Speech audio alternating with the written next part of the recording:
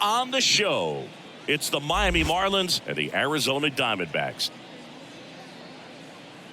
All right, we'll be back to get this one started after this.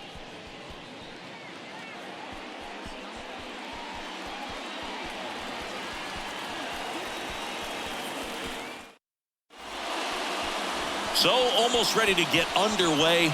And our pitcher in this game, Merrill Kelly. Chris, it's a little more common these days, but still, he's a strikeout per inning type of guy. Well, I hear you about the strikeouts. A lot more guys striking out today, but when you consider having the ability to get that strikeout, particularly when you need it, a man on third, less than 2 outs, situations where, yeah, maybe you're not a real high strikeout guy, but just knowing you have the swing and miss stuff in a big spot, I think it's real critical, and he's got it.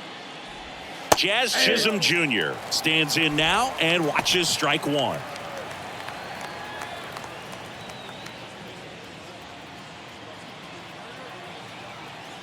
And now the 0-1. And there's a strike on the outside corner.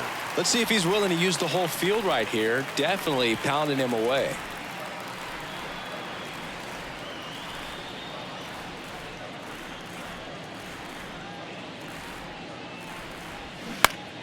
This one popped up. Foul ground, first base side. Walker makes the catch, and there's one gone. Batting second, the left fielder. Jorge Soler up at the plate. Good power. Not great in the OBP department.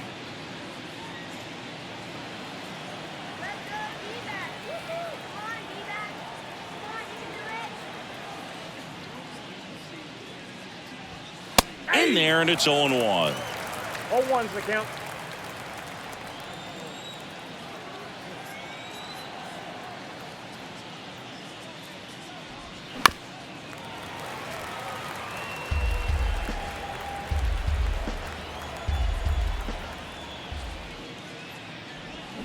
Swings through it for the K.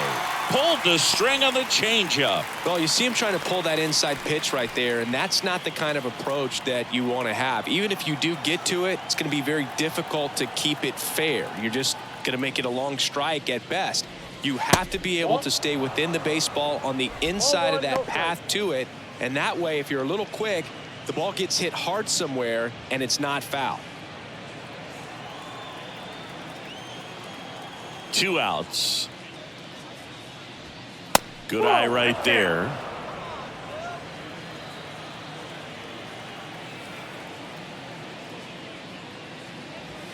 That one's in there. 2-1 now.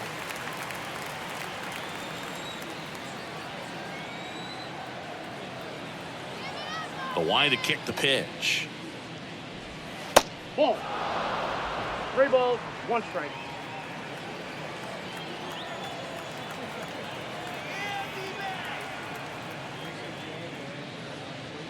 And it's ball 4. He missed down low. Well, that's a really good take right there, and that's just mentally prepared, knowing that if it's not on a tee, you're going to take that pitch because you still have one more strike to work with. Not easy to lay off, but he did an excellent job in that plate appearance. Jesus Sanchez, the next to hit, takes outside.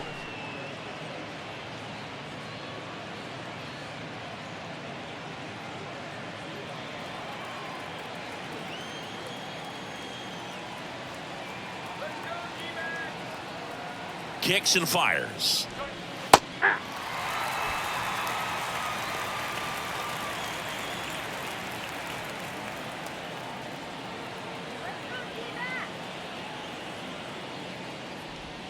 That's in there. 1-2.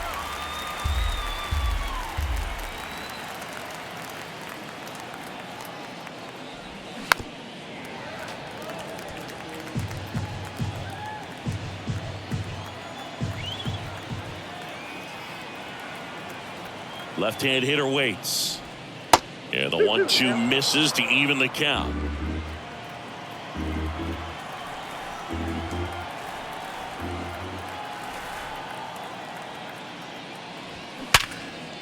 Oh, nice play to first. And that's a great play for the out. That was a great job of doing the math. He had the perfect angle, diving stop, completes the play, And that ends the inning.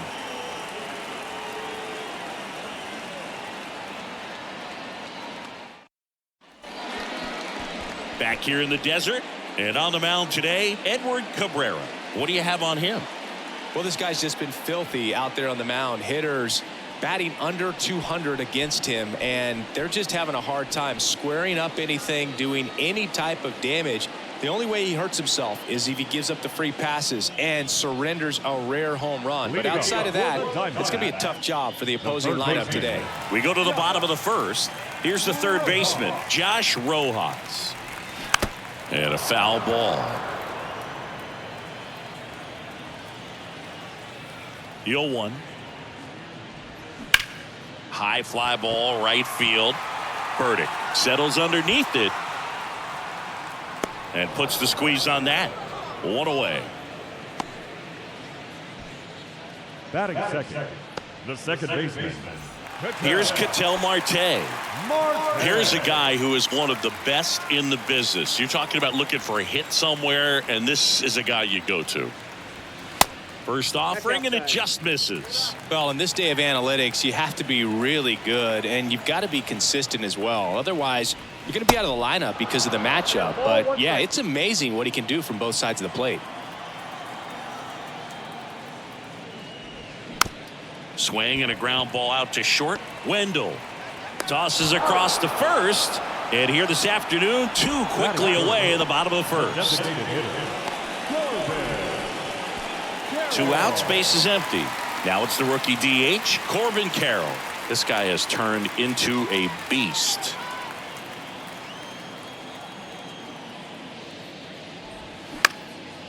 Swing and a high fly ball left field. Soler gets under it. And the inning is over. So 1-2-3 go the Diamondbacks. Scoreless after 1.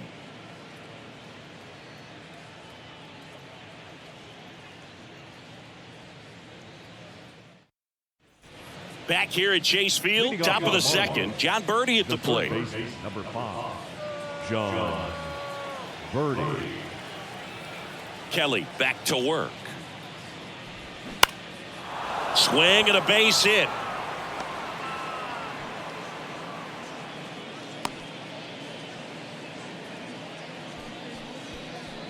Batting sixth. Here's Joey Wendell. Joey Wendell.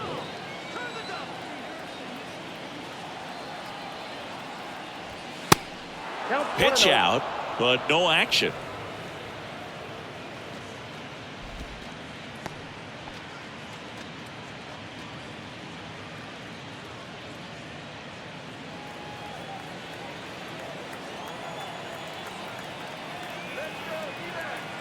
The pitch. That's through there for a strike. Well, it looks like he's wanting to work the upper part of the strike zone. What does that mean? Top hand better be working for the hitters. Adjust that side a little bit. Give yourself a chance to hit.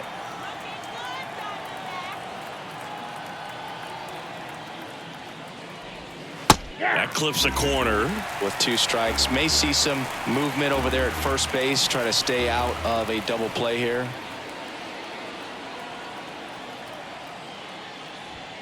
Got him looking. That's a strikeout. Wow, that's a tough call for the hitter, but the pitcher will take that all day long.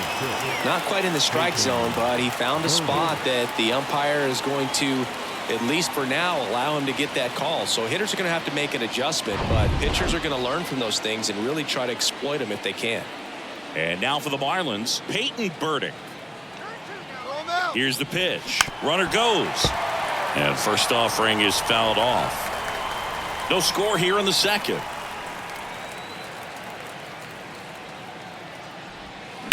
Right side. And that's a base hit. Lead runner touches second, headed for third. Now the tag at third, and they got him. Well, it's always a risk when you're pushing for third like that. A bang-bang play. Had a chance to make it. Maybe a little better slide around the tag, but a nice job by the defense to cut off that runner.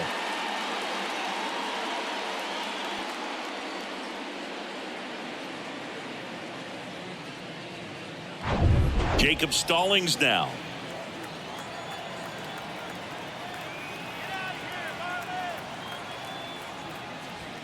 That one's in there, 0-1.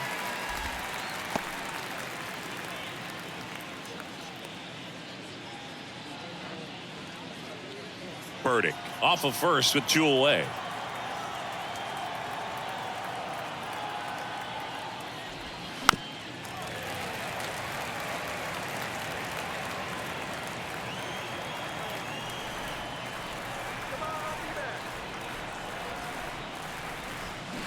Next pitch just misses, and the count 1-2.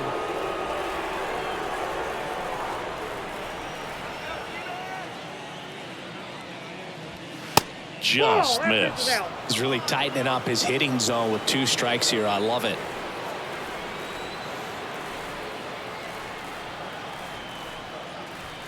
Swings through it, and that's a strikeout.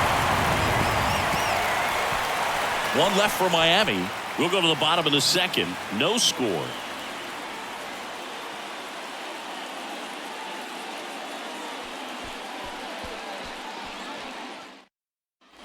And welcome back. Bottom of the second. And now it's Christian Walker. The first baseman, Christian Walker.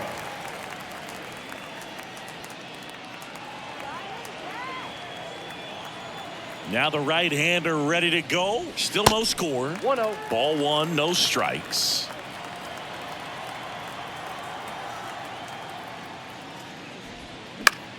Swing and a ball popped up. Arise has it sized up. Makes the catch for the out. That hanging breaking ball looks so juicy to the hitter, and nothing more frustrating when you miss that pitch and you pop out. He's going to have to think about that till his next at bat. Here's Gurriel. Outfield playing very deep, not wanting anything over their heads. And that's downstairs and outside.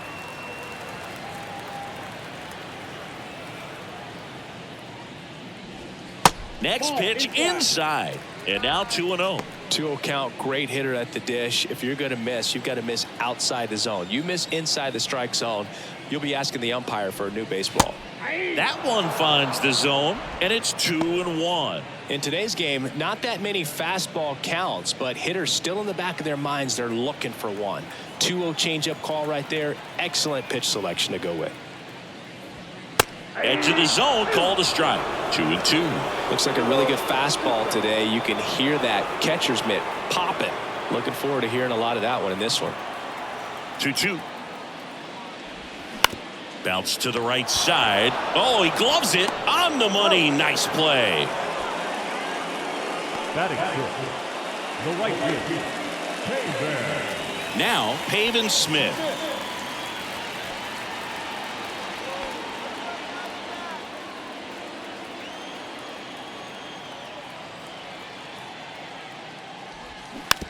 Swing and a slow roller. He'll do it himself, and that is the inning. Nothing doing for Arizona. We'll move to the third with no score.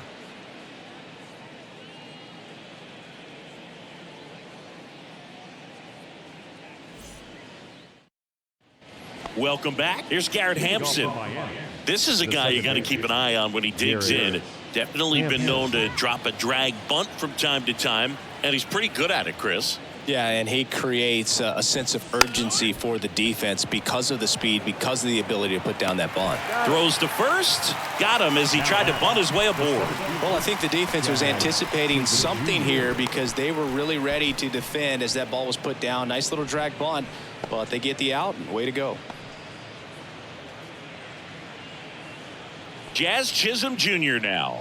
He popped out his first time.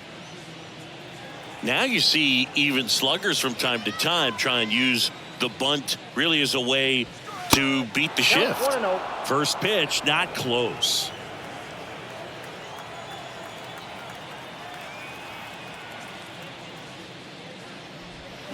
They say it went. Some nuggets on Jazz Chisholm. He's from the Bahamas, and he was born in 1998. Signed with the Diamondbacks in 2015. Before he can make his major league debut, though, Arizona traded Jazz to Miami for Zach Gallen. He made his debut the following season, and then in 2022, he became an all-star. 2-1 pitch is in there, and the count is even. He also became the first player from the Bahamas to play a game at shortstop in the bigs since Andre Rogers in 1967. You know, Rogers was the first big leaguer from the Bahamas. Started to play shortstop for the Cubs when Ernie Banks moved to first base. Brings it in, and a couple of quick outs. Maybe caught that one off the end just a little bit. Couldn't quite barrel it up enough to really drive it. Jorge Soler, the next up for the Marlins. Went down on strikes his first time through.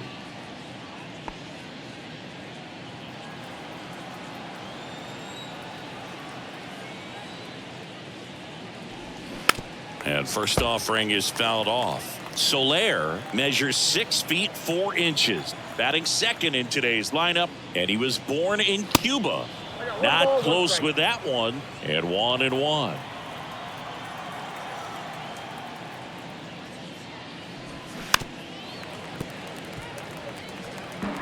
Top of the third, no score.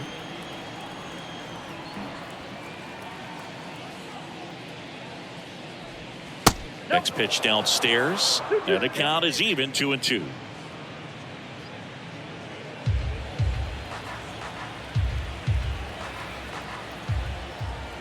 And here it comes. Swing and a ball hammered left field. That one is gone. He'll touch them all. Home run number 10 on the year, and it gives them the lead in the third. It's 1-0.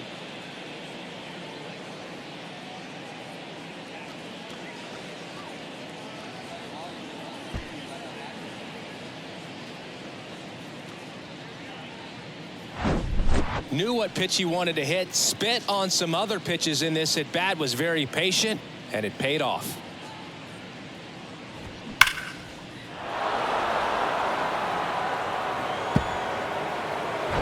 Two outs, nobody on. Luis Ariz stands in. Swing, and the bat went flying there.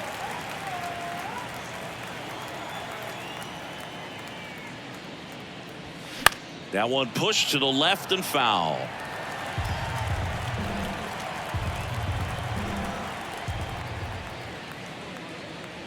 Look out! And it hit him. He had 2 strikes on him, and he hit him. So, Boog, if you had to take one for the team, where would you want to get hit? Chris, I think I'd have to say upper hamstring. Sanchez, in his second season, 25 years old. He's usually in right field, but today he's getting the DH treatment. Sanchez stands in here. Tried to hold back his swing there, but went around. Well, a nice day off for him, not having to jog out to the outfield. Gets to be in the DH spot. Be curious to see how he keeps himself in a rhythm, not playing defense. Walker, he handles it himself, and that is that. Miami strikes first on the solo homer, and the home team down a run. You're watching Major League Baseball exclusively on the show. As we go to the last of the third. Stepping in is the switch hitting shortstop, Geraldo Perdomo. The wind and the pitch. Chopper right side. Over to first. Leadoff hitter gone in the third. Batting in, the center fielder, Alec Thomas now. Singy, you got to appreciate a guy who's this good defensively. I mean, watching him track balls in the outfield, it is beautiful. That's in there. That's strike one. And I would say that most great defensive outfielders, it's kind of natural. There is some work that you can do to it to improve your game, but ultimately you either have it or you don't. Sends it across to first, and 2 straight set down to begin the bottom of the third. the catcher, Jose Herrera. So up next, Jose Herrera. There's one guy that I can think about, Boog, who started as a third baseman, Alex Gordon, and then became an elite perennial gold glover out in left field for the Kansas City Royals. But he's a guy, when you watch him play, you would imagine that that's all he ever played in his life was the outfield.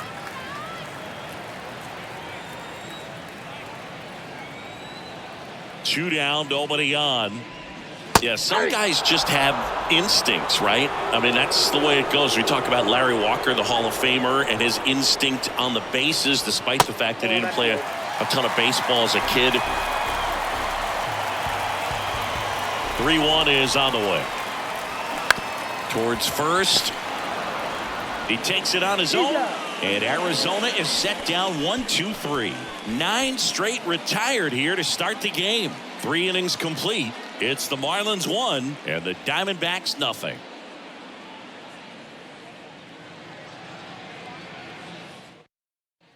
Back here at the ballpark, John Sciambi with Chris Singleton, and set to lead off the 4th, John Birdie. John Birdie.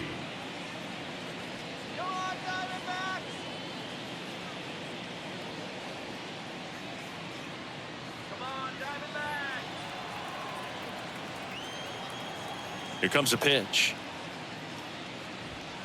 That one finds the zone. 0-1. Remember Mark Kotsay was a real good defensive outfielder. Good instincts, not great speed.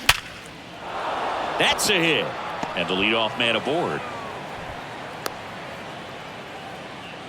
Well, a swing like that can help you come out of the struggle. We saw the numbers coming into the ball game, but all he's trying to do at this point is help his team win. And at the plate for Miami, Joey Wendell. Caught looking his first time up.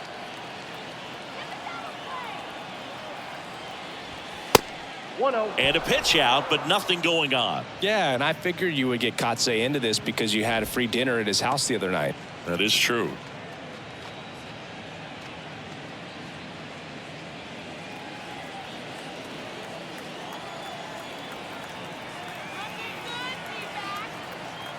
And a pitch.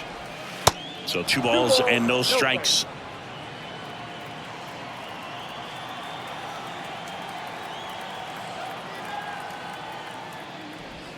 The next offering misses, and it's 3-0.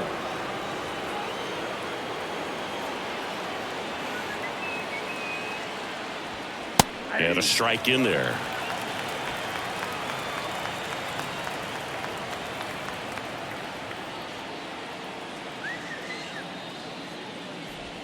And he couldn't come up with it. Not the start to this inning he was hoping for on the mound. Now he's going to have to really dial it up against the bottom part of this lineup to get out of this jam.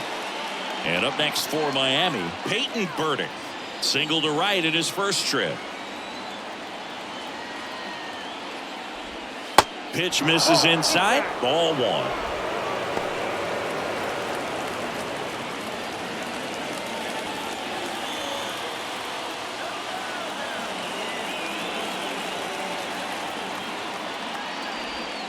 And now 2-0 as that one missed below the knees. Tough spot right here. A couple runners on. 2-ball count.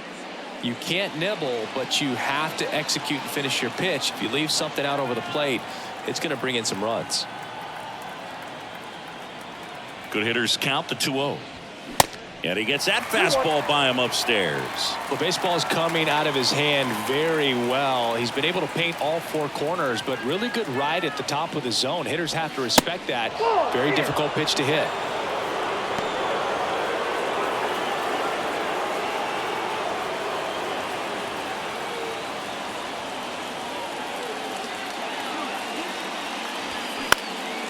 In the air to left center. Thomas gets under it. Squeezes it. Runner tags up for third. Close play, but in there. Up next, the catcher. 2 on, 1 out. Now it's the Marlins catcher, Jacob Stallings. He struck out swinging at his first at bat.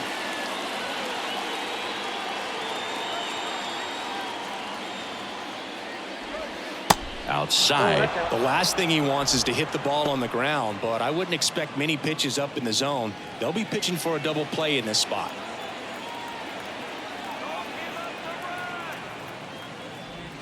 Next offering is in for a strike. Generally, second, third time through the lineup, you want to be able to lean on those secondary pitches and command them. Looks like he's doing a nice job of it. Next pitch is outside.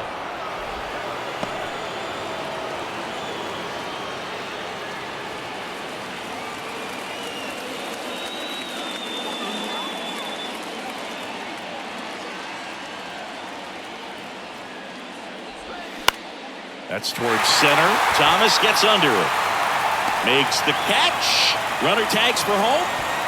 He'll score on the sac fly, and they lead by 2. There you go. Nice little RBI there. It's a great at bat. Got the job done. Garrett Hampson, the next up for the Marlins. 0 for 1 so far.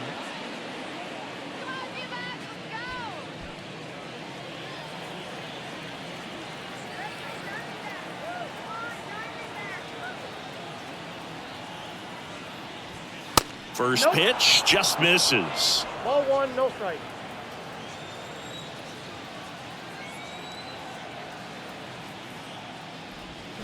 That's down and in.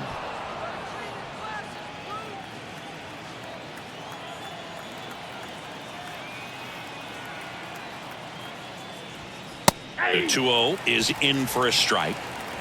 Wendell leads off first with 2 down to the inning.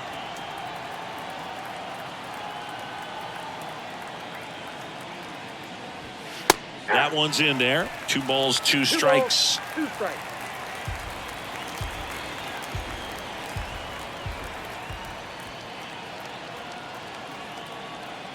And a pitch. In the air, left field, down the line. Gurriel handles the chance. So a run on 1 hit, no errors, and a man left. We're midway in the 4th. It's the Marlins 2 and the Diamondbacks nothing.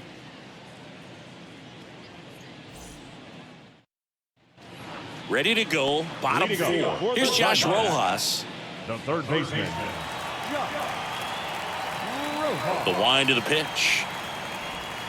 And downstairs. Well, these Diamondbacks just haven't produced as many competitive at-bats as I'd like to see in this one. They're swinging early, being aggressive, but 1 or 2 pitches later, the at-bat is over.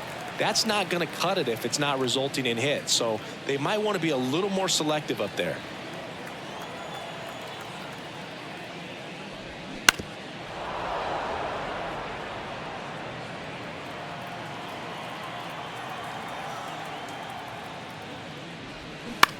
And he grounds 1 to the right side. Into the outfield, base hit. Off to a good start with a leadoff knock. Just one of those seeing eye base hits through the infield. It just kind of rolled over on it a little bit, but sometimes those can find a hole and get you a knock.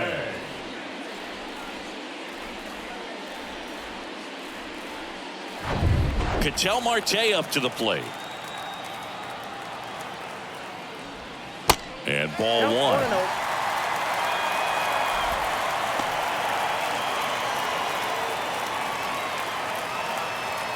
Well, here's a good opportunity in this inning to get on the scoreboard after that leadoff hit, and hardly order coming up right behind them. This is where they need to get going. That misses the zone. 2 balls, no strikes.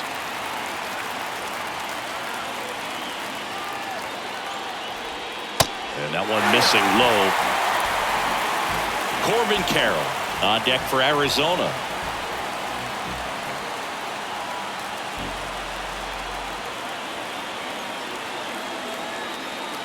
Here's a 3-0. Foul ball. Runner at first with no outs here. And that's ball 4. That could jumpstart an offense that's really struggled to score in this one. Don't want to wake a team up with the free pass. First and second, no outs. This is Corbin Carroll. 0 for 1 with a flyout. And that's in there for strike 1. Big at bat right here with an opportunity to do damage. But on the flip side, ground ball, double play, strikeout, that could get the inning back under control on the mound. The pitch. 1-1.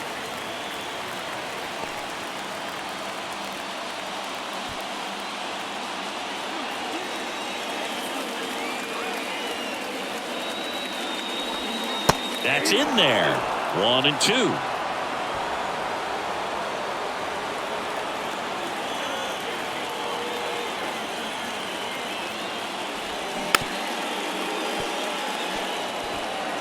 No outs, runners at first and second.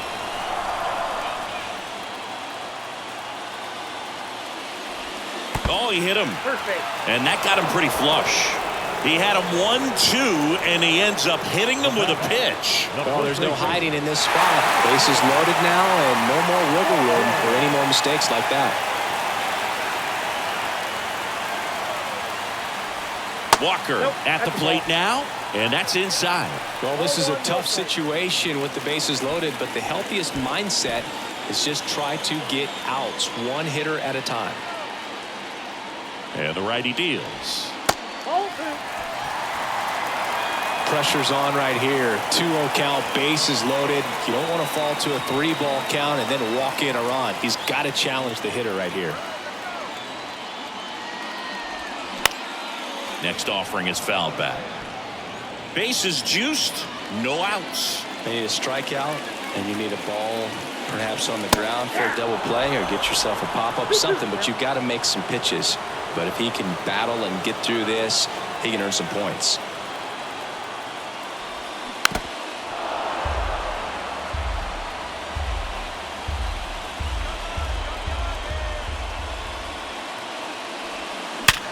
Ground ball up the middle. Flips to second. That's one. Relay to first. Double play. It's always great when you can add a run, but in this situation with the bases loaded, double play is kind of a rally killer.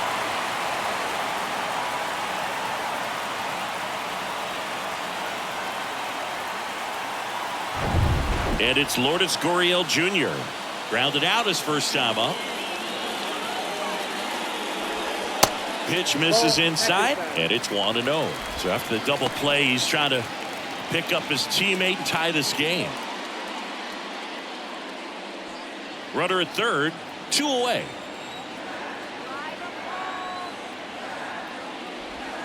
That one's in there, and it's 1-1.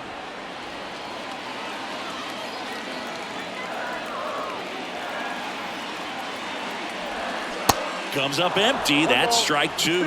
Well, he knows they don't want to give him anything to hit, but when you've got opportunities to drive in runs, you've got to expand the zone. He's capable of going out there and doing damage with it.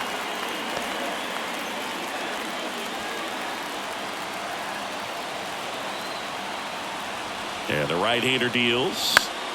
This one popped up. Foul ground, first base side. And that's the third out. A run, a hit, and a man left. We played 4. It's the Marlins 2 and the Diamondbacks 1.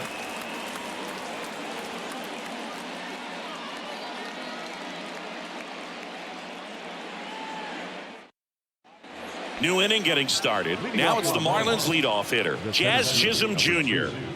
Jazz Chisholm Jr. Kelly back to work.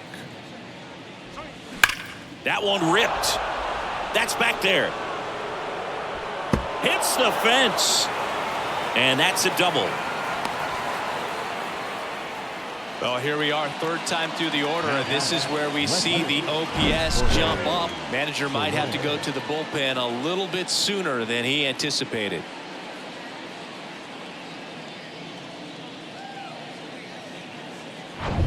Now the left fielder, Jorge Soler. He's already homered here in this one.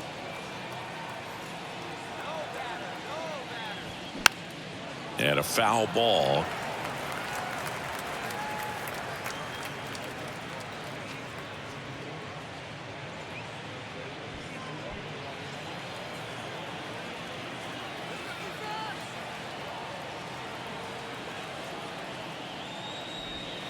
Next offering is in for a strike. No outs. Runner on second.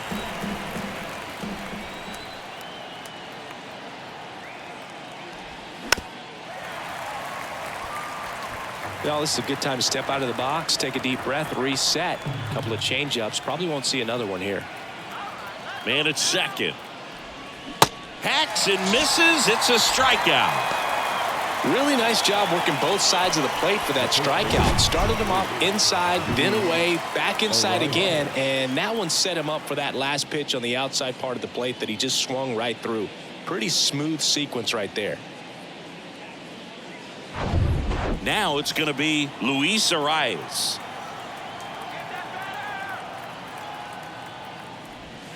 That misses the zone. 1-0.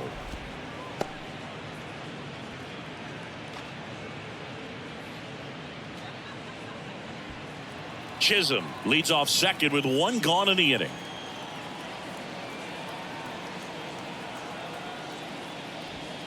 And now 2-0. Appears they're working around him with the base open, Singy. Well, you know, these 2-0 counts, Boo, they're just not what they used to be, and we sound like old guys when I say that. But ultimately, this is a strategic game, and you expect to see this type of approach by the pitcher in this situation.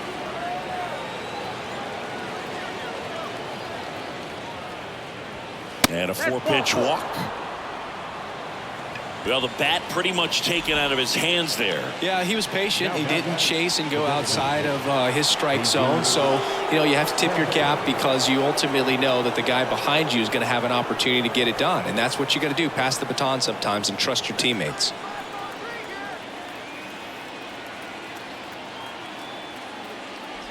Sanchez up to the plate for the 3rd time as he looks at 1 down low. Runners at first and second with 1 gone.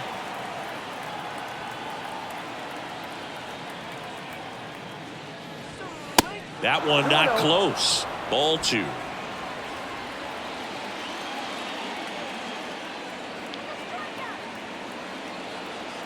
The pitch. In there at the knees. And that's strike 1. Activity in the Arizona bullpen. Miguel Castro up and throwing for manager Torey Lovello. Man supply, a left-hander, also throwing. 1 out. Runners at first and second.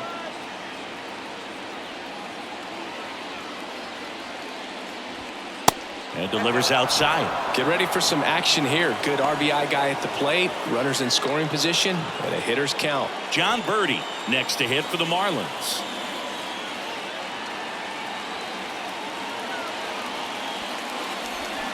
Swing and a miss, and it's a full count now. Didn't recognize off speed. Thought it was fastball. A little bit out in front. Left-hand batter waits. Foul ball, and it remains a full count.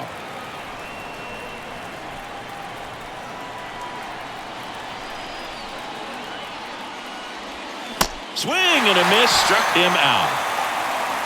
Well, I'm not sure what he was waiting on right there. He got the changeup and still laid on it. You rarely see that. It almost makes you think that he was trying to set the pitcher up. I mean, if you can't catch up to the off-speed stuff, there's no way you're going to touch a fastball. And now for the Marlins, John Birdie.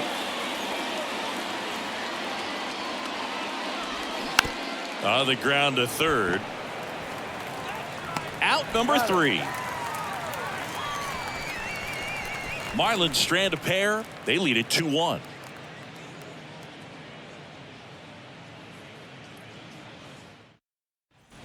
We head to the bottom of the 5th. And now the right fielder, Pavin Smith. The right fielder.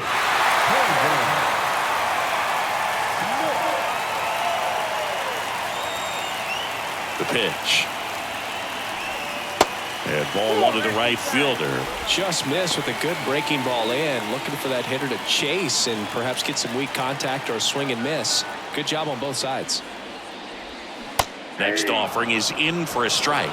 Man, this guy's got a great feel for his breaking ball today. Next pitch is outside. Righty to the plate.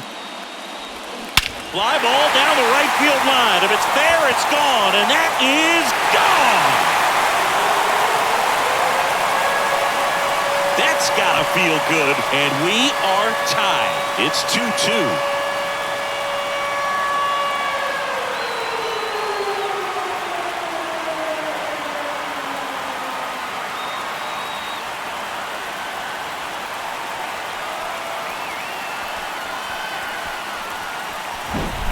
With this guy's velocity, a changeup is really a break for a hitter. He got a BP fastball, didn't move a whole lot, and he absolutely tattooed it.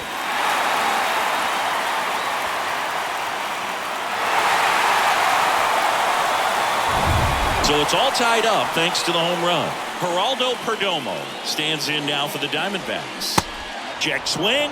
Went around. It's 0-1. Always exciting to see a leadoff home run in an inning. Kind of gets the offense fired up, and you start to expect a big inning. That's in there. And it's 0-2.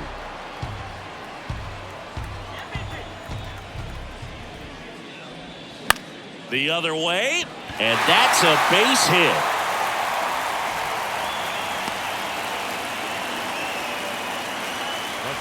Anytime you rip a line drive the other way, you feel really good about what you did at the plate. You trusted your hands, you let the ball travel, and you took the barrel straight to it. That's great work right there.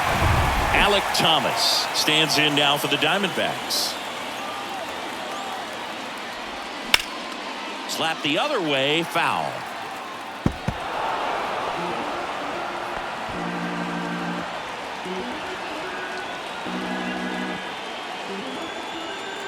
Nobody out, runner at first.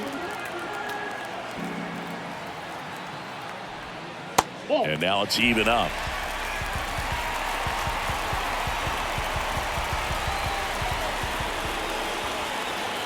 And another ball. Well, with the amount of pitches that can end up in the dirt, a good secondary lead. Doesn't have to get away from the catcher, but if you're anticipating based off the trajectory, you get yourself into scoring position.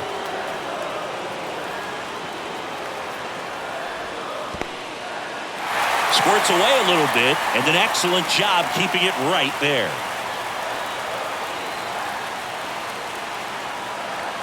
And the pitch stays alive.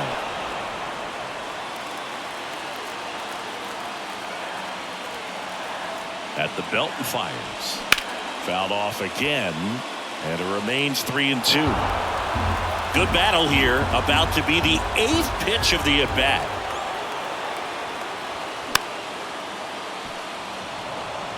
Well, you can't really adjust your game plan for that last pitch. Guy hasn't thrown it very much. You got to focus on the stuff that he's throwing up there most of the time. Keeps the at-bat going with a foul ball. Kicks and deals. Ground ball left side, could be 2. There's 1, and they get him easily at first. It's a double play. Well, a very fast developing play right there. No margin for error. Nice double play on a fast runner up the line.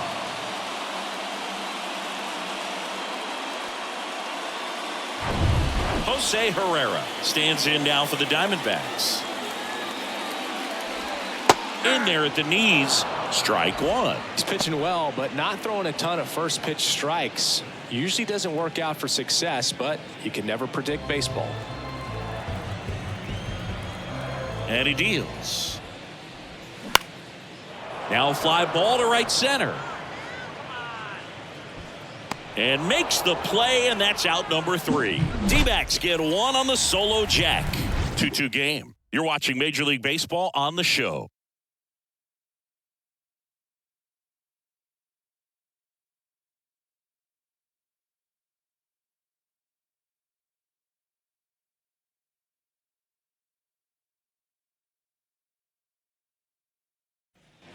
Back here in the desert, all set for the top of the 6th. And at the plate for Miami, Joey Wendell.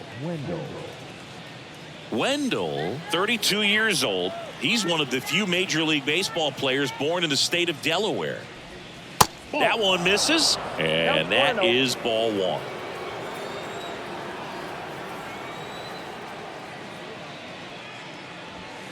And that's in for a strike. Righty delivers.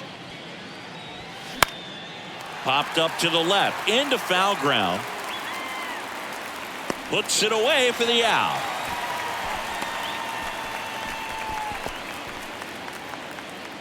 Now batting, right fielder. Now it's the right fielder, Peyton Burdick. 1 for 2.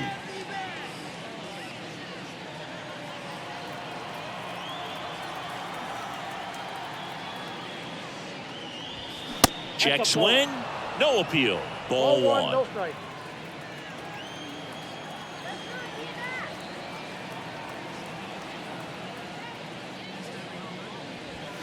And there's a ball.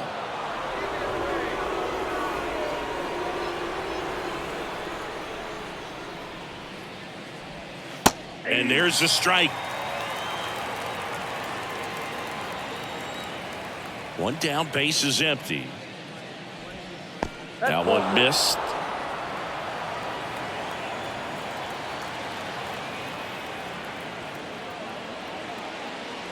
And there's ball 4. Well, he's been in a very giving mood today. Go ahead run on base. And up next for Miami, Jacob Stallings. He's 0 for 1. Kelly moves to first. Burdick dives back in safely.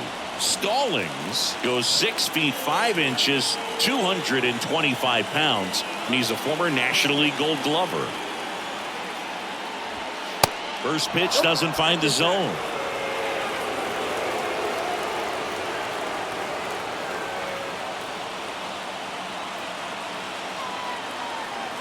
Kicks and fires. And that's in for a strike. Burdick leads off first with 1 away.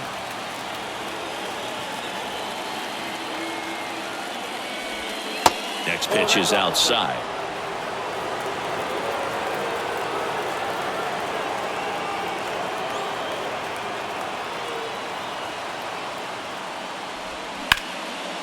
Perdomo to second, that's 1. To Walker, and that's 2. They made it look easy, but it started with a nice feed to the second baseman from the shortstop. Perfect turn, and they're out of this jam.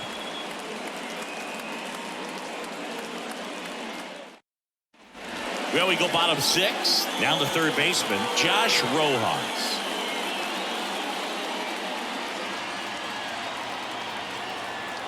Cabrera back to work. And a good fastball to start him off. That's strike 1. Signs of activity in the pen for the Marlins. A.J. Puck preparing to come on if needed. Barnes getting loose as well.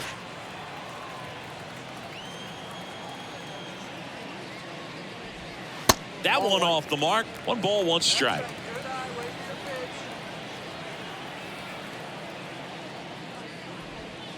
And that's in the dirt. 1 strike. Right-hander kicks, deals. Swings through that one for strike 2. Filthy changeup right there. Just pulled the string. Spoils that one, and it remains 2-2.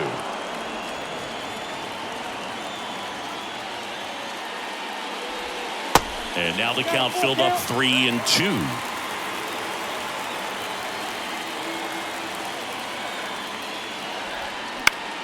Line drive, and out number 1 on the grab. The batter, number 4, second baseman. An outstanding hitter in Ketel Marte. This guy makes great contact. One of the best in the game at putting bat on ball. He's got such quick hands, and he's gaining pitch recognition. That keeps him square to the plate. There's a good chance that his bat stays in the zone a long time, and that produces solid contact consistently. Calling at bat can be a little bit of a dance. Strike 1 here, but a few more pitches. We'll see how it turns out. Nope. Next one misses, and now it's even 1-1.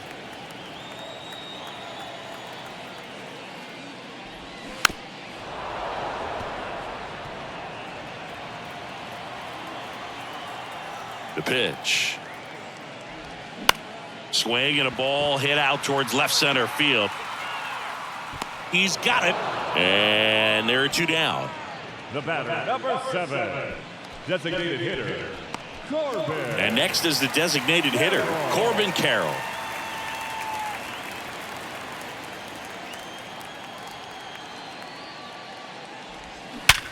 And a base hit up the middle.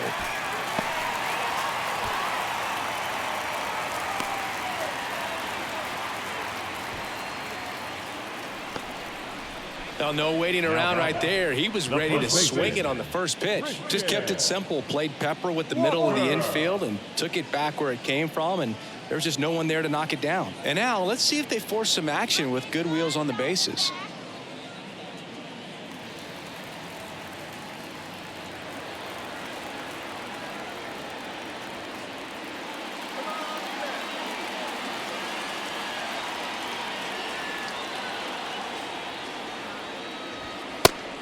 1-0. It's a pitch out, nothing doing, and that's ball one.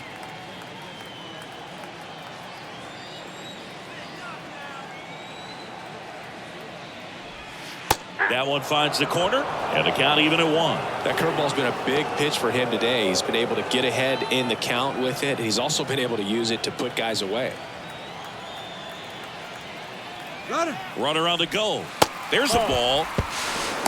And that's a stolen base, not even close. 2 outs is a great time to try to steal second, especially when you have a guy with some wheels on first. Defense probably knew it was coming, but figured we better focus on trying to get this hitter out.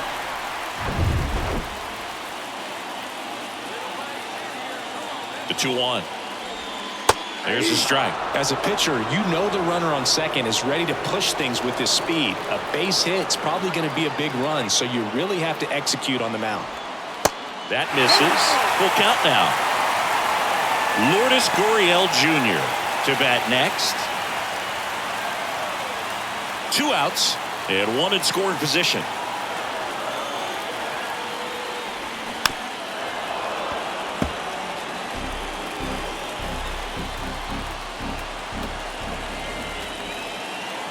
And the pitch. Laced down the line. Could be extra bases. Runner around third. He'll score. It's 3-2. Back-to-back base hits. Nice line drive to the pull side right there, but he didn't spin off of it. That's the key. You still have to extend through the baseball in order to hit a line drive like that.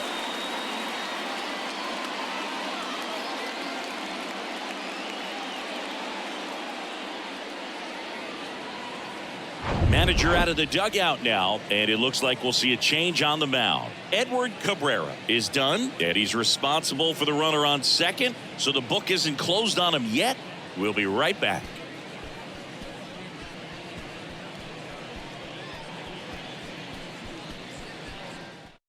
Matt Barnes comes on now. He's averaging more than 1 hit allowed per inning pitched this season, and that's not where you want to be at all. So we'll see how he does here.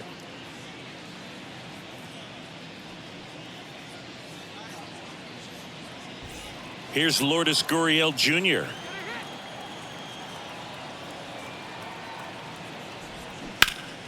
And first offering is fouled off.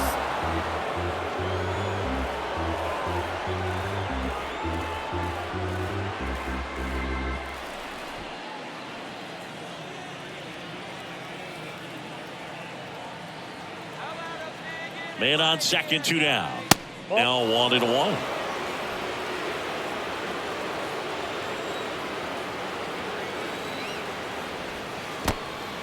In the dirt, blocked. Runner holds, count goes to 2-1. Runner at second, 2 down. Next pitch misses, and now 3-1. Back-to-back breaking pitches away, you get the feeling as a hitter that the pitcher's afraid of you, that he doesn't want to challenge you. So I think the confidence level is raised right here. Here comes a pitch. That one's in there, and it's 3-2. And boy, that was the pitch. 3-1. You want to be really aggressive on the fastball. Ripped to third, but handled, and that'll end the inning. D-backs with a run-scoring double. It's now a 3-2 ball game. Back after this on the show.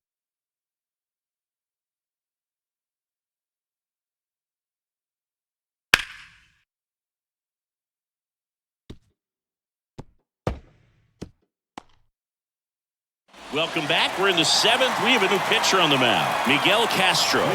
These are the spots relievers really make a name for themselves. Late and close. There's not much margin for error, but at the same time, there's a reason they're put in these situations.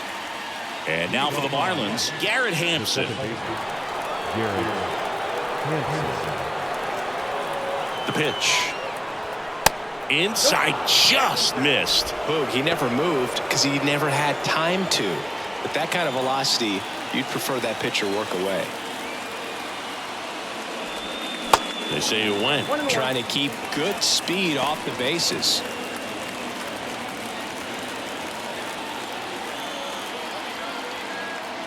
The tying run at the plate.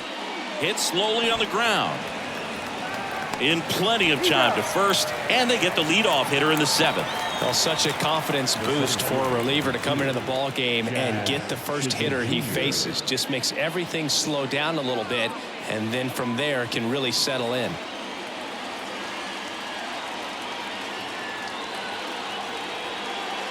Shazam, the next to hit, takes ball 1. Meanwhile, activity in the bullpen. Andrew Chafin up and throwing for manager Torey Lovullo. Number 30 warming up as well.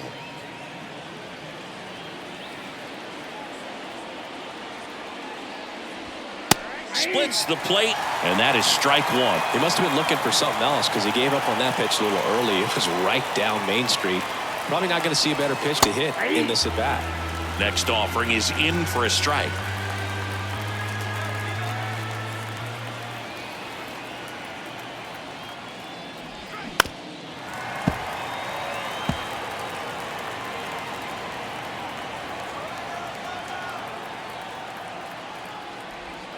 Yeah, the 1-2 misses to even the count.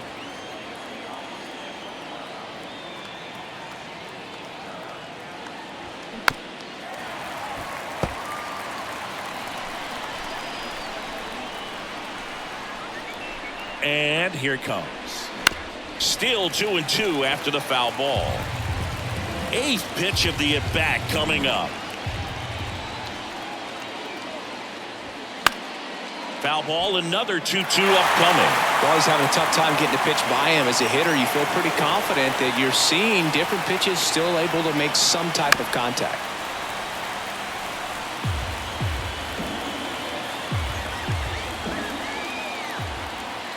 And the right-hander deals. That one laced to center and a base hit. And that puts the tying run on base. Now back left-hander. We all saw his hit hard, but how hard was it, Singy? StatCast is here with the answer.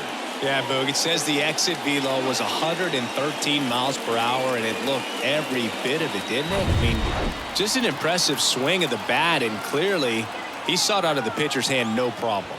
Next to hit, Jorge Soler.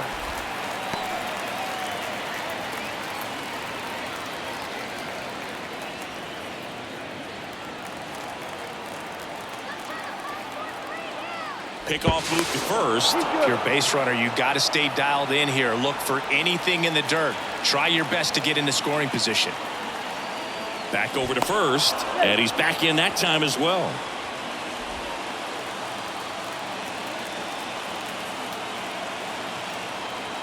The 0-1. Pitch out, but no action. Chisholm, the base runner at first with 1 out.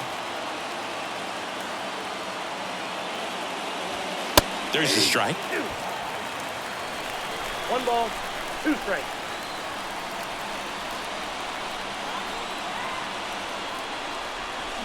Got him. 2 gone now. Well, big power guy right there and generating so much bat speed. It's hard to bring that to a halt once you've committed. They tried to check the swing, just couldn't do it. Joe Mantiply on the pitch here. This southpaw's been really good against left-handed hitters.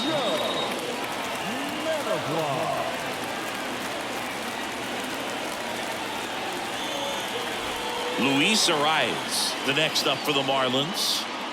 Well, with pretty good speed over there at first base, I think the pitcher's got to slow everything down. Hold the ball a little bit, step off, just try to break the rhythm and timing of a potential base stealer. Mantiply keeping an eye on him.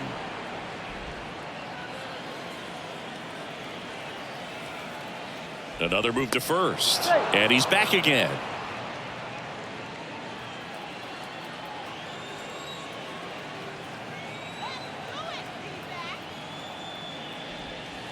And immediately pumps in a strike to the left-handed hitter. Well, if he's going to steal second, you want him to go early in the count. That way he's not a distraction to the hitter at the plate. Go ahead and get it out of the way so the hitter can focus on the pitch.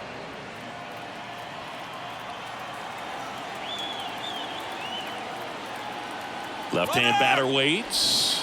Runner on the move. Throw, save. That's a stolen base. Well, you can't fault the defense for not paying enough attention. They threw over a few times, but he just waited it out, kept his timing, He was able to swipe the bag. Nice job of base running right there.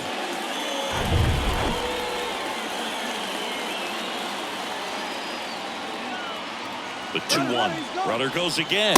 Pitch in for a strike. Throw to third. He's safe. Very risky right there to try to steal third with 2 outs and a left-hander at the plate. And there's an open lane for that catcher to throw down, but he gambled. Now he's at third, 90 feet closer. Perhaps a ball in the dirt that gets away from the catcher, and they pick up a run.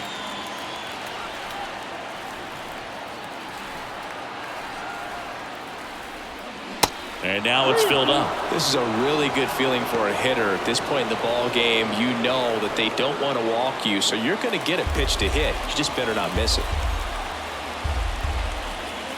Left-hand hitter waits. Battling here as he fouls it away. The tying run is 90 feet away. Right back to him on the mound. Tosses to first, third out, and that ends the frame. Marlins lead 1, and it's still a 3-2 ball game. It's time for the tradition. 7th inning stretch. And welcome back. And now here is Pavin Smith.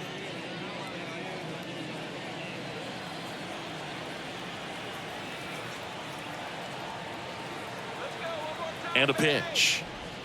That's a strike, and it's 0-1. 0-1's the count.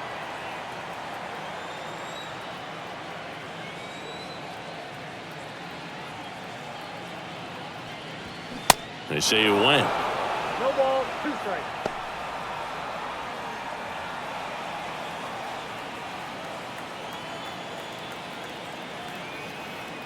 Oh, 0-2 now.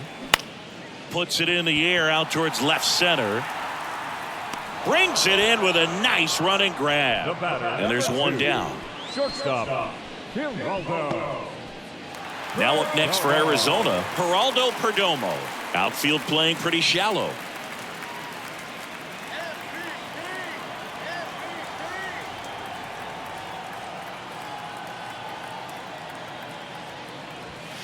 And the first pitch misses for ball 1.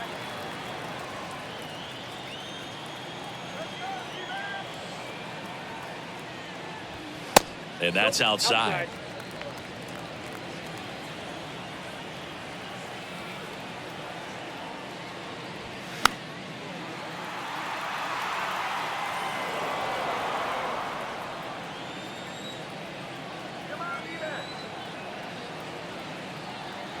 The 2-1. That's outside.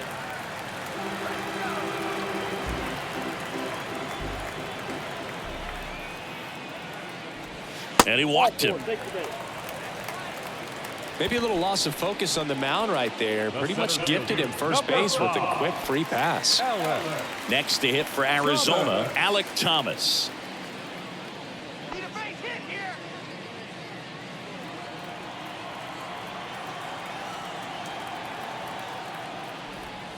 Pitch misses there, and that's ball 1. Always tough to turn 2 on a speedster like this. It's even harder with him coming out of the left-handed batter's box. You really need something to hit hard on the ground that they can handle to turn 2 quickly. And that's in for a strike. I got 1 ball, 1 strike.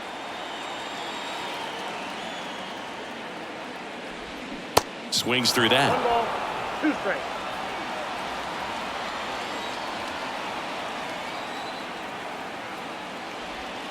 The next pitch misses, and the count's even at 2.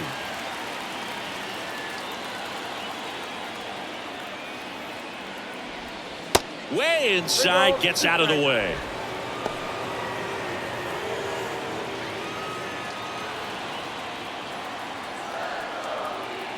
Payoff pitch. Swung on, belted. That's back there. And in 1 hops the wall. Perdomo headed for the plate. Oh, he throws it away. He scores all the way from first. A terrible job getting it back to the infield, and it costs them a run. Put a really nice balanced swing on it, and when you can rope one into the gap like that, you're thinking extra bases from the first couple of steps out of the box, and he'll feel real good about that one.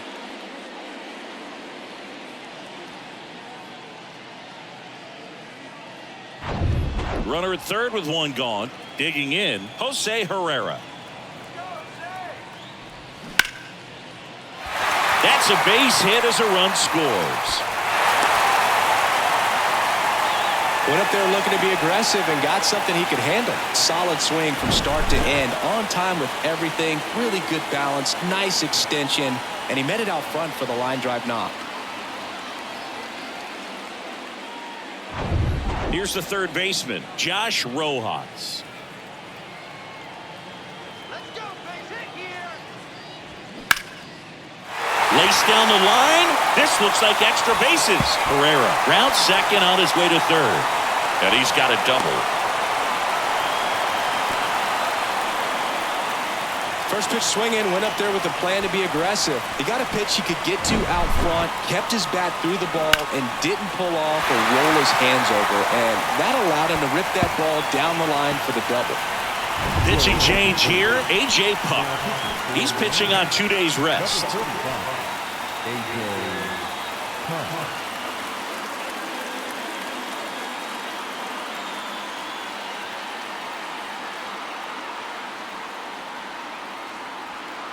Ketel Marte stands in now for the Diamondbacks.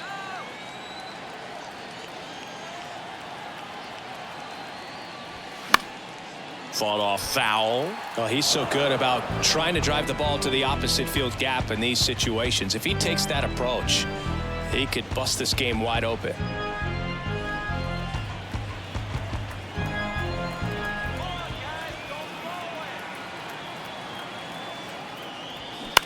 On the ground to third.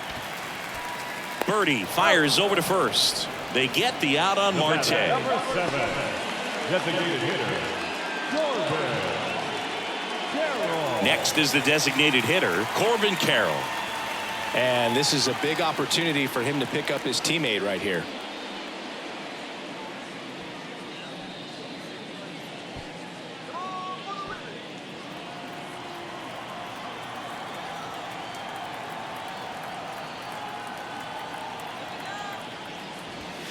Misses off the plate.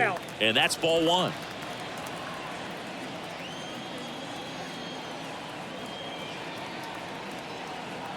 Two outs. Fouled off to the right.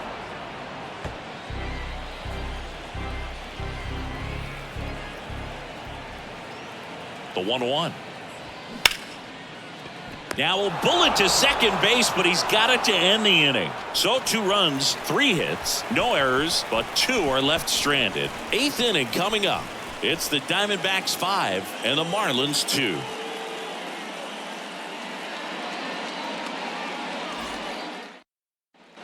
Back here at Chase Field, and now the DH, Jesus Sanchez.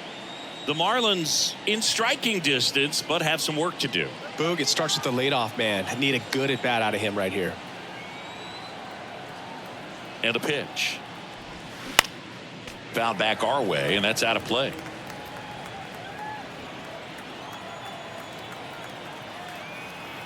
The pitch. Up the middle. Marte fires over to first. First out in the top of the 8th. Couple of pitches and a quick out. Now batting, third baseman, John Birdie, the next up for the Marlins. Feels like it's less common today that you see a guy like this. The speed component, the contact component, but lack of power. Out to short, Perdomo. Not in time. He's safe. Well, that's one of those where you just have to tip your cap because he couldn't have played that one any better. Stood no chance with the speed running down the line.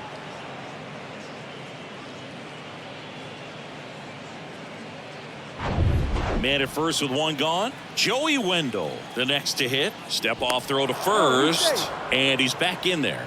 I think baseball's starting to understand that those guys are valuable like they once were. They need him in this game today. And he swings and misses at the initial offering.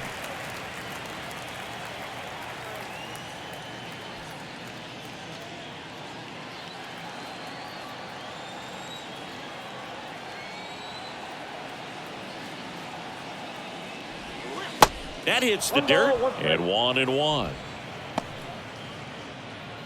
Now these guys definitely looking for a big swing of the bat right here. Try to close that gap. But, you know, at the very least, if you could find a way to manufacture that run from first, it feels like it's really important to getting back into this ballgame. The pitch. Ground ball left side, could be 2. Perdomo tossed to second, and that's 2. No runs, 1 hit, no errors, and no one left. Home half of inning number 8 straight ahead. It's the Diamondbacks 5 and the Marlins 2.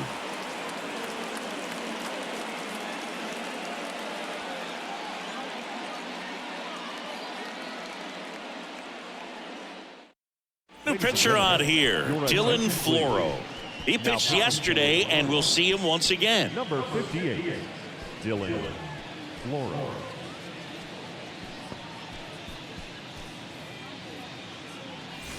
Christian Walker stands in now for the Diamondbacks. 1 for 3. Christian Walker. The pitch.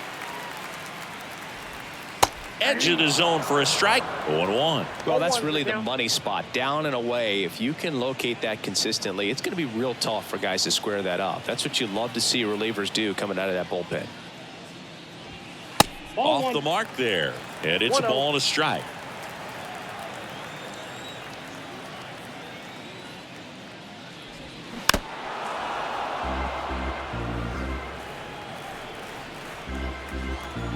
Right-handed reliever.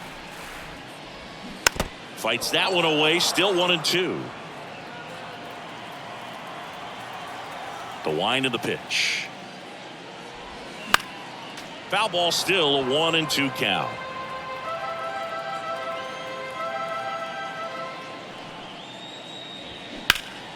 Fouls it back with 2 strikes. Well, he's desperately looking for that swing and miss. He's going to have to just change speeds a little bit, try to move it around, create just a little bit of illusion at the end. That misses the zone. The count now 2-2. This guy's a fun guy to watch taking at bat. He just battles up there. He doesn't take a pitch off at all.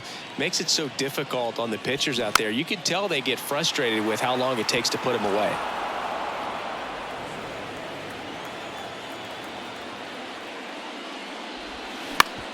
On the ground, right side. Takes it himself, and that's one away as the leadoff man is out in the 8th. Lourdes Gurriel. Here's the left fielder, Lourdes Gurriel Jr.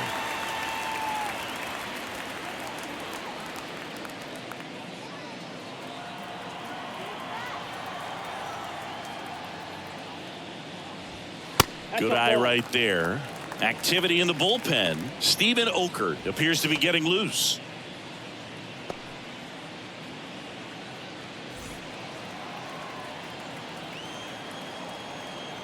And the 1-0. 2 balls, no strikes.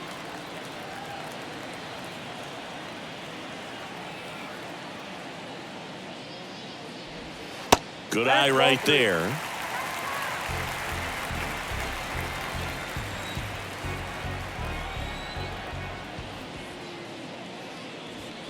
There's a strike. Thought the green light might be on right there, but maybe not. If you're looking to swing in that count, that's the pitch you want. Good plate appearance there. Able to take the walk. Pretty easy walk right there. Last pitch wasn't even much to think about. The right fielder. And now the right fielder, Pavin Smith. He's already homered in this game.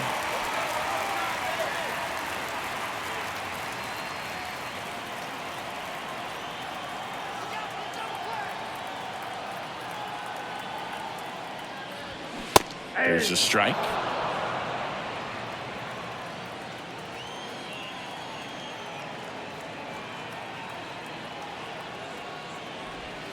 Ball 1 there. I got a ball, 1 strike. Gurriel, the runner at first with 1 gone in the inning. Next offering is down low, and it's 2-1. 2 balls, 1 strike.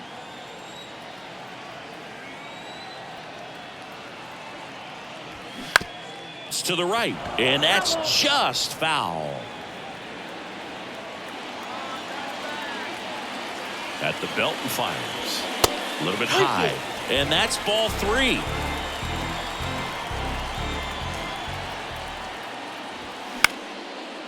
Lined, and that's a base hit. Around second is Gurriel. And into second with one away. That's a double. Tag, and he's out at the plate. The batter, shortstop, So man aboard. Here's the shortstop at the plate, Geraldo Perdomo.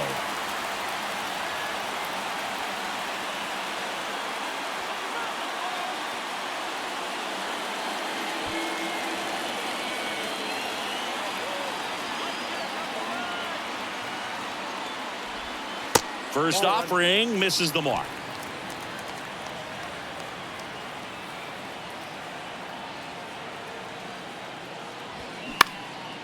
In the air, out towards left center, snags it on the run, and that is that. A double in the inning, but they leave him stranded. Through 8 full, it's the Diamondbacks 5 and the Marlins 2.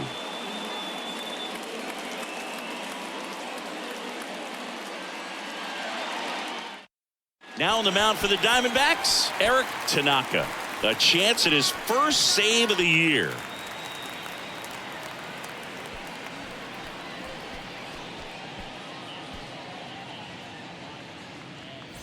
Now it's the right fielder, Peyton Burdick.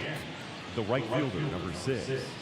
Tanaka, a 6'1 lefty, just 19 years old. He joined the team as a free agent. The Y to kick the pitch. There's a strike.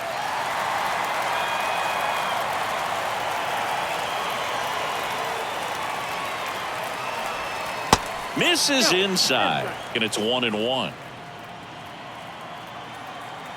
And the pitch.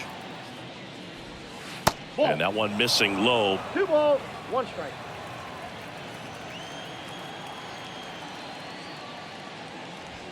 Pitch is in there. It's 2-2. And now the lefty in the dirt. Gets it to first. Now 1 gone in the 9th. Well, that right there is what you want to see out of your closer. Come in and close the door, cancel any hope that that opponent has in making some type of comeback in the ball game. Tell you what, that helps him settle in, and that helps everybody else relax a little bit to get these other 2 outs. Stallings in the box now. No balls and a strike.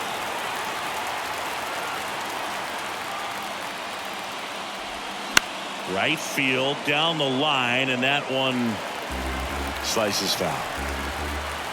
Here's the 0-2. That's the ball. The idea was right, looking to locate that fastball up and in. He just missed his spot a little bit. In the dirt. Tosses to first. Now only 1 out remaining. Chance to strike out the side now. You talk about the benefits, the advantages of relievers who can come in and get the swing and miss, whether it's inherited runners or maybe a little jam that they get into themselves. Knowing that they can miss the bat, tell you what, that's huge and can change the ball game.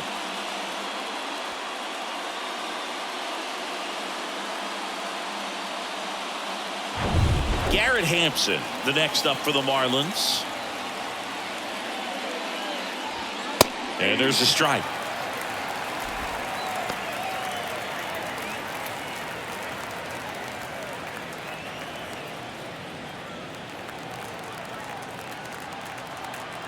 You'll 1. And a curve is down and in.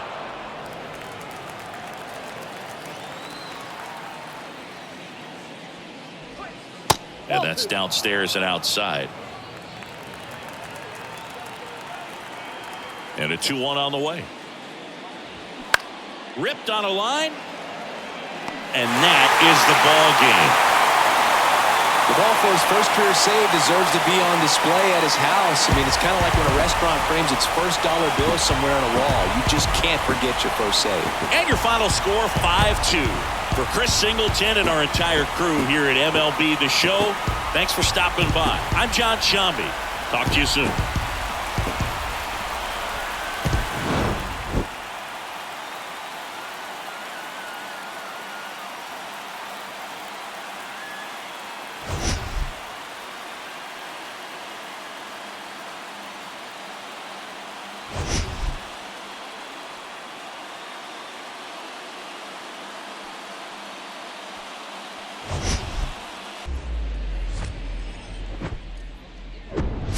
from beautiful Oriole Park at Camden Yards, the show has an AL East matchup. It's the Tampa Bay Rays taking on the Baltimore Orioles. First pitch coming at you right after the break.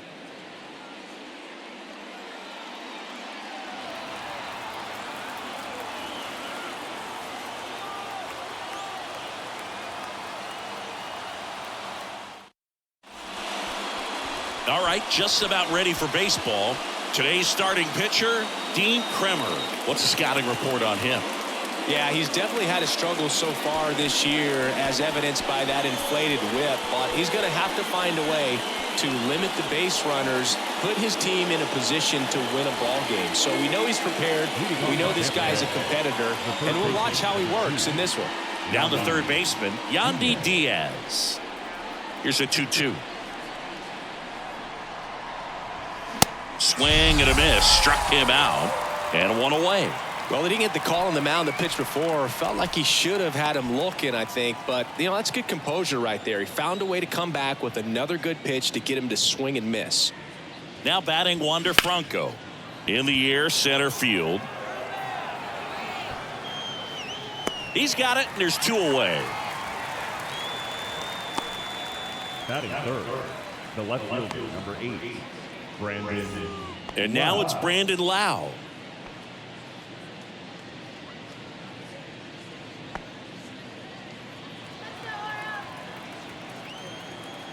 Ball to strike. And another ball.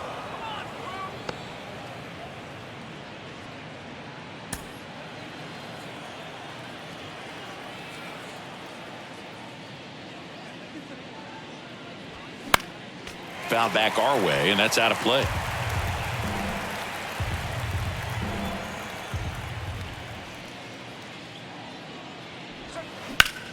Ripped on a line. Mullins right there to make the grab. And that is that. We head to the bottom of the first. Bottom half of inning number 1 coming up. No score after a half inning.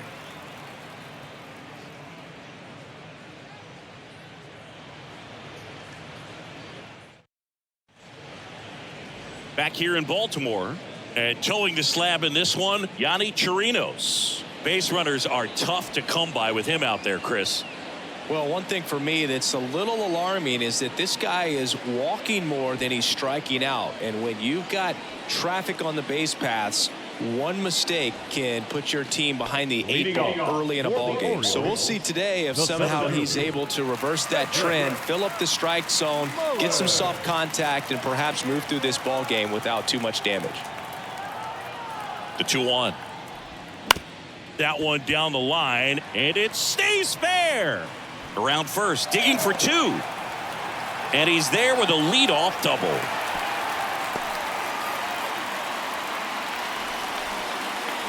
Just found a way to slap that ball down the third baseline. That's really excellent bat control, and it kind of goes back to all those drills you see hitters do off the tee where it's placed in different spots. That was just nice.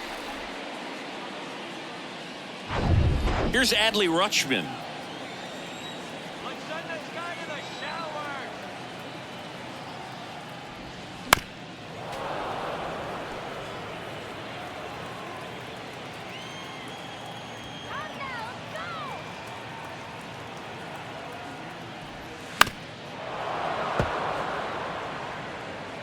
Runner at second, nobody out. All right, nice easy stroke. Let's go. Bounce to the left side, and it finds its way through for a hit.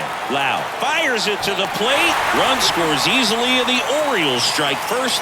It's 1-0. Mission accomplished there as he picks up the RBI to give him the lead. Not much to this one other than just a willingness to go the other way and put the ball in play. That's a team at bat right there. Nice job of staying back and letting the ball get deep. Anthony Santander at the plate. The 3-1. And that one wrapped foul.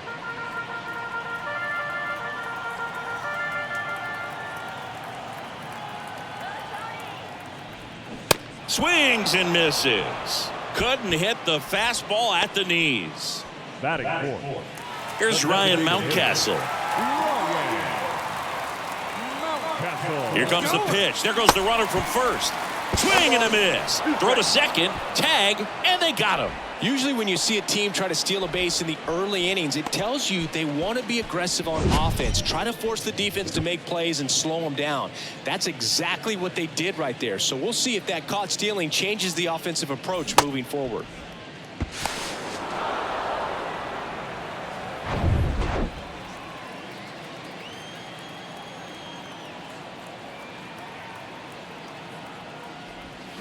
Swing and a miss. Struck him out. Couldn't catch up to the heater. So 1 run in the inning on this base hit. It's now a 1-0 ball game.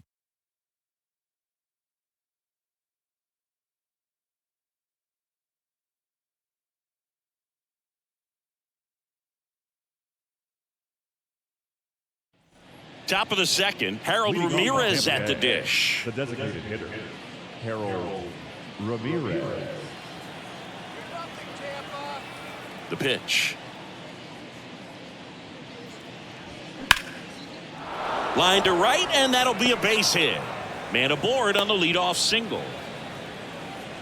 Well, patience and discipline paid off right there as he got into an advantage count. Really good swing right there. He got a pitch that he knew he could handle, allowed himself to stay back just a tad bit longer, and he hit the ball on the screws. And stepping in for the Rays, Luke Raley. Put that 600 slugging into context. The league average usually in the low 400s. Swing and a miss. And that is strike 2.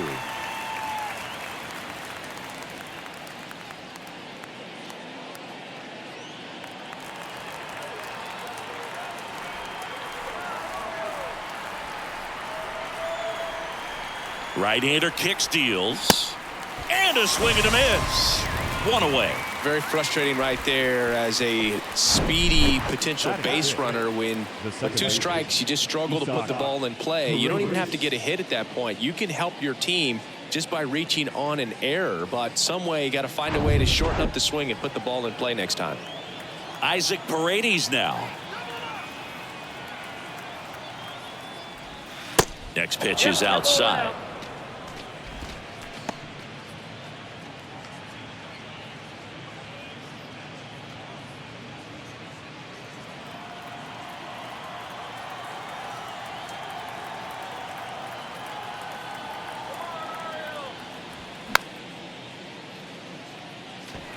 Instead of letting the hitter get his arms extended, tied him up a little bit, slightly up, slightly in.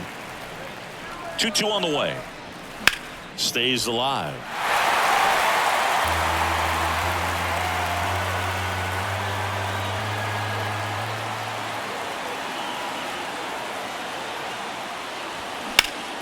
Next offering is fouled back. The idea was right, looking to locate that fastball up and in. He just missed his spot a little bit. Righty delivers. Hacks and misses. It's a strikeout. Oh, interesting. He's looking very comfortable out of the stretch after giving up the leadoff single. Back-to-back strikeouts, so they haven't been able to move that runner up, get him into scoring position, and try to have a better chance of scoring. I tell you, good job so far on the mound. He just needs 1 more out. Now up for Tampa Bay, Josh Lowe.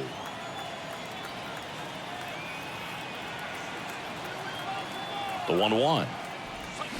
And now the count 1-2 after the swing and the miss.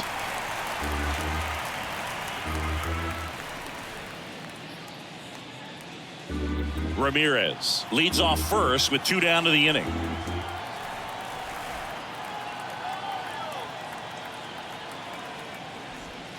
Next offering misses. 2-2. Recognize that changeup right out of the hand. Just spit on it.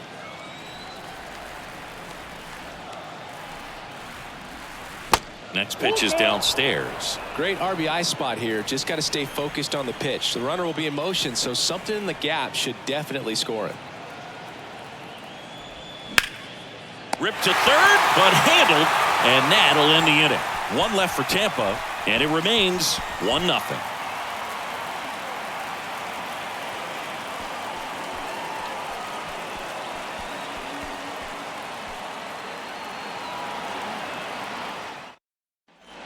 Back here at the ballpark, bottom half of inning number 2. Here's Adam Frazier. Adam Frazier.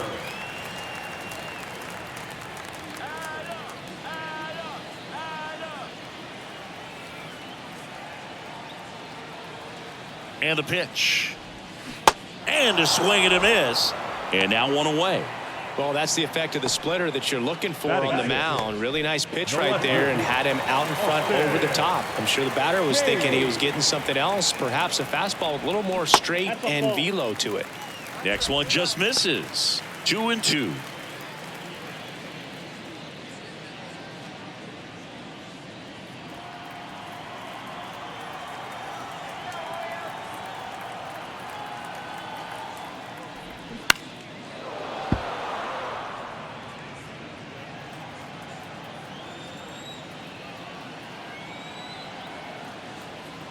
The pitch. Good eye right there.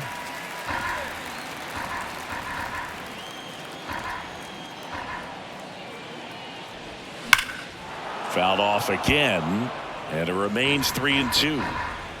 Good battle here, about to be the 8th pitch of the at-bat. And down on strikes, and 2 away now. And stepping in is the speedy Gunnar Henderson. And a big swing and a miss. 2 strikes.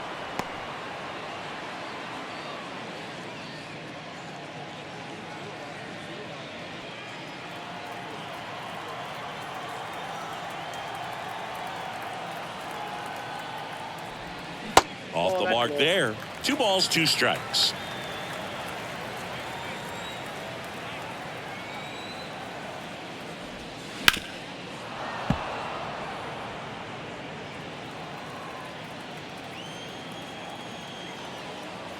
Left-hand hitter waits. Still 2-2 after the foul ball.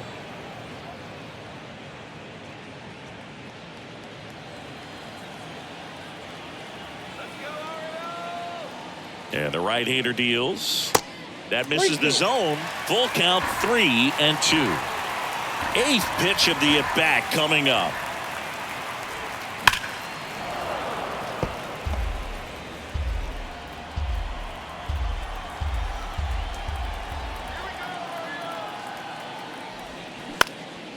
Into center. Siri in position. And he makes the catch. And that is that. Orioles held in check there. They lead it 1-0.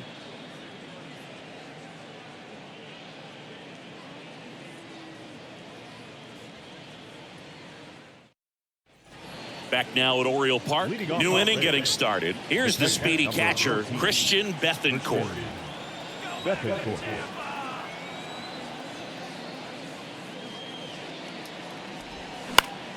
Next offering is fouled back. The 2-2 now. Got him. 1 down. Well, just excellent location on that inside fastball. Really locked him up. And as a hitter, it's not typically what you're looking for. You're trying to protect away and then in, so you can be a little bit tardy with 2 strikes. Hard to tell if he was fooled or if he thought it would be called a ball, but either way, that's a really nice pitch. Righty to the plate. Foul ball, and it remains a full count.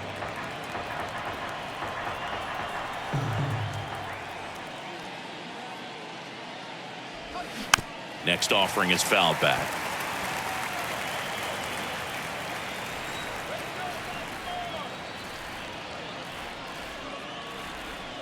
Strike 3. Got him looking on the changeup.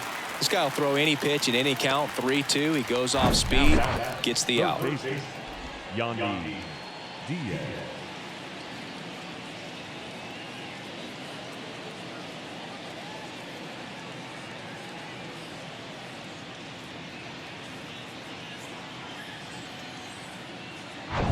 So the lineup flips over. Yandy Diaz now. 3-1, and he couldn't come up with it.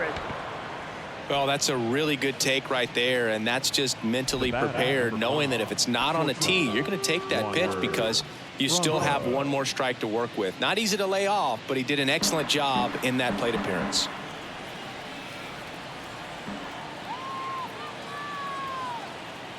The 1-2. And a swing and a miss. That ends the frame. I think the key is arm action on the changeup. When you can sell it like a fastball, you drop the velocity, you get the swing and miss, and you walk off the field.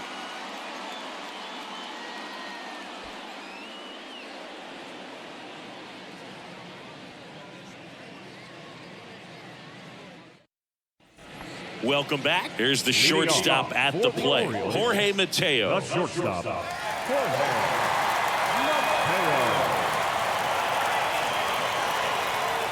The 1-2.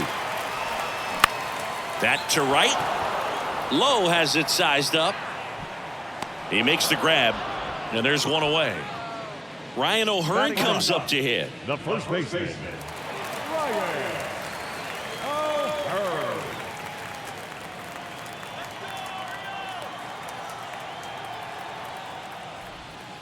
Next pitch is outside. Backdoor breaking ball just missed right there, and boy, umpire didn't give him the call. I bet you if he throws it again, hitter knows he's going to have to swing it.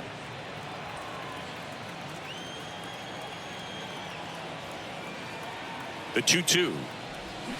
Fouls it back with 2 strikes.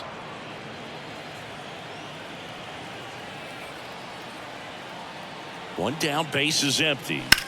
Sharp grounder, that's through for a base hit.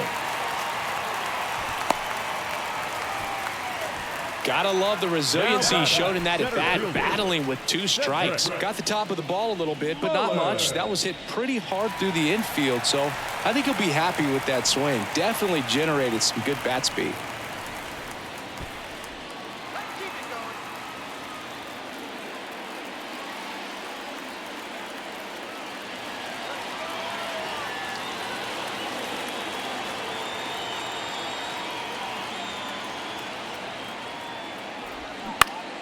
Liner snagged at first. Dives for the bag. Got him. Double play.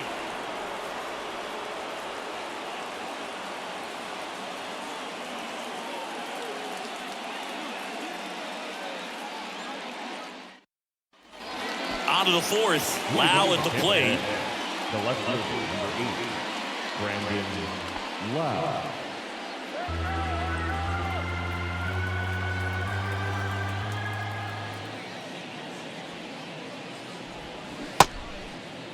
The 2-2 gets a check swing. Now an appeal to third. And Woody Keller right on it. Says he held up. Back to work. 3-2 now. High fly ball out into left center field. Hayes has it sized up. And puts the squeeze on that. And there's one down. Now back, designated hitter, Harold Ramirez. Next to hit for the Rays. Really good piece of hitting last time, going to the opposite field.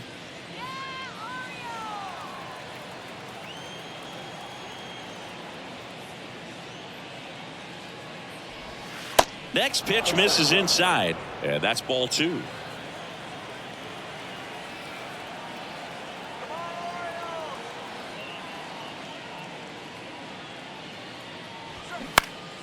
Next offering is fouled back.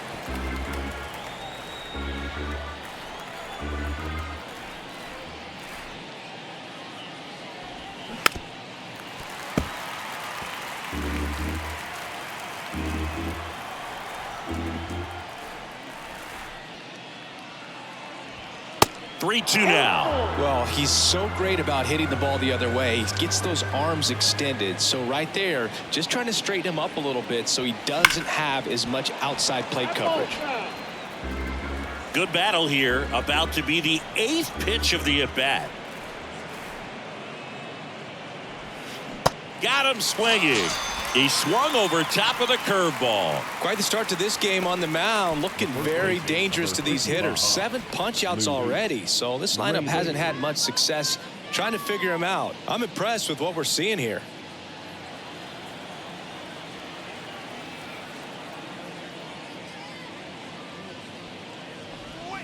And he flips a breaking ball in there or a changeup. Either one. Something off speed. Good arm action on it, whatever it was. Next pitch just misses, and the count is 2-2.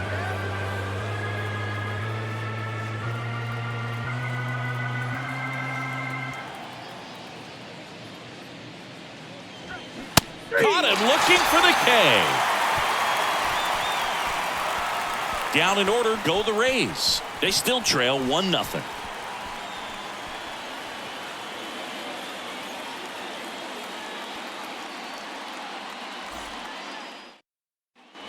Ready to go, bottom Leading four. off. Now the number 2 hitter, Adley Rutschman. The 2-1. And that one fouled off. You know, these Orioles doing a great job, Boog, of just waiting for the right pitch to come their way, and I'm seeing very patient at-bats out of him. He's only given up 1 run, but the starter's pitch count is starting to get up there, and that might be the best news yet for this offense.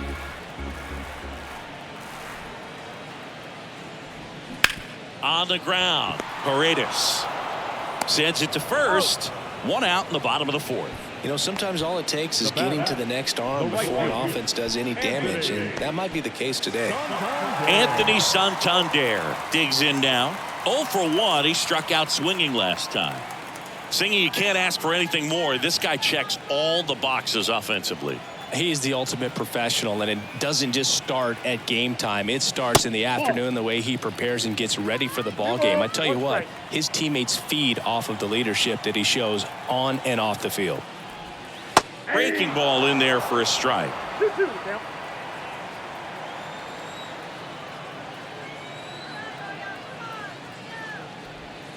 Next pitch off the plate. Full count now. Really good take, especially with 2 strikes. Gets a piece there. We'll do it again.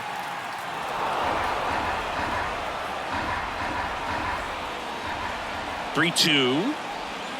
Got him swinging.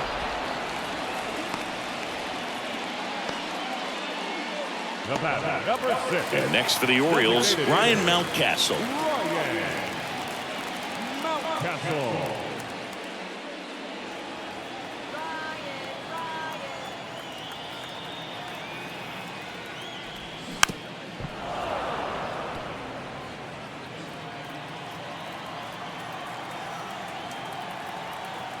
One and 2 here. Bounce back to the mound. Paredes on the run. Throw to first. Throw in the dirt, and he can't come up with it. With 2 outs, you just want to find a way to keep the line moving for the next guy. So an infield single right there does the job. Nicely done, just putting it in play and getting down to first to keep this inning alive. You never know what might come next as a result. And into the box for Baltimore, Adam Frazier. His first at bat was a strikeout. That one blasted deep to right. That's back there. Gone into the flag court. His 4th home run of the season, and they add to the lead. It's 3-0.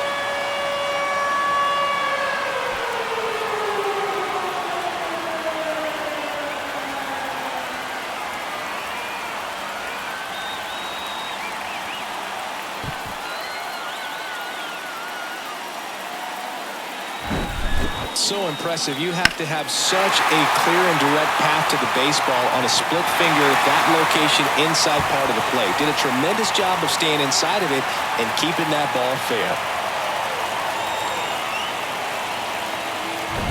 And now it's Austin Hayes. Struck out swinging his first time. Swing and a miss. That's strike 2. On the mound, he's got to remember his offense can score a lot. So if he can hit the reset button from here going forward, there's still a chance that his club can win this ball game. The pitch. In the dirt. The count now 2-2. Tampa Bay's bullpen with some action. Trevor Kelly up and throwing.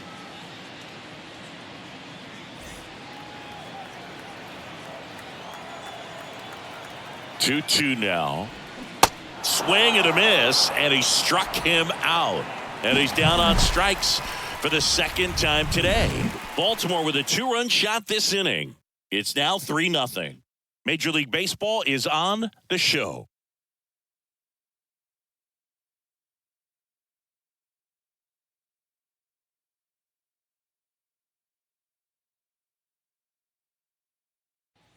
And welcome back. Top 5, John Shambi with Chris Singleton.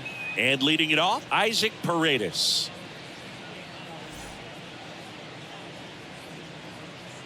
Let's go, O's.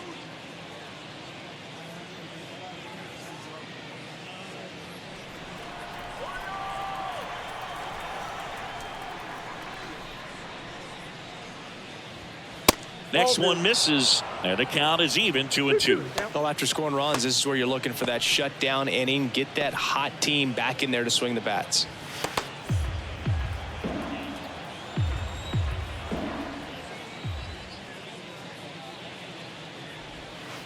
Next offering is downstairs. Now in this 3-ball count, down in the ball game, you've got to be very selective. Take your walk if they'll give it to you.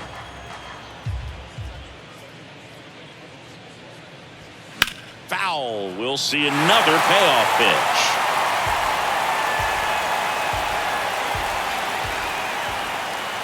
And here it comes. Swings and misses. It's a strikeout. Couldn't catch up to the heater. Just a mid-90s challenge fastball right there. Not much to it. And I'm sure he'd love another swing at it because it was in a very hittable location. Those are the swings where you could sometimes start to question yourself as a hitter and say, how did I miss that? But you know what happens. Next pitch is outside. Chris, you played here in 2002. What are the memories that stand out as to being a member of the Baltimore Orioles? For me, it was just pulling into the parking lot and having those that were there with an encouraging smile or a pat on the back, regardless of how things were going. It made it a lot easier to come to the ballpark, whether you were doing well or you were struggling. And then the way that they treated your family. I mean, this is a great place to play, and I'd say it's got to be one of the top places in all of baseball. Swing and a miss. Pulled the string on the changeup.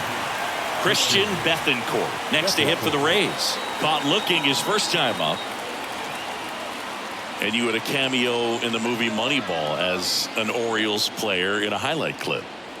Ball to strike. The pitch. Swing and a miss. 1 ball, 2 strikes.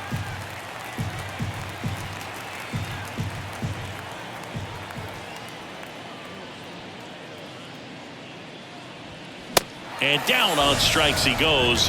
And it's a 3-up, 3-down inning. Impeccable command in that one. 3 batters, 3 strikeouts. That's electric stuff out there on the mound.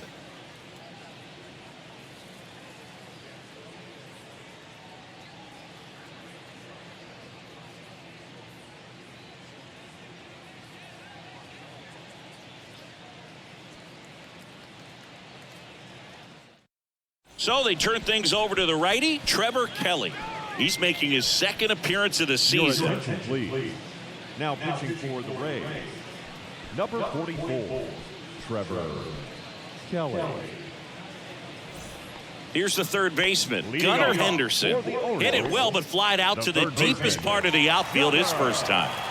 It's interesting he plays kind of a power spot defensively, but runs pretty well. So when you're looking at that position, you're not expecting someone that has maybe above average speed, but he does.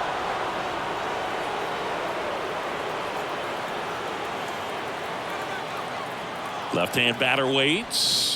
Got him looking. Strike 3 called and a slider at the knees. Well, definitely a borderline pitch right there, and he didn't look too convinced as he headed back to the dugout. You know, those are tough ones to let go as a hitter, but with the human umpire calling balls and strikes, it's always going to be on you to protect yourself with 2 strikes. Jorge Mateo now 0 for 1. He flied out to right in his first trip. Next pitch downstairs, 2-1. And I think that skill set really upgrades the position because when you have that kind of speed, it makes the whole team that much better.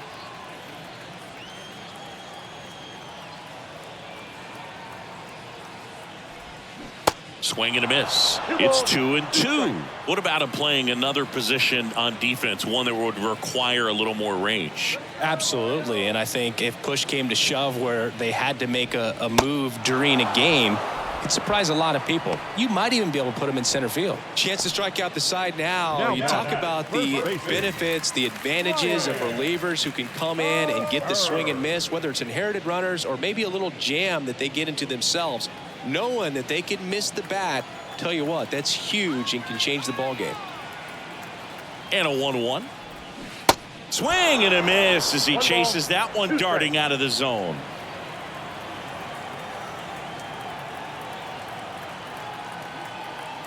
At the belt and fires. Swings through it, and that's a strikeout. 3 up, 3 down for the Orioles, but they're on top by a count of 3-0.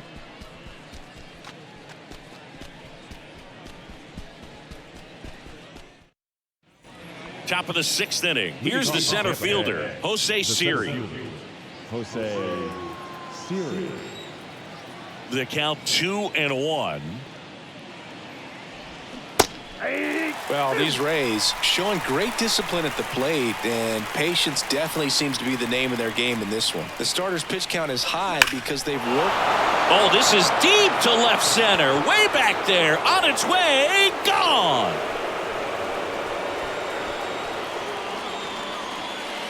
His 4th home run of the season, and they're on the scoreboard. It's 3-1.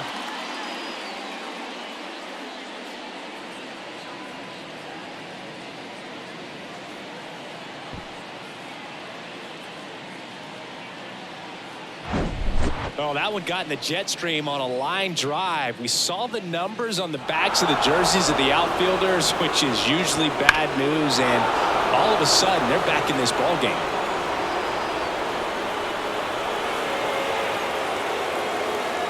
Brandon Hyde out of the dugout now, and he's ready to make a move to the bullpen. Dean Kremer out of the game. 2-run ball game as he heads for the dugout, and we'll be back with a new pitcher.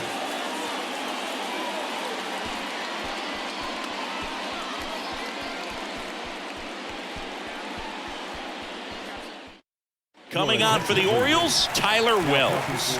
Still a lot of game left, and this game could go either way. So this is a big opportunity for him to get some important outs and try to help carry this lead into the later innings. So up next, Yandy Diaz. The 1-1. And that's downstairs and outside.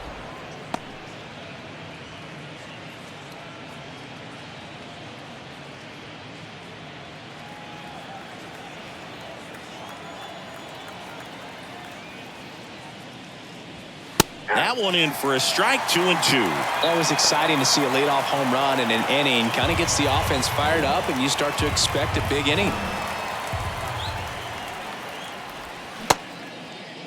Tried to check his swing there. Now an appeal to first, and he couldn't hold back. He's rung up on strikes. Well, I'm not sure what he was waiting on right there. He got the changeup and still late on it. You rarely see that. It almost makes you think that he was trying to set the pitcher up. I mean, if you can't catch up to the off-speed stuff, there's no way you're going to touch a fastball.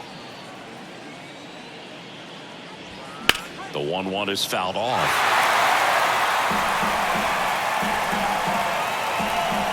And a 1-2. Fouled off the plate. They'll do it again.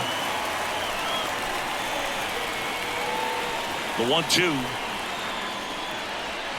And now 2-2. Meanwhile, activity in the bullpen. Cionel Perez appears to be getting loose.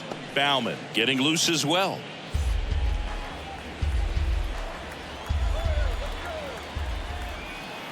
Now all even up. We got full count. He should get a pretty good pitch to hit here with the 3-hole hitter coming up if he's walked.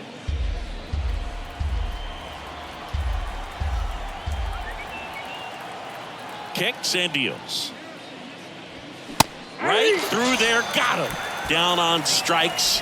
And he knew it. Well, just couldn't pull the trigger on the fastball right there. And I don't think he was taking it, thinking it might be a called ball or anything. I just think he was flat out frozen. Did not expect that location, in my opinion. The 1-1. Hey.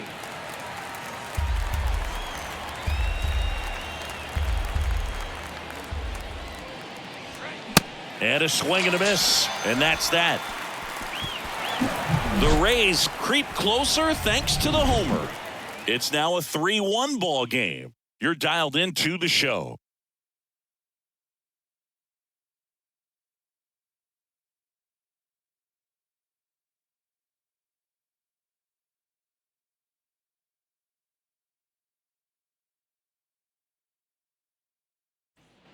Back here at the ballpark, well, we go bottom 6. Here's the Orioles leadoff hitter, Cedric Mullins.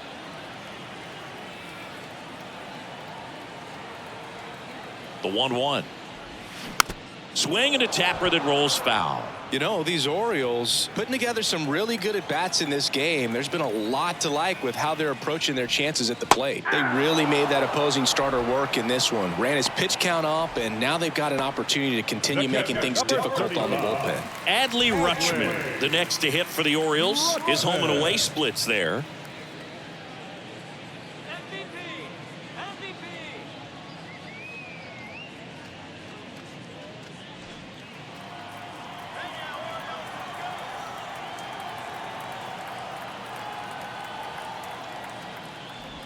And no, they haven't broken through in a big way in the runs column, but with the way they're grinding out at bats, it definitely feels like there's potential for more coming. 3-2. Payoff pitch. Struck him out swinging. Couldn't catch up to the heater. Well, right now he's in cruise control, autopilot, just dominating these hitters. It doesn't look like it's a fun at bat. And all of a sudden, you become in awe of this guy on the mound. Somebody's got to break this thing up. That's 5 straight strikeouts. Got to put a ball in play. And the righty deals. Swing and a miss, and he is down on strikes for the 3rd straight at bat. So they make short work of him there. 7th inning coming up. It's the Orioles 3, the Rays 1.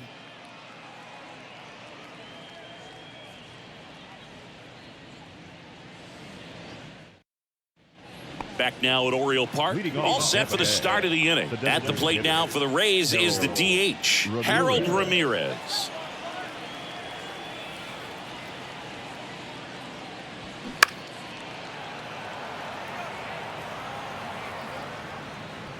A little early on that fastball. I'm sure the pitcher taking a note. Look for an off-speed pitch on this next one. Next offering is in the dirt. At this point in the game, you cannot issue free passes. He's going to have to challenge this hitter. Hitter's got to be ready to swing it. Cut on and miss. Struck him out.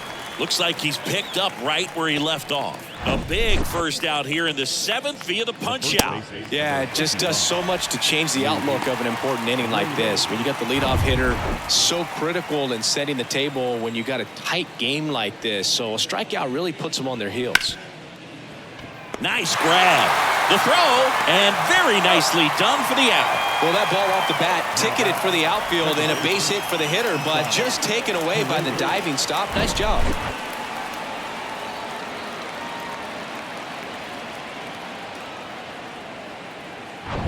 Isaac Paredes will hit next. Who's 0 for 2 with a pair of strikeouts.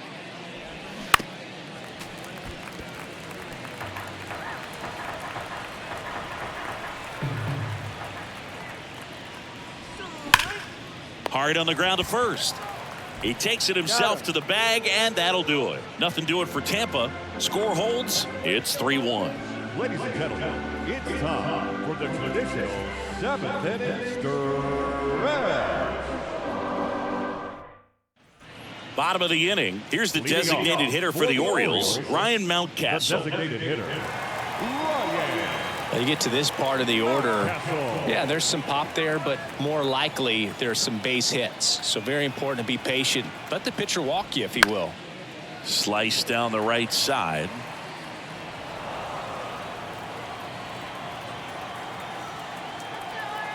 Kicks and fires. Swing and a miss. Struck him out. 7 in a row by way of the K. Really love the pitch sequence right there. I'm telling you what, pitcher and catcher are on the same page right now. Adam Frazier, the next to hit for the Orioles. He's already homered here in this one.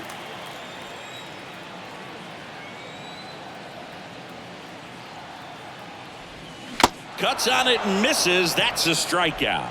He's now struck out 8 in a row. now batting. Now the left fielder, Austin Hayes.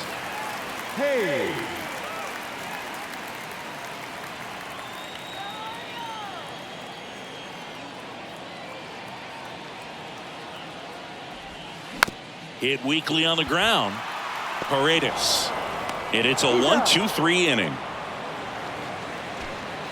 Nothing doing this time around for the O's. And the score stays 3-1.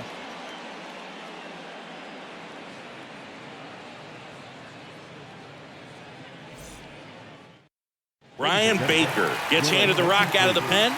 Well, the best relievers love the opportunity to come in and protect a tight lead late in the ball game. Some of them are just wired different, so we'll see what he's got here. And stepping in for the Rays, Josh Lowe. The right fielder, number 15, Josh Lowe. The 1-1. That one lifted to left. And it's a one-hopper off the wall. Should be extra bases. Pulls into second. That's a double to start the 8th. All over that one right there. Got a fastball, middle of the plate, jumped all over it. Absolutely smoked that ball.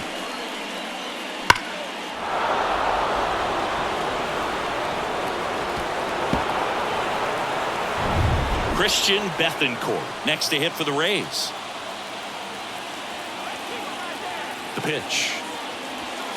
That one in there across the letters. As a pitcher, you know the runner on second is ready to push things with his speed. A base hit's probably going to be a big run, so you really have to execute on the mound.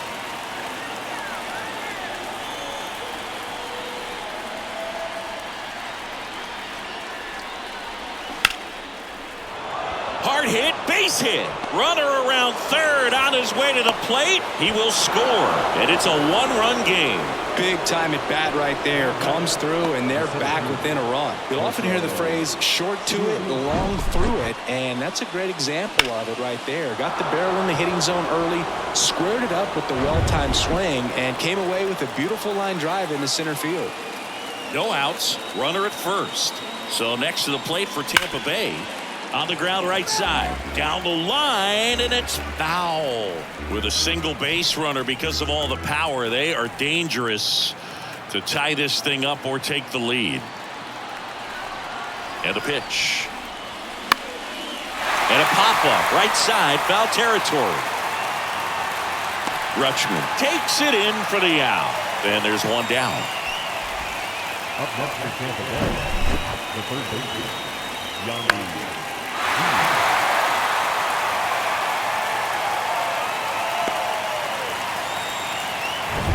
So the Rays batting order turns over. Here's the Rays leadoff hitter, Yandy Diaz. A strikeout and a walk. That one missed.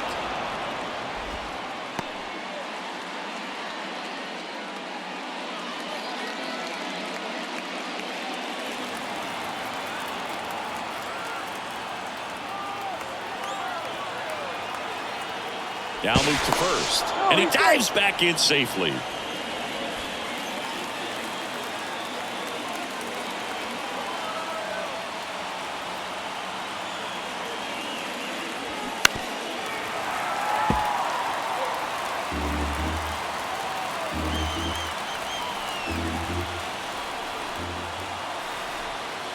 Here comes a pitch. Blows the high heat past him. That's a strikeout. Well, tough night at the dish. Punching out for the third time right there. He just hasn't looked very comfortable at the plate. A little unsure of his timing right now. Not picking up the spin and location of these pitches. He'll have some adjustments to make.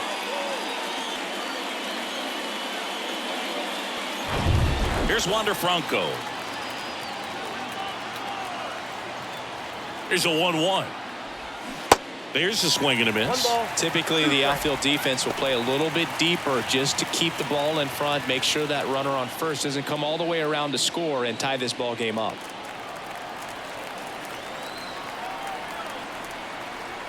And he deals. Got him looking. That's a strikeout. But they pick up one run on the RBI single. It's now a 3-2 ball game. You're watching Major League Baseball on The Show.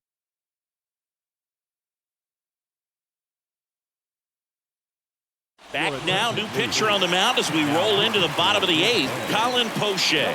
The offense will need to be ready for the breaking stuff. He's got a great curveball. Swing and a miss. And it's 2-2. Well, on paper, it's favorable to have a fairly quick inning here with 2 of the 3 hitters he's set to face batting from the left side, same side he throws from. Got him. 1 gone to the bottom of the 8th. Jorge Mateo, the next to hit for the Orioles.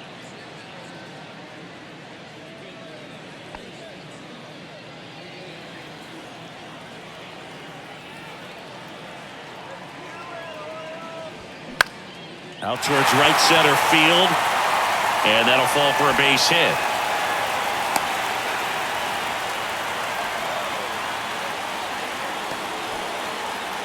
Up next is Man at first, and now Ryan O'Hearn. Pickoff move to first, throws it away.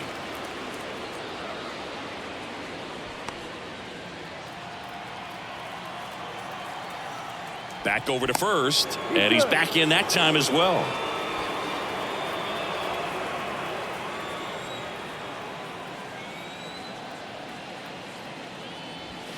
Pitch misses there. 3 balls and a strike.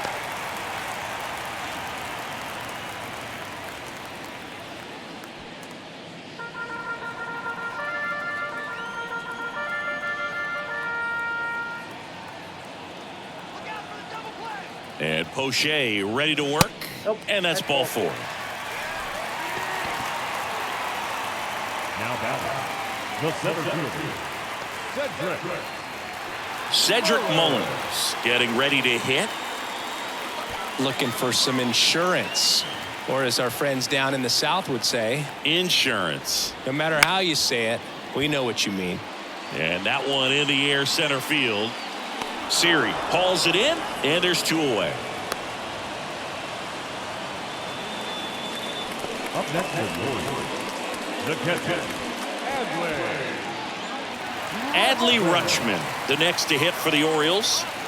This guy, one of the best defensive catchers going. You talk about framing, the ability to block, catch, and throw. He is at the top of the game. Next offering is in for a strike.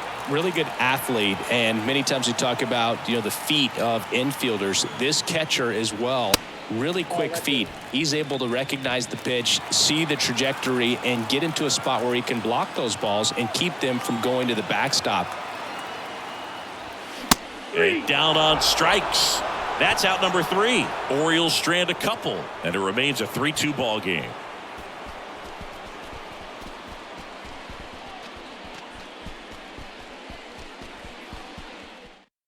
We're back. It's the top of the 9th, and there's a new pitcher on the mound, number 78.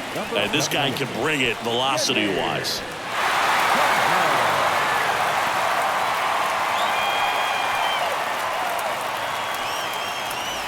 Now up for Tampa Bay, Brandon Lau. Really impressive with the way he frames, the way that he sets it up, because sometimes those pitches are off the plate, but because he sets up and presents it so well, he steals strikes for his pitcher.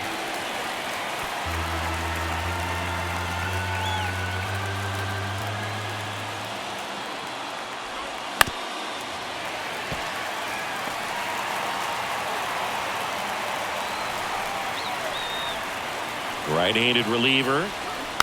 Fights that one away. Still 1-2. Looking to get the tying run on base. Swing and a miss. Struck him out. Couldn't hit the fastball at the knees. Well, the first batter, it's always a big one for the closer. I mean, you get that punch out, you get settled in, you feel like you're in command out there on the mound from the jump, and kind of prevents any doubt from creeping into your mind or the guys that are playing behind you that, you're going to wrap this thing up. Here's a 1-1. And that one sliced foul. 1-run game here in the top of the 9th.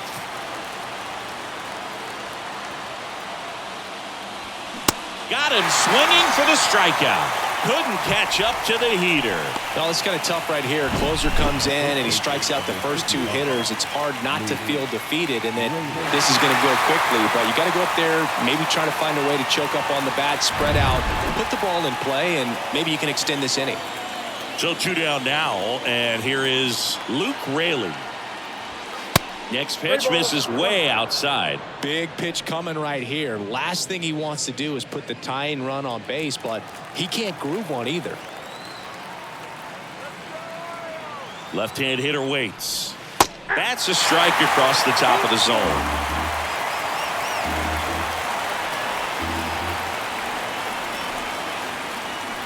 And a swing and a miss, and that is the ball game.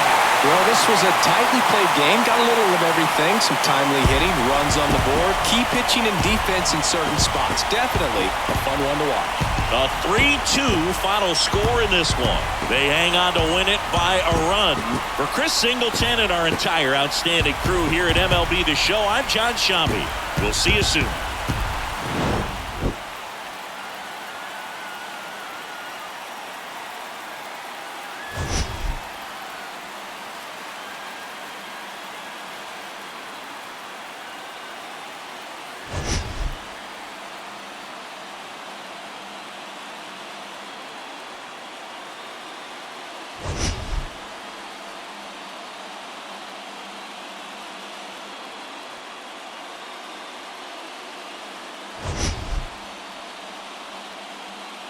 MLB The Show.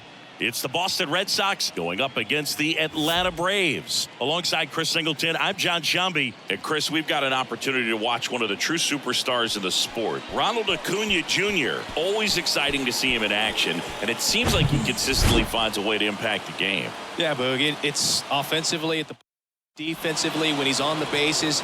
And this guy's just a heads-up player, but he's got so much talent, and he makes the most of that. I believe it starts with his preparation because you never see him give away an at-bat.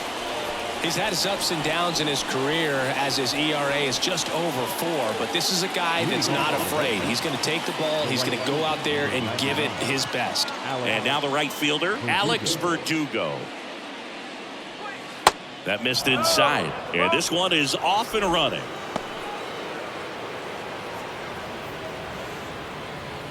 First pitch, 7:20. The wind of the pitch. Swings and misses. And the count 1-1.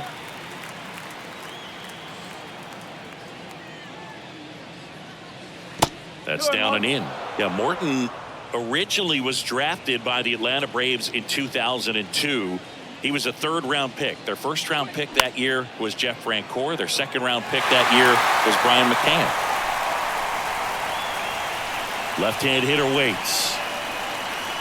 Drilled in the air, right field, way back there, and that is out of here. A big blow to the home fans. It's his 6th home run of the season, and the Red Sox jump in front. It's 1-0. Singy, that's his 50th career homer. 50 might not sound like a huge number, but it's a nice little milestone that a lot of guys don't get to. Well, you got to love a game that brings some action from the jump, and at the plate he was looking for a pitch to absolutely drive. And you know, leadoff hitters aren't up there anymore just working the count, trying to get on. They're looking to make some noise and do some damage. So stepping in for Boston, Masataka Yoshida. In the dirt, and that's ball 1. And ended up winning a World Series with Brian McCann in 2017, but they were wearing Astros uniforms. Red Sox already leading. Next pitch is outside. Always exciting to see a leadoff home run in an inning. Kind of gets the offense fired up, and you start to expect a big inning. 2-0. 2 balls, 1 strike.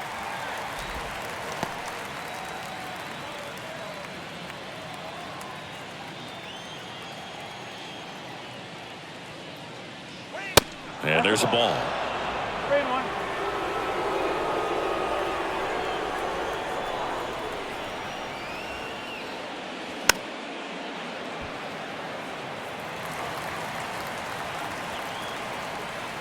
And the right-hander deals. Swing and a miss. And he's down on strikes. And there's 1 down. He came out of his mechanics there. Typically he likes to shoot the ball the other way, but that time a little anxious.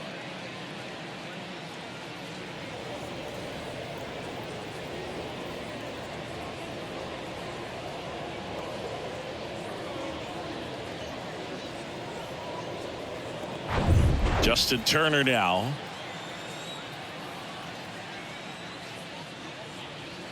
First pitch just misses.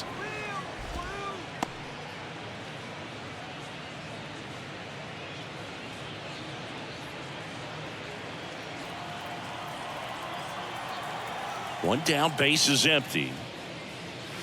And fires in a fastball at 95. Well, he just threw that fastball by him, elevated, and if you're not looking up in that location, very difficult to catch up to, especially with that velocity. Here's a 1-2. Spoils the 2-strike pitch, and he'll see another.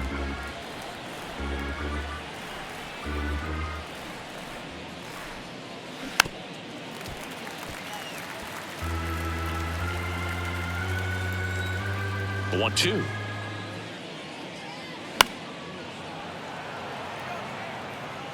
You could see he was trying to stay back long enough to handle the off-speed pitch, but just a little tardy on the fastball.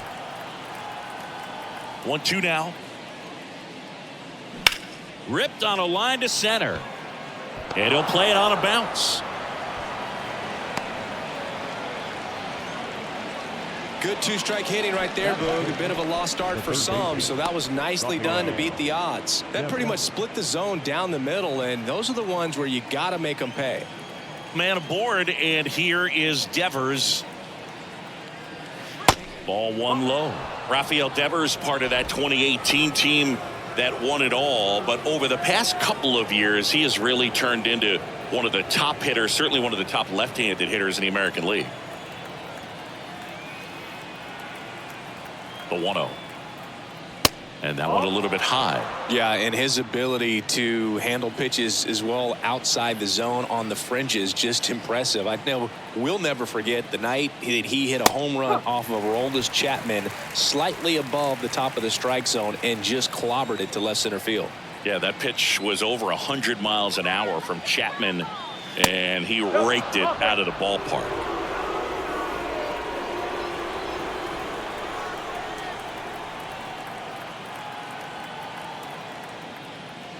That's in for a strike at 95. 3-2 now.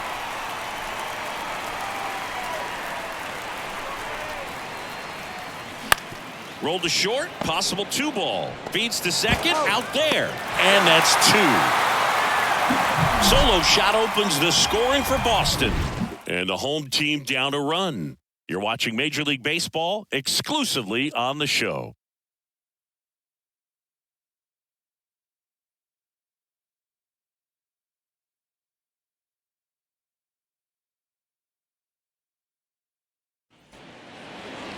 Back here in Atlanta, and today on the hill, Zach Littell. What do you have on him, Chris? Yeah, he's definitely had a struggle so far this year, as evidenced by that inflated whip, but he's going to have to find a way to limit the base runners, put his team in a position to win a ball game. So we know he's prepared. We know this guy's a competitor, and we'll watch how he works in this one. The pitch. Ronald Acuna Jr. leading things off and takes a strike.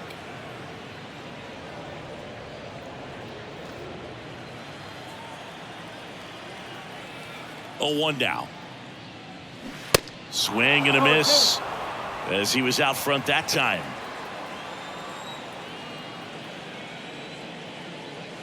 And that's down and away. 1-2 now on Acuna. Next offering misses down and away.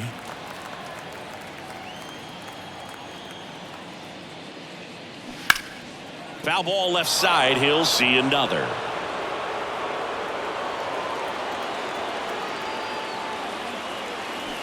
Got him. One gone here.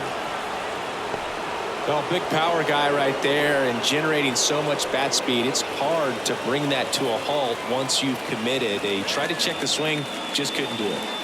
Here is Matt Olson. Check swing, now an appeal to third. And that's a swing according to umpire Mike Fillmore. Right-hander kicks, deals, and misses inside.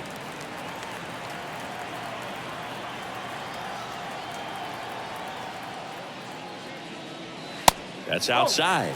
Now 2 balls and a strike.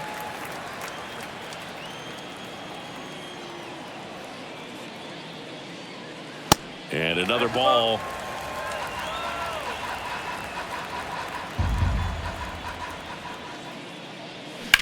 On the ground right side. Into the outfield, base hit. So they get a man aboard with a 1-out single. Hooked around that pitch on the outside, but he was still able to square it up pretty nicely, and that takes quick, strong wrist to pull that off. Here's Austin Riley. This guy has turned into a beast.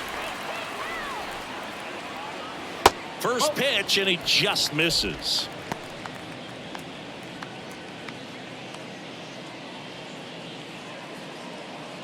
Olsen leads off first with 1 away.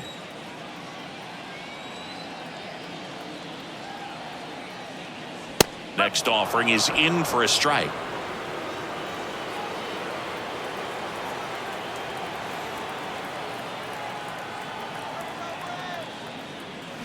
Swings through that one out in front that time. Clearly he was sitting on a fastball right there and just ended up out in front of the slider. Hey, you can't fault him for his commitment. Now he's just going to have to battle with 2 strikes. Swing and a miss, struck him out. Well, one of the things that hitters will do is they'll look for that red dot on the baseball that's just coming in to let them know what the pitch is. And if they see the red dot, it's typically a slider. But when a guy's got a really tight one with high spin rates, very difficult to determine. And that's probably why we saw a swing and miss right there. Just a nasty pitch. Here's Sean Murphy. Started after the 0-1 pitch, and now a check down to first. And Jerry Hillsdale says he went around.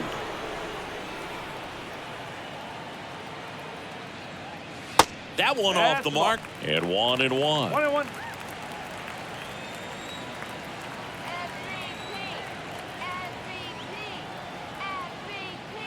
Late that time, and it's strike 2.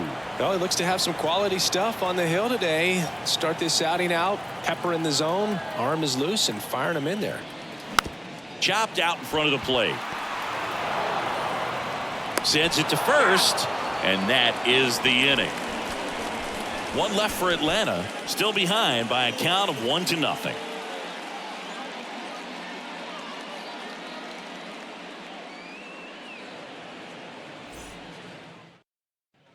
Second inning set to go. And the batter now, Jarren Duran. Number 16, Jarren Duran.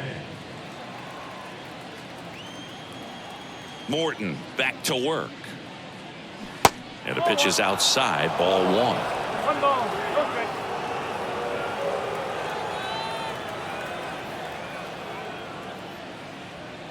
That one a little bit high. 2 balls, no strikes. Rusty Valentine doing the umpiring behind the dish for us. Maybe the best name in the league. Yeah, that's a solid one, no doubt. I mean, who's better to ask than you? I kind of wonder if Rusty is his actual name or just a nickname. Yeah, no clue. Hit on the ground to the right side. Lays out. He's got it. Takes it himself, and he got him. Nicely done at first for the out. Man, a lot going on that play. Diving stop to his right in that hole, and then gets up and takes it himself. Man, it's a one-man show. Here's Kike Hernandez. There's the strike.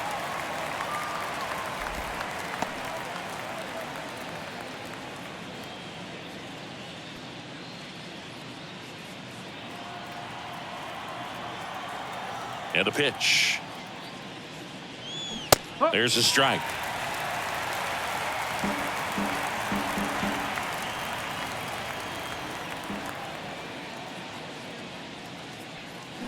Cuts and misses. It's a strikeout.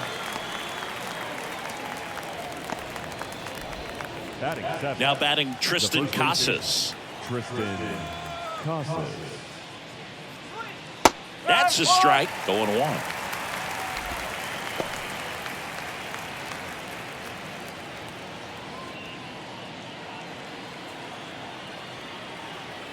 The pitch. And that one wrapped foul.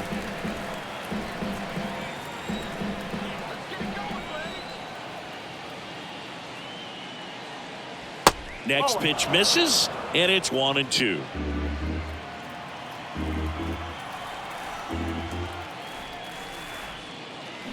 Fouls that off to the left, and we'll do it again. The 1-2. Swings and misses, struck him out. Nothing doing for Boston, but they lead it 1-0.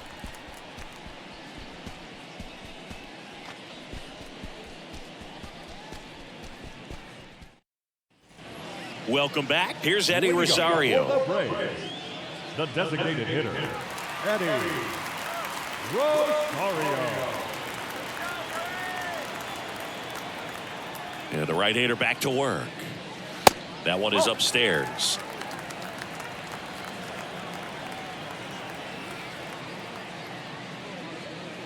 That misses. 2-0.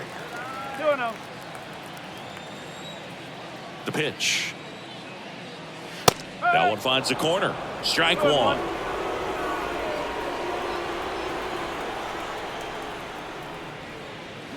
Swing and a miss. The pitch. Swings and blasts one deep to left center. Back there. That'll touch down off the base of the fence into second base. The tying run is on with a leadoff double.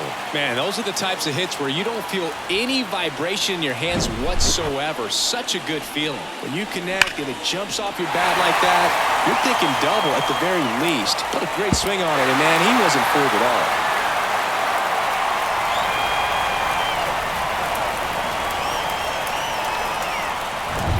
Here is Ozzie Albies up to hit. Good power, not great in the OBP department. That pitch gets the inside corner, and that is strike one. Singy, this guy, Ozzie Albies, he is Mr. Personality. So much flair and that giant smile on the field. Runner at second, nobody out.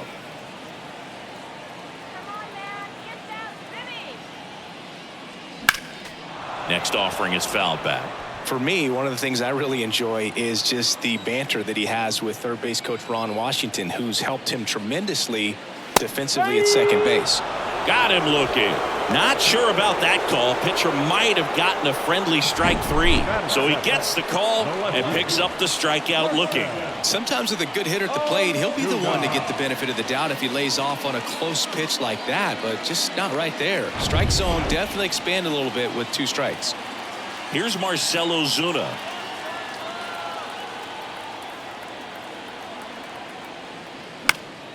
And first offering is fouled off.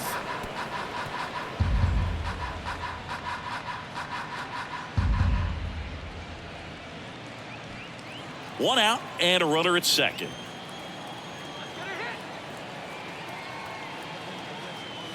Comes up empty on the swing. 0-2 now. He got away with one there, but he knows he can't go into that spot very often against a guy like this. At the belt and fires. 1 ball, 2 strikes.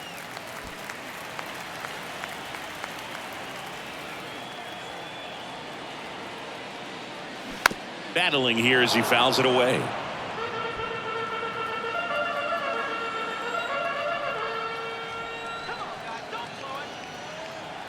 Another 1-2. Yeah, the 1-2 misses to even the count.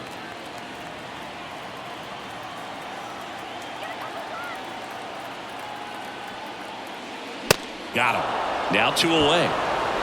So back-to-back strikeouts now, and they still haven't managed to do anything with the leadoff double.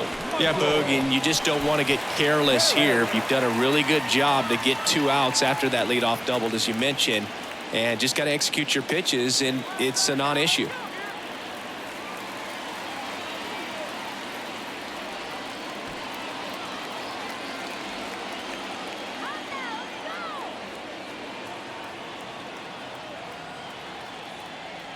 Michael Harris in the box here lets that one go for a ball.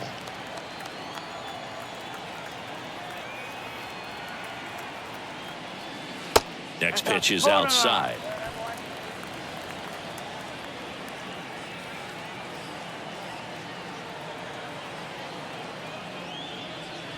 And there's a strike.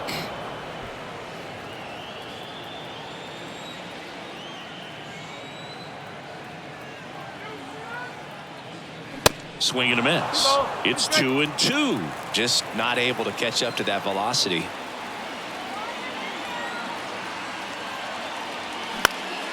And a foul ball. He stays alive.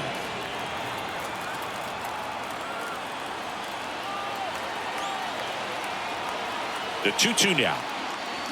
Keeps the at-bat going with a foul ball.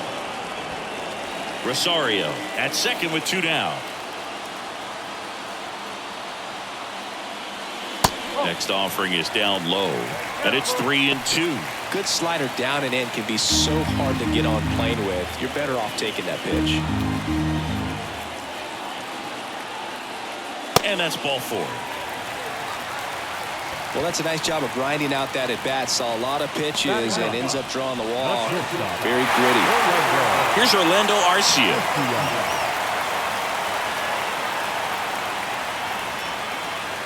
And the first pitch misses for ball 1.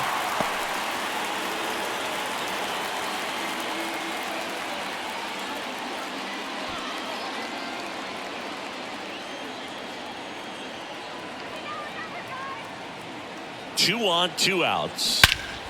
Here's a swing and a drive. This one headed down the left field line. If it's fair, it's gone. Out of here. A towering home run. Third home run of the season. It's 3-1. That was blasted. Absolutely, no doubt off the bat.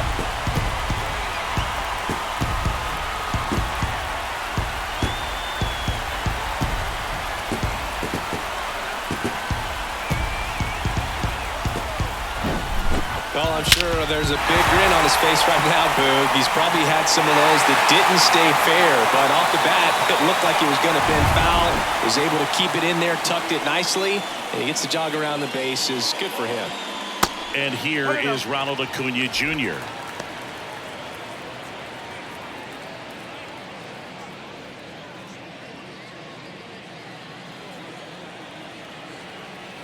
Two outs. That one missed.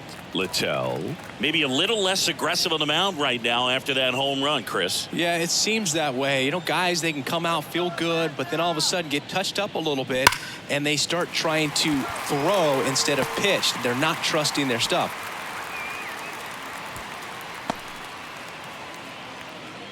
Well, when you fall behind in the count, you've got to come into the zone, and then guys have a better chance of hitting the ball hard like you did right there. So a man aboard, now in for the Braves, Matt Olson. 1 for 1 with a single so far.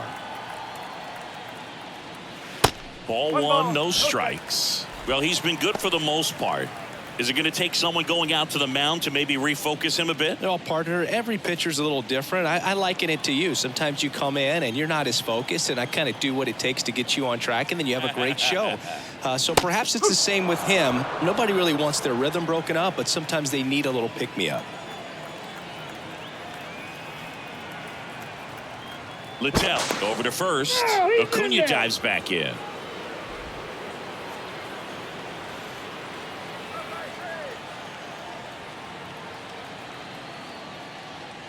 Next offering is in for a strike. Laboring here, about to throw his 30th pitch of the inning. Foul ball, still a 1-2 count.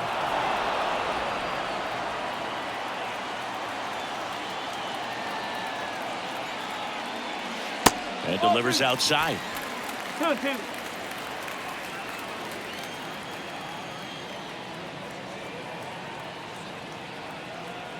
Now all even up. High fly ball down the left field line. And Olson is set down. And the inning is over. Atlanta gets 3 on the homer. It's now a 3-1 ball game.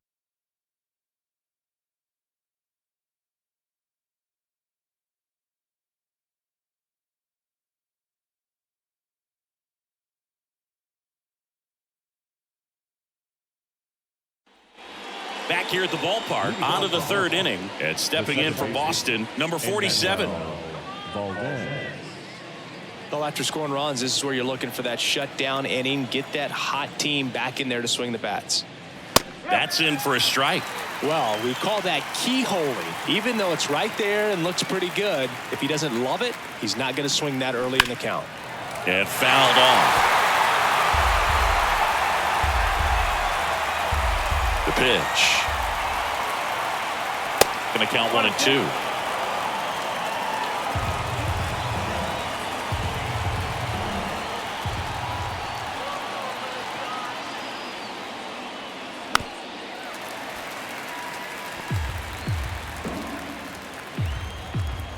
And a pitch. And now it's even up.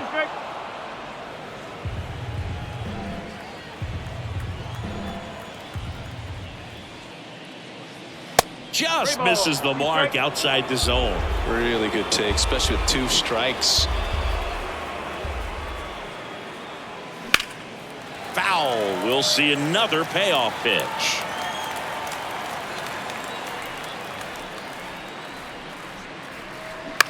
On the ground, right side. Albies. Leadoff man retired here in the 3rd. Batting up, the catcher, number 3. Here's Reese McGuire.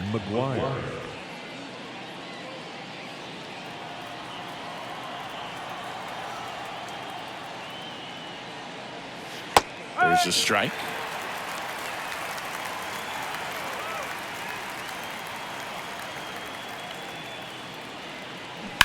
Bounce to the right side, and he handles it himself for the out.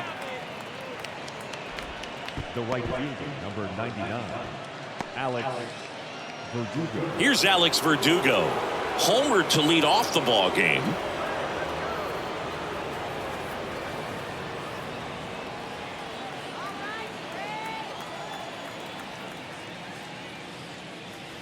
Pitch misses inside, and it's 1-0.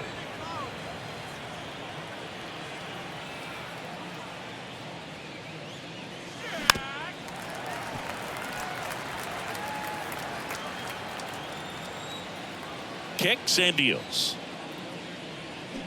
To the right side, Albies. Tosses to first, and Verdugo is set down. Out number 3. 3 up, 3 down for him there. We move on to the bottom of inning number 3. It's the Braves 3 and the Red Sox 1.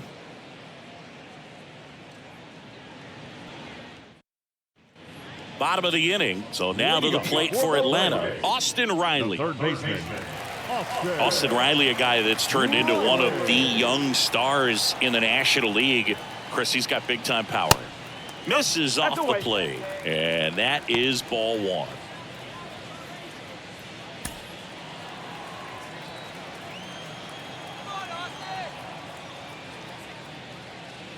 And that's a little bit high. He's got power, and he's also been able to develop the glove defensively. Another guy that Ron Washington's helped go to the next level. Now he doesn't have to worry about making mistakes defensively, and he can have better at-bats because of it. The line to kick the pitch. Inside, just missed.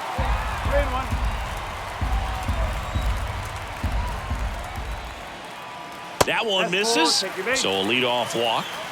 I don't think he really wanted to pitch to him right there anyhow. Well, he's back out here for the 3rd, and after the first couple of innings, pretty rough. I think the skipper's looking for him to give him a little bit of length, see if he can save the bullpen some.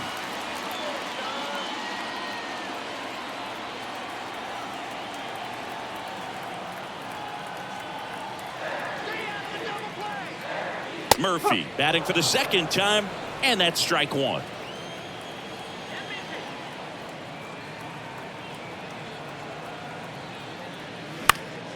Fouled off. He was late.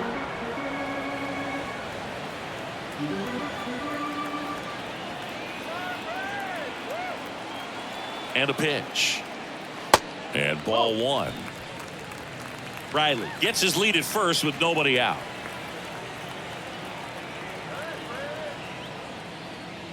Next pitch is outside. It's a good take.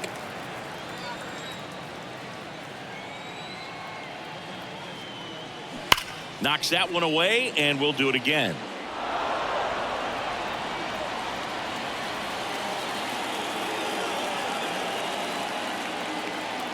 The 2-2. Slider misses outside. He's been trying to tease the zone with that slider, but these hitters have showed patience, not going outside the strike zone.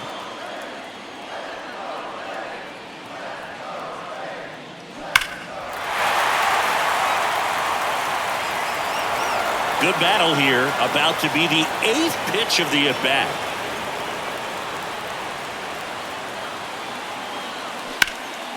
And that one hammered. Yoshida raging back towards the wall. Back some more. To the warning track. Makes the catch. Every day during batting practice, these outfielders get about 10 minutes of balls in the gaps. They practice this, and when the game comes, they make the play perfectly. Eddie Rosario next up for the Braves. Doubled his first time up. Rosario throws right, bats left. 31 years old, and he was born in Puerto Rico. Strike one.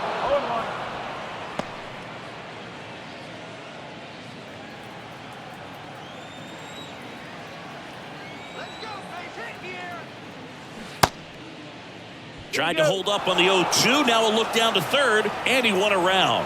Ruled to swing. Here comes a pitch. Just off the inside edge. Great take right there. Showed some really good discipline. Breaking ball coming in. You see it well, but don't trust that it's going to hang on for a strike. Nice job. Fouls it off. Still 1-2.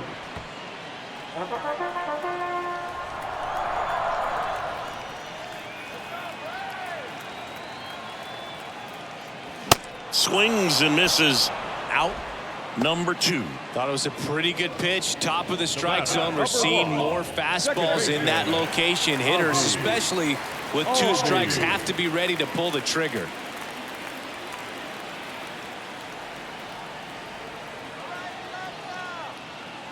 Albies takes a ball as he stands in for the second time. And that's a pitch early in this game. He needs called for a strike. Struggling with command issues. He's got to get it. Oh, now this one's high and deep. Way back there. On its way. Gone. Home run number 10 on the year. And they throw a pair on the board. It's 5-1.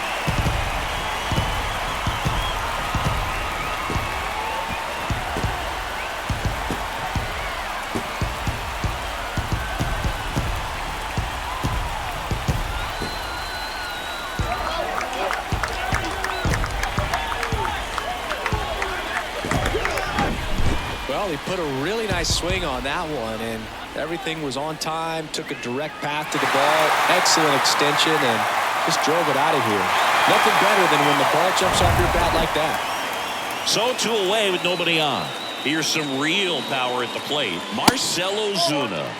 That misses the zone. Ball 1. Ozuna goes 6'1", 225 pounds, and he's a former Silver Slugger recipient in the National League. The 1-0. That's down and in. Clearly, he hasn't had it in this game, and looks like sooner than later, they're going to have to go to the bullpen.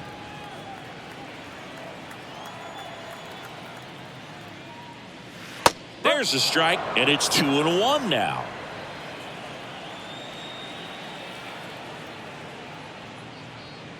Breaking ball in there for a strike. Love how vocal the umpire is today. No doubt in the hitter's mind, catcher's mind, and even the pitcher's mind as to the conviction in the call. The wind of the pitch. And he walked him. Well, he tried to nibble right there and just missed his spot. Hitter didn't offer at it. Now he has somebody to worry about over at first. Michael Harris next up for the Braves. The walk and a run scored his first time.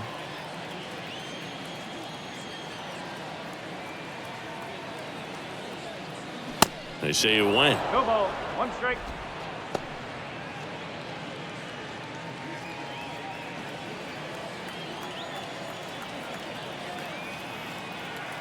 And the 0-1. And there's a breaking ball that drops in there.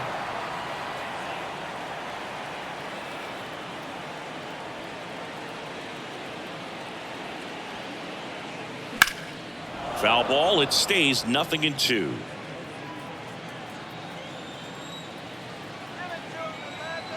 Righty delivers.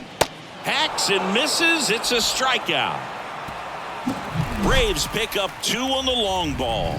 It's now a 5-1 ball game. You're watching Major League Baseball on The Show.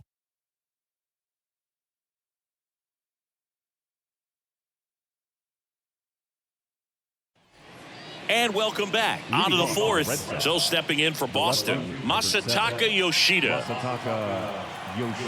Morton back to work. And immediately pumps in a strike to the left-handed hitter.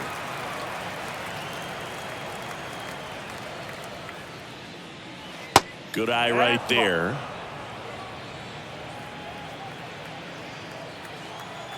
And the righty deals. And strike 2. 1 and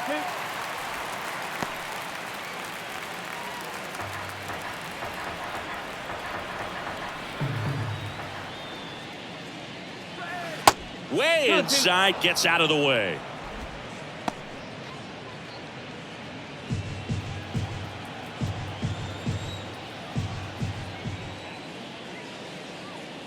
That hits the dirt. Full count now. He should get a pretty good pitch to hit here with the 3-hole hitter coming up if he's walked.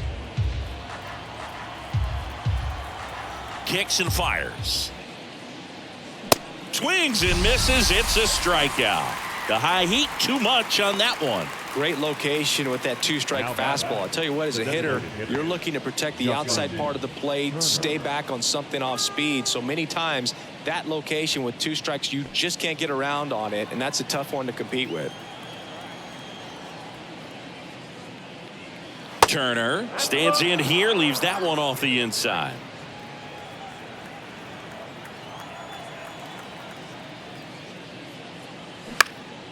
Swing and a ball popped up. Arcia moving under it. He's got it, and there's 2 down. Oh, that's a frustrating into the at-bat for the hitter right there. I mean, that pitch was right down the middle. I think he got a little too excited, came out of his mechanics, and instead of driving that ball somewhere, he popped it up. Unfortunate for him. Chris, you ready for a nugget? Ready. Rafael Devers homered in 3 straight games against the Yankees before he turned 21. The only other player to do that, Babe Ruth. Devers stands in now and watches strike 1. He's been very consistent with his command out there on the mound, consistently throwing at the knees. Pretty impressive when a guy can repeat his delivery like this. That misses the zone, and the count is 1-1.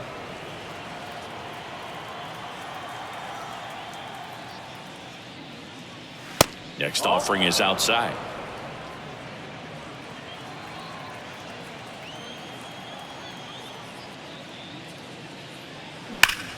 And Devers hits that one. Harris makes the grab, and that'll do it. Down in order go the Red Sox. They're down 5-1.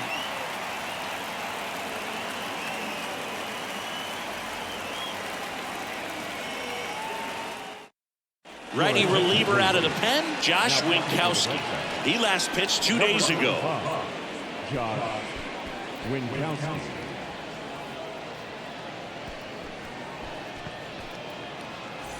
Now in for the Braves, Orlando Arcia. He's already homered in this one. Orlando Arcia. The pitch. And that's outside.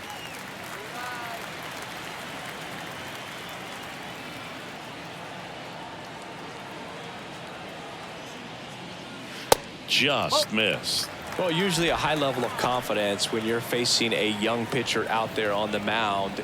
In this situation, ahead 2-0, he's put himself in a really good spot.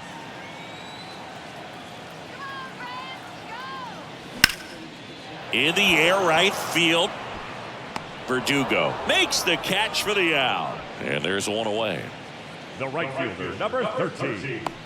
Ronald. And now it's Ronald Acuna Jr. 1 for 2. He's kind of an outlier, especially when guys are consciously sacrificing contact to deliver power. And the first pitch misses for ball 1. Yeah, his swing is so good. It's in the zone a long time. He gets the barrel to it a lot, and that produces more base hits. A little bit low. Singy, one of the things that's interesting is that guys really don't worry about swing and miss from an offensive standpoint anymore. So when you see somebody who contacts the ball like this, do you think of that as plus value? Absolutely, if he's doing damage. Now, if he's rolling over and grounding out, then it's a different story. But, yeah, if he can put the ball in the gaps or over the fence, 100%. And Acuna retired. Now the first baseman, Matt Olson. And now Matt Olson up to hit.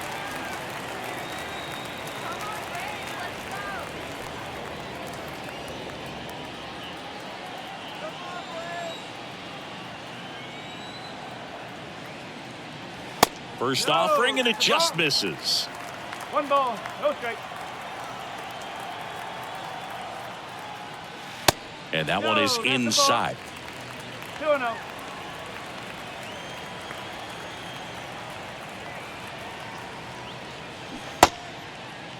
Started after it, appeal to third, and Mike Fillmore right on it. He says he held up. And he deals. In for a strike, and now 3-1.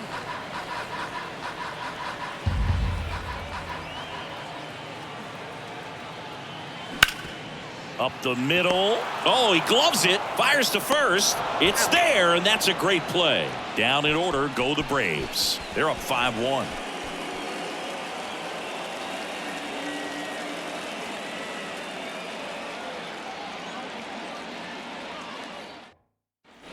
Back at Truist Park, top 5, John Sciambi with Chris Singleton. And leading it off, Jarren Duran.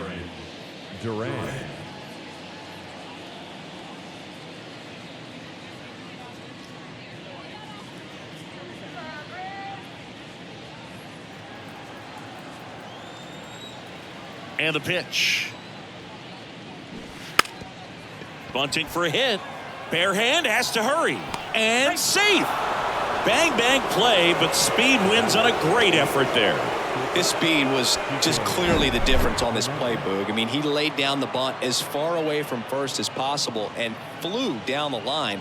Almost got him, but not this time.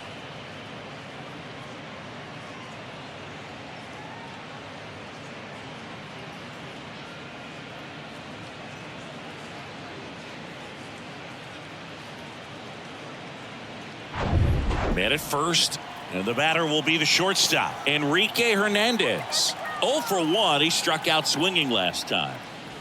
First pitch, and that's in for a strike. He's pitching well, but not throwing a ton of first pitch strikes. Usually doesn't work out for success, but you can never predict baseball. Morton to throw over, and he dives back in safely. Nobody out, runner at first.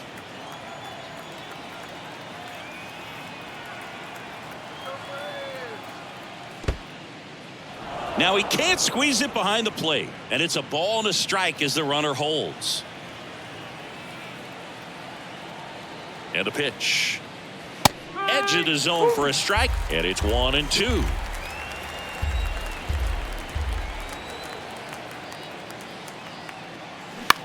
He swings and hits a fly ball center field. And that'll fall for a base hit. Lead runner to second, so 2 on and nobody out. I don't think that pitch would have been called a strike, but he did such a nice job of pulling his hands tight to the body and just getting enough of the barrel on it to be hard enough back up the middle for a knock. Tristan Casas up next for the Red Sox. Struck out swinging his first time. There's a strike. No ball, 1 strike.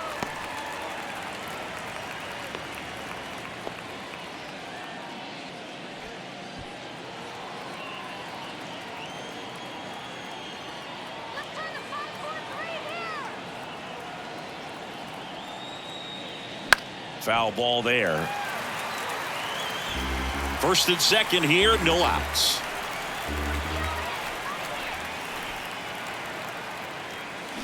Gets a piece there. We'll do it again.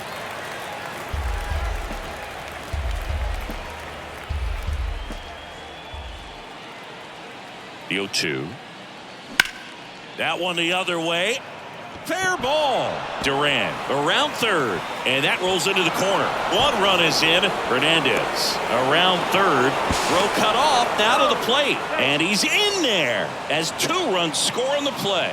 Picks himself up a couple of ribbies. Fastball off the plate a little bit, but a really nice job of going with it. Punched it to the opposite field for that knock. Number 47 up next for the Red Sox. 0 for 1 so far.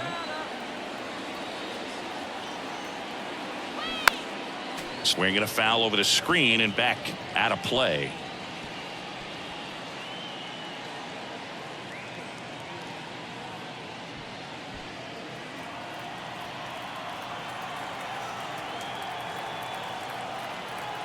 Here comes the 0-1. Fastball, and he gets out of the way. Straighten him up a little bit.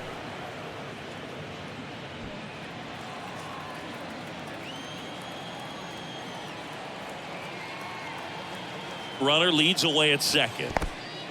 Squirts away a little bit. No advance. Good job behind the dish.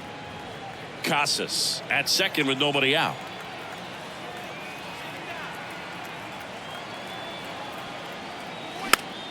And a foul ball.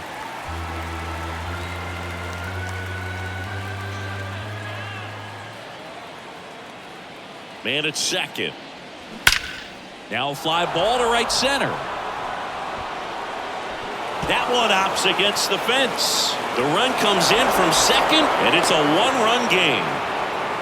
Well, he wasn't afraid to hit with 2 strikes. I think he choked up a little bit, maybe spread out, but he got the job done right there.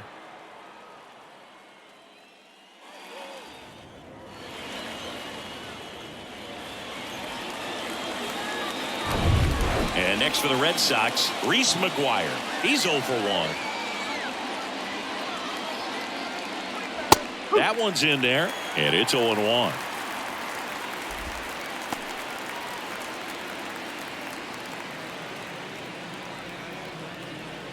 No outs. Runner on second.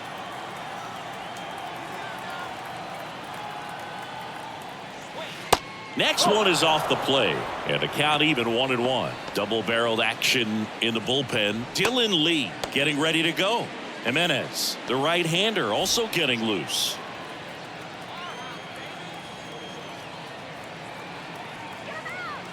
The 1-1 upstairs.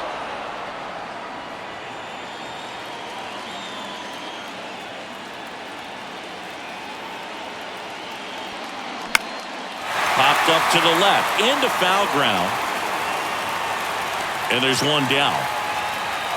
Well, that was a pitch you gotta crush. Unbelievable that he missed it right there, and I'm telling you, he is going to be frustrated with himself until his next at bat. So the lineup flips over. Now it's the right fielder, Alex Verdugo.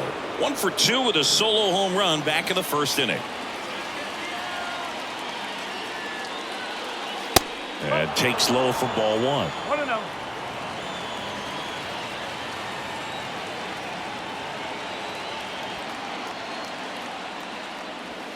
And that one missing low. Appears they're working around him with the base open, Singy. Well, you know, these 2-0 counts, Boo, they're just not what they used to be, and we sound like old guys when I say that. But ultimately, this is a strategic game, and you expect to see this type of approach by the pitcher in this situation.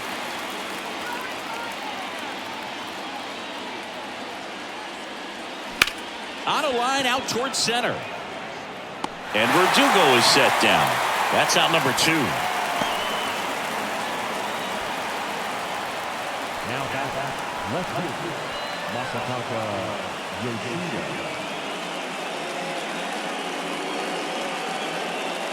And stepping in for Boston, Masataka Yoshida, who's 0 for 2 with a pair of strikeouts.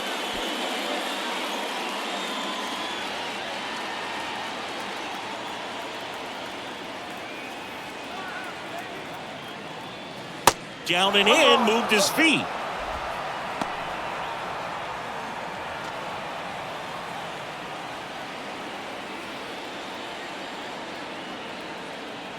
And the 1-0.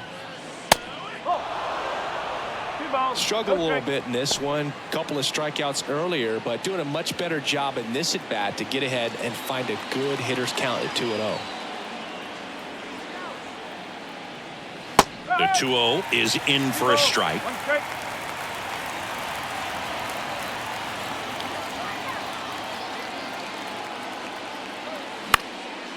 Swing and a ball lifted left field.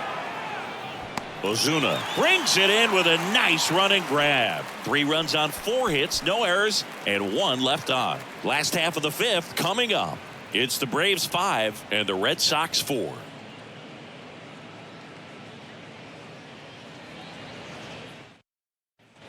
Back here in Atlanta, ready to go for the last half of the inning. Stepping in the long ball threat, Austin Riley. Singy, you can't ask for anything more. This guy checks all the boxes offensively. He is the ultimate professional, and it doesn't just start at game time. It starts in the afternoon, the way he prepares and gets ready for the ball game. I tell you what, his teammates feed off of the leadership that he shows on and off the field.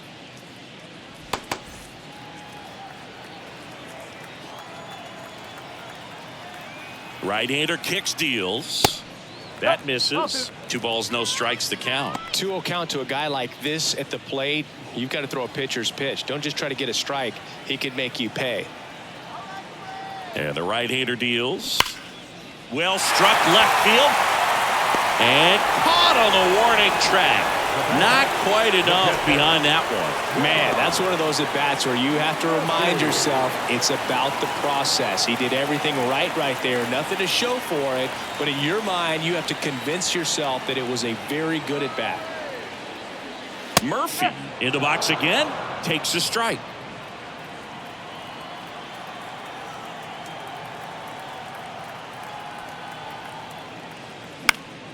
And foul ball.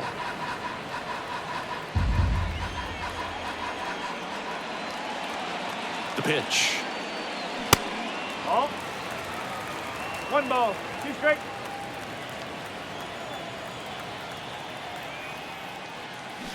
Good job to fight that one off.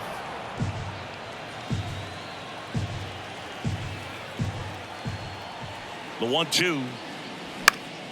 That's foul off to the right side. Keeps the AB going.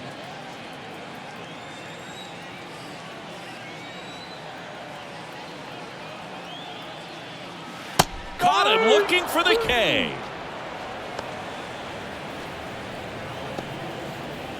Two outs, base is empty. Now at the plate, Eddie Rosario. Eddie Rosario.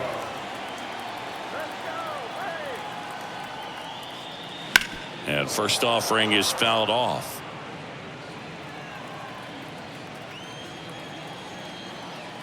Left-hand batter waits. Strike 2. No ball. 2 strike.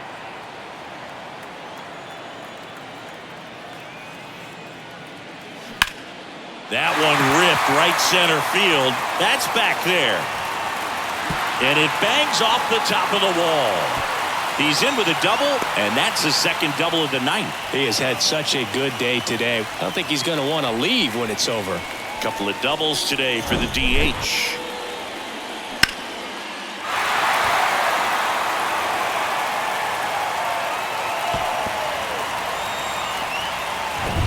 Ozzie Albies up to the plate. He's already homered here in this one. Breaking ball inside. And that's ball 1. Singy, how about this? Ozzie speaks 4 languages: English, Spanish, Dutch, and Papiamentu. Well, the way the game's expanding, that can be very helpful. Those meetings at the mound. Ozzie Albies, he can translate for everyone. 1 ball. 1 strike. 2 outs and 1 in scoring position.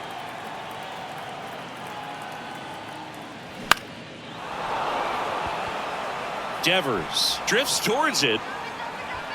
He makes the grab, and that will end the inning. A double in the inning, but they leave him stranded. We're through 5. It's the Braves 5 and the Red Sox 4.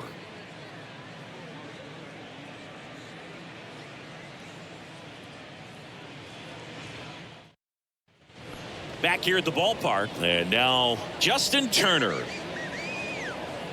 Turner in his 13th season, 38 years old. He's usually a third baseman, but today he's the designated hitter. First pitch doesn't find the zone. A little bit of a day off for him. Instead of being at the hot corner, he can just kind of put the batting gloves on, hold the bat as he sits on the bench waiting for his time to hit. He swings and fouls one off. The pitch. Meanwhile, activity in the bullpen. Colin McHugh up and throwing.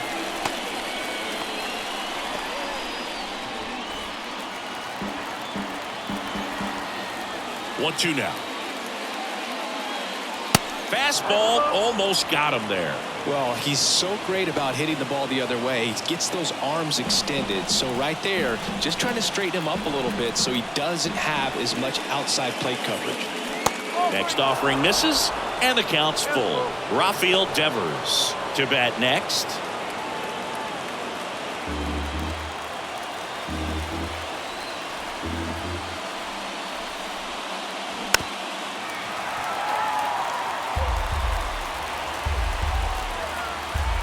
The pitch. And he hits a ground ball right side. In plenty of time to first. Leadoff man retired in the sixth. Now batting, the third baseman, Rafael Devers up to hit. Devers, the baby-faced assassin. He's a guy who does it all. With the lack of contact in today's game, this guy hits for contact, so he delivers average, but there's on-base and slugging too. Ball one, no strikes. Early in the count, you have to be real careful because of that power, but then if this hitter gets a strike or two on him, he's still very comfortable. And because he has the ability to get the barrel to the baseball, he's a threat deep into the count as well. 2-0 to count. Here it comes. 3 balls, no strike.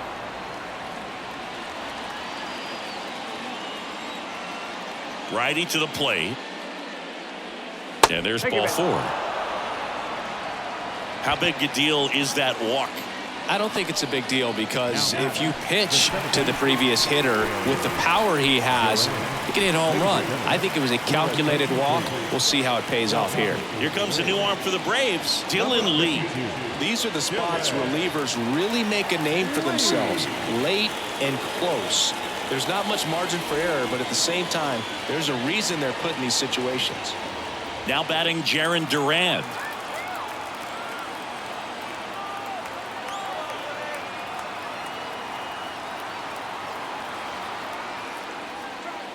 First offering misses the mark. Always tough to turn 2 on a speedster like this. It's even harder with him coming out of the left-handed batter's box. You really need something to hit hard on the ground that they can handle to turn 2 quickly. Swing and a miss. That's strike 1. Gonna really need to hang in there with that front side against this left-handed breaking ball. Next one misses. 2-1.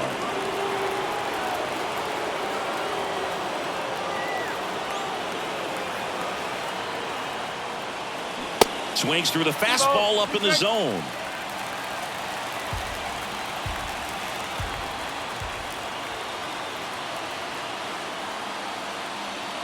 Pitch misses there. Full count now. Enrique Hernandez in the on-deck circle.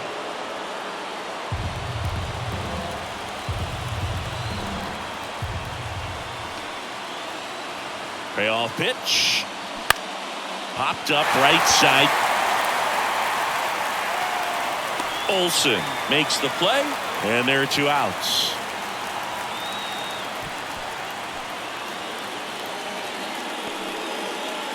So stepping in for Boston, Enrique Hernandez. Sing, you talk about a guy that has all the skills. The range is really good, but the arm just stands out, and he makes all the plays.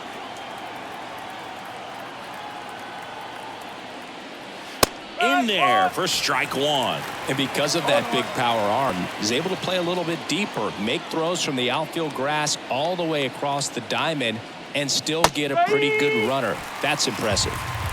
Devers leads off first with 2 down to the inning.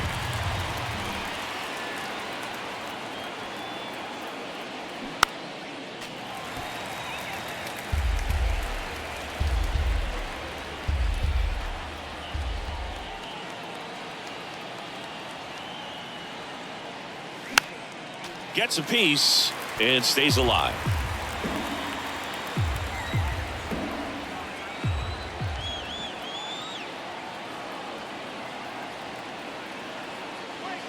That one misses. It's a ball and 2 strikes.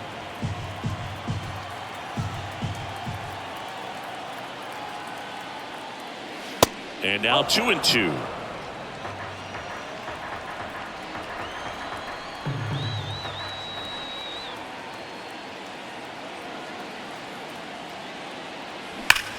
Ripped to third, but handled, and that'll end the inning. Make a great catch like that. It's all about timing the jump. His timing was perfect. Excellent grab, and he comes down with it. The inning is over.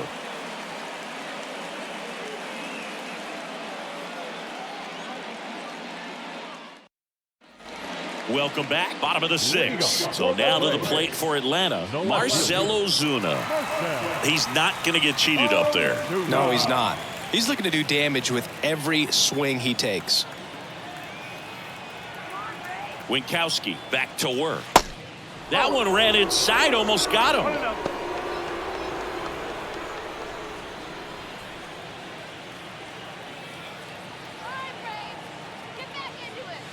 Next pitch is downstairs.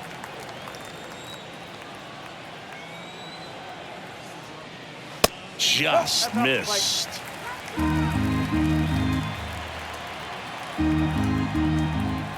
And here it comes. Slider clips the zone. Dangerous spot for that slider right there. Didn't seem to quite finish out front and get that sharp break. Tell you what, he doesn't want to throw that pitch again. Good plate appearance there. Able to take the walk. Oh, you know this guy wants to swing it, but he's showing some good patience in this one. It's the second time he's taken ball 4. Here's the center fielder, Michael Harris. A strikeout and a walk. It's amazing we get a chance to talk to a lot of opposing managers. This guy scares managers on the other team as much as anyone. And he gets to fly beneath the radar with the other more recognizable names in this lineup. In there, and it's 0-1. Well, they say it's the best pitch in baseball. Strike one. You get ahead on a good hitter as well. Gives you a little bit more confidence to move through the at-bat. Left-hand hitter waits. Swing and a miss. 0-2. Just a little too quick on that front shoulder, front hip, front foot. Everything comes open. No way of making contact with that one. Next pitch in the dirt. Now 1-2.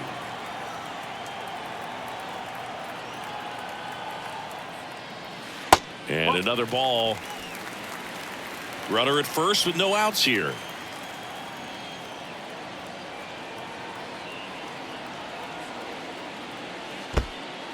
In the dirt, but kept close.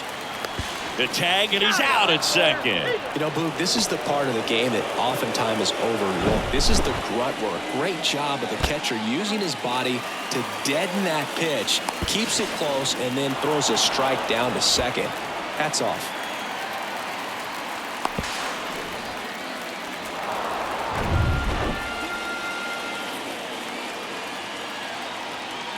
The kick, the 3-2, and that's ball 4. Oh, looking for a swing and miss right there, or for the ump to help him out and make a call with that last pitch, but neither happened. Close pitch, but a good take to earn that walk. Orlando Arcia next up for the Braves.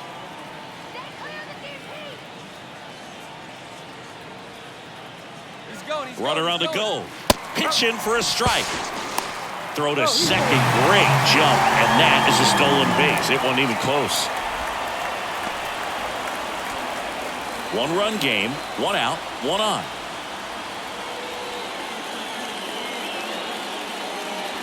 That's in there, and that is strike 2.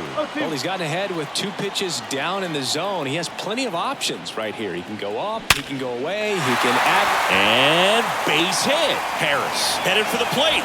He will score, and they take a 2-run lead. Puts a run on the board and picks up an RBI. You'll often hear the phrase short to it, long through it, and that's a great example of it right there. Got the barrel in the hitting zone early, squared it up with the well-timed swing, and came away with a beautiful line drive into center field. Here's Ronald Acuna Jr. at the plate. They say you win. So, Boog, you're the fashion police. What do you got on Ronald Acuna and the way that he accessorizes the uni? Oh, Siggy, I dig it. The Braves base colors red and blue, but he adds the yellow. It kind of represents the Venezuelan flag, the country that he hails from. Now the 0-1. This to third, and it stays fair. They get it in quickly. So first and second, now one out. Now Matt Olson up to the plate. Matt Olson. And first offering is fouled off.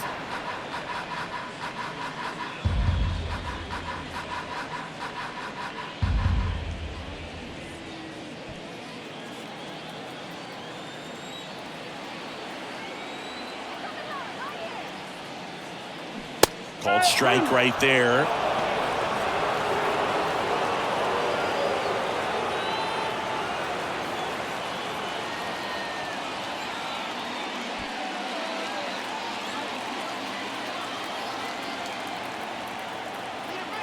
The pitch.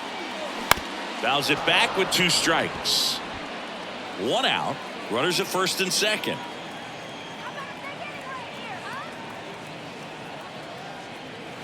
The next offering misses. Now 1-2.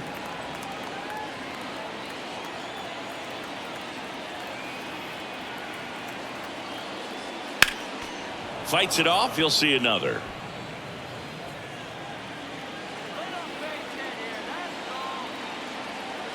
Two on, 1 out. Stays alive.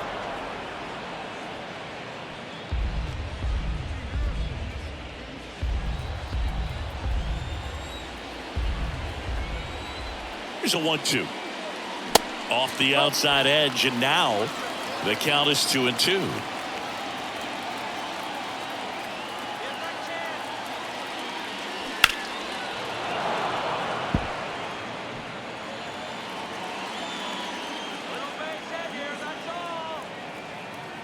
Here's the 2-2. Battling here as he fouls it away.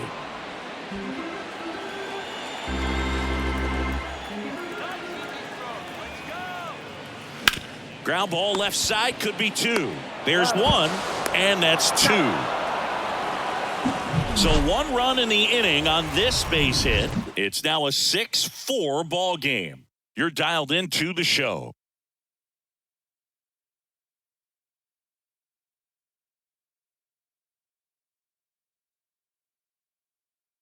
Joe Jimenez into the game. They know that he can get a right-hander out, but he's in position to face a couple of lefties this inning. Number 77. And here's the first baseman, Joe Tristan Casas. Jimenez.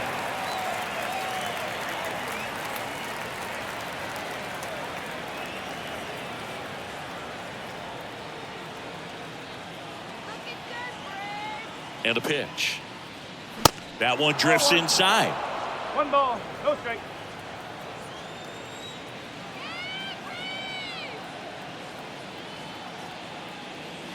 And it's 1-1. Instead of letting the hitter get his arms extended, tied him up a little bit, slightly up, slightly in. The 1-1 is fouled off.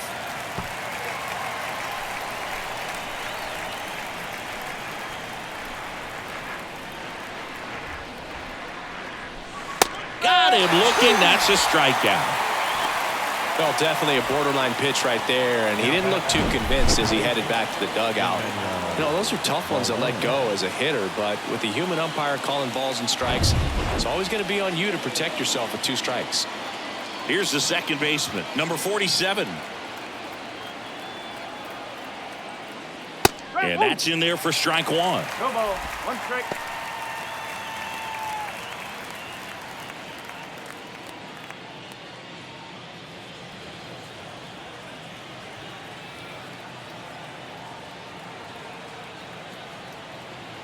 Here comes a pitch. In there for a strike at the bottom of the zone. It's amazing to look up and see 88 miles per hour on that changeup. Back in the day, that was a pretty good fastball, but with high velocities these days, that speed differential is right where it needs to be.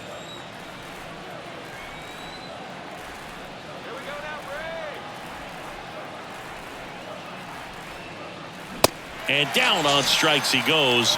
Back-to-back strikeouts. Well, this is exactly what you're looking for from your bullpen arm when you roll them out there to start a new inning, hold on to a small lead. Just such a stabilizing effect. And not only get the first 2 hitters, but to strike them out. That gives everyone on defense a big boost of confidence.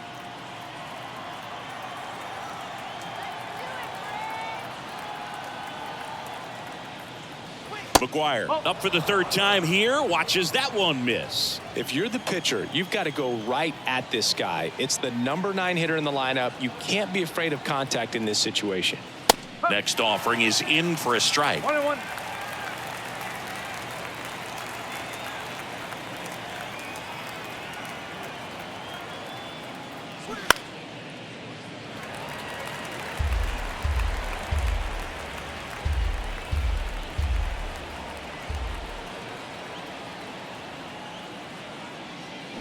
Good eye in that spot. Just not taking the bait right there, but a good pitch with 2 strikes. On the ground to first, and that's just foul.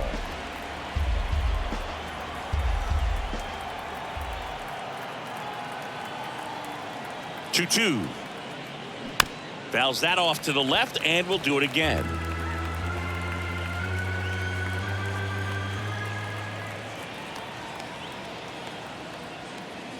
Good eye right there. He wanted that fastball high and tight, looking for a strikeout. Just didn't locate it very well. Alex Verdugo up next.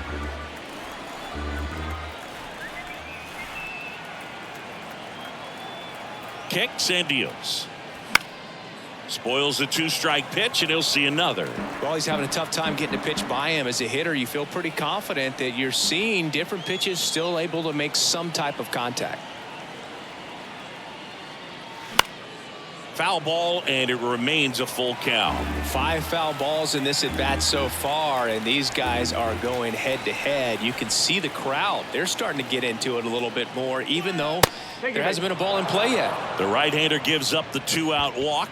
When you go that deep into it at bat, the hitter usually comes out on top. Danny Young gets the call from the pen.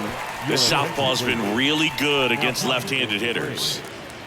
Number 65, Danny Young.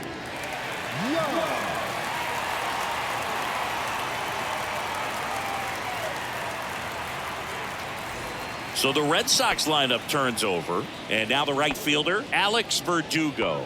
He's already homered in this game.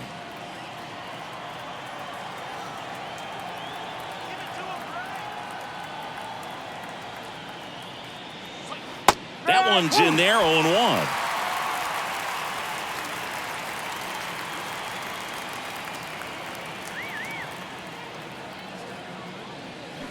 On the ground right side, Albies whips it to first, and that'll do it. The Braves pen comes through in fine fashion. Midway in inning number 7, and it's time to stretch. Braves 6 and the Red Sox 4.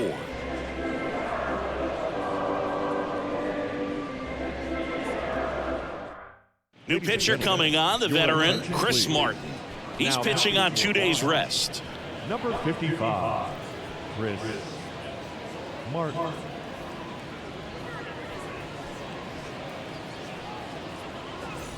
Now the third baseman, Austin Riley. Well, he's always a threat. Even if this guy is 0 for 3 for the night with 3 strikeouts, he can come up that 4th time and do damage because he's that good. And a pitch. Slapped foul.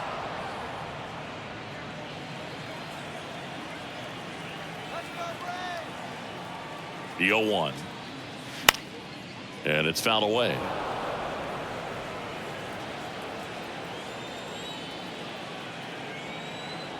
Righty delivers. That one just misses.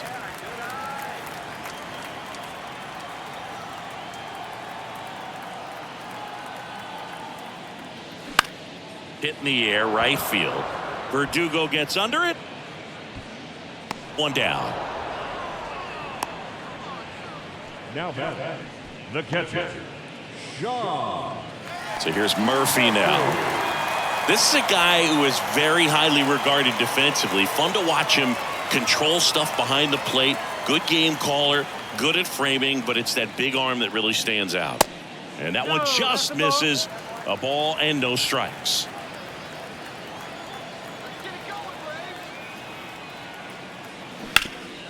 On the ground to Devers. Zips it across. And a couple of quick outs.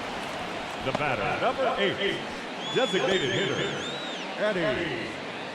And next for Atlanta, Eddie Rosario.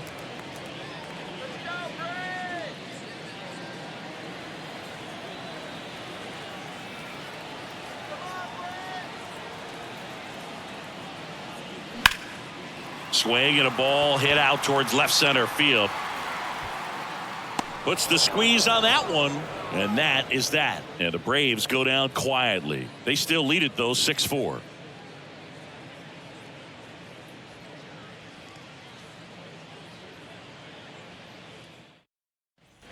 And welcome back. New inning getting started. And stepping in for Boston, Masataka Yoshida.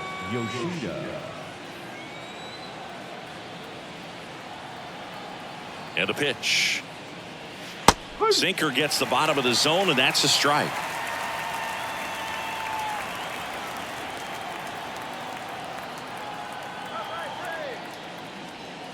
That misses the zone, and that's ball one. One strike.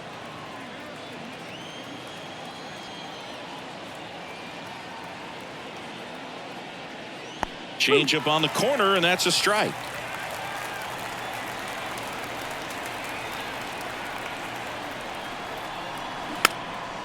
Next pitch is popped up. Calls it in, and there's one away. Up next for the Red Sox, the designated hitter, Justin. So now Turner in on that right side. 1 for 3.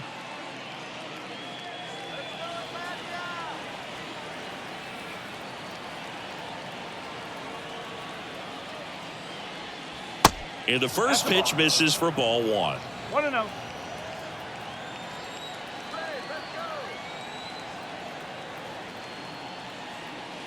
And a good eye there. Well, you get to this part of the order. Yeah, there's some pop there, but more likely there's some base hits. So very important to be patient. Let the pitcher walk you if he will. Swing and a ball hammered left field. And out of here.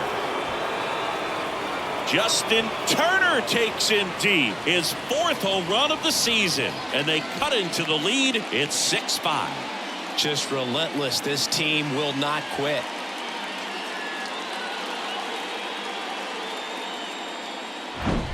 A good hitter gets pitch recognition early. He saw exactly where that was going to be. The challenge, not get over anxious and come out of your swing. He stayed on it and got all of it. 1 out, base is empty. And here is Devers. Laser, base hit.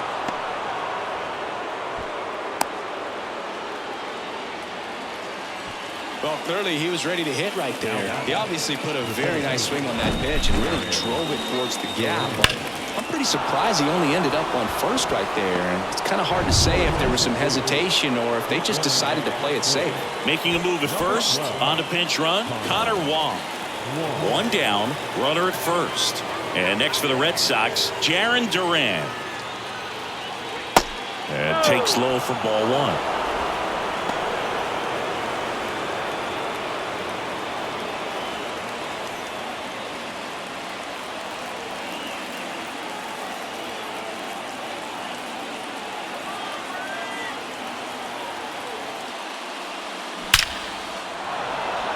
On the line, base hit. Quick throw back in. Lead runner holds at second with 1 gone. Oh, that at bat had a lot riding on it. Certainly a pivotal swing of the bat in this ball game. That's about as textbook as it gets. Got his stride load out of the way early. He stayed inside that ball and squared it up out front. Man, that was like he was in the cage hitting off a tee. Now that sets up a huge at bat in this ball game. Hernandez swings through it for strike 1. The last thing he wants is to hit the ball on the ground, but I wouldn't expect many pitches up in the zone. They'll be pitching for a double play in this spot.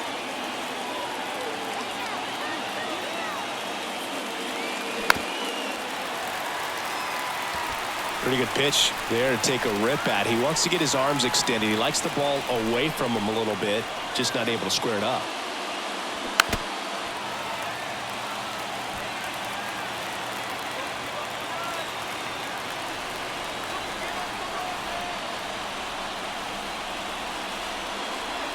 And 1-2. Two straight.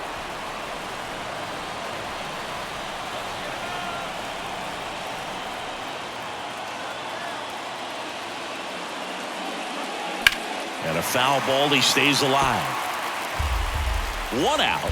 The possible tying and go-ahead runs on base.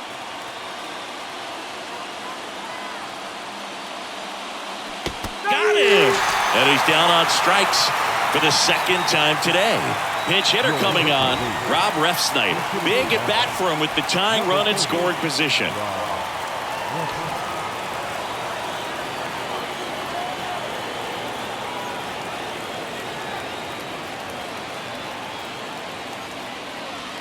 First pitch, and that's in for a strike.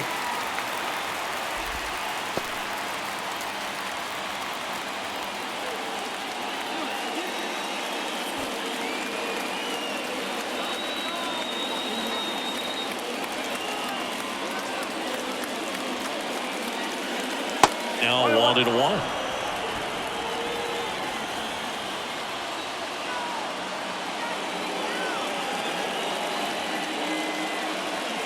And that's down and away. Could be some action here on this next pitch. Couple runners on. Probably a challenge pitch coming.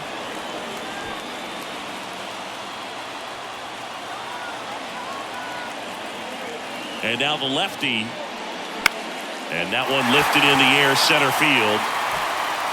That is the inning.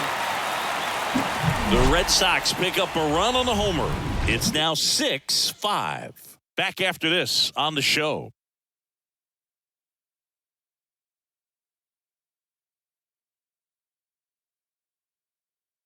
Now into the game, Connor Wong. He's the new third baseman. Also entering the game, Rob Refsnyder. He takes over as the new first baseman. Now at first. Well, one-run game, Ozzie Albies now at the plate. If you don't get ahead in the count, you can forget about having any success against him. Albies. Yeah, the right-hander back to work. On the ground, and that chance handled. The throw to first, and Albies is retired. The left fielder, number 20, Marcell Ozuna. Now the left fielder, Marcell Ozuna. He's 0 for 1.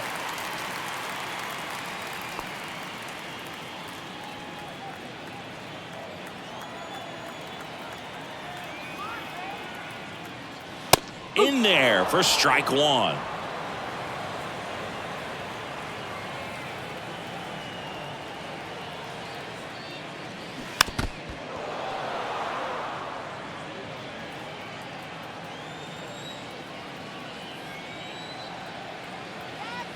Kicks and fires.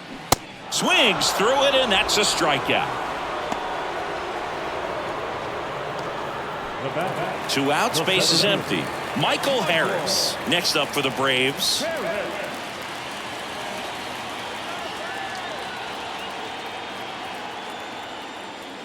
And that's in there for strike 1. No ball. 1 strike.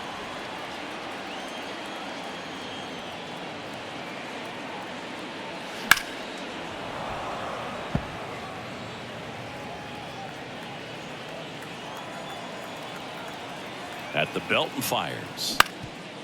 Up the middle. And that one handled. And he's safe at first. Got himself in great position and couldn't have played that one any better, but just stood no chance with that great speed running down the line.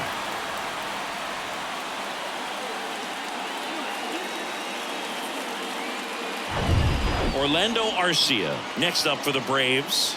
Good swing out of him last time. Ripped a liner into center. Checks over to first. Back safely.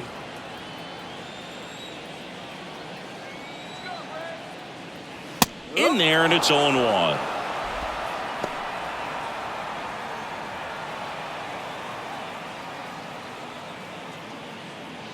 Harris, the runner at first with 2 gone.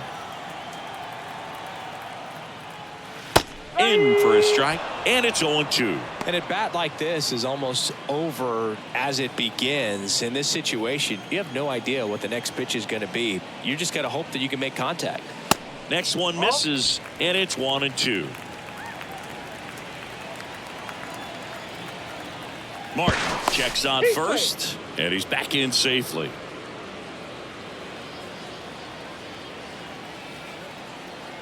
Another throw over, and they're keeping him close.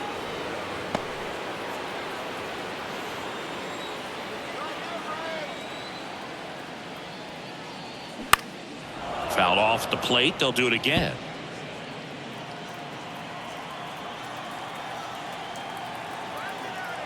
One and two now. That's foul off to the right side. Keeps the AB going.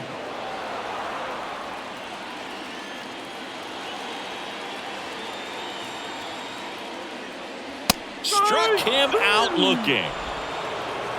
No runs, one hit, no errors, and a man left. Through 8 full, Braves 6 and the Red Sox 5.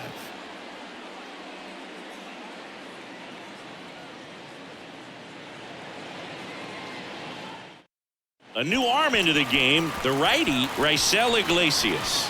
He comes in with a chance for his second save of the season. Now pitching for the Braves, number 26, right there. Well, 1-run game. Now it's the second baseman, number 47. 3-pitch strikeout last time up. Got to put up more of a fight in this one. And he deals. Strike one.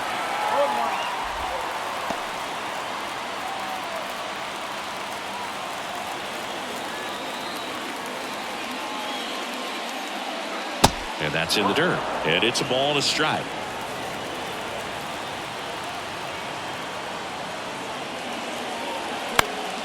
The 1-1 is fouled off.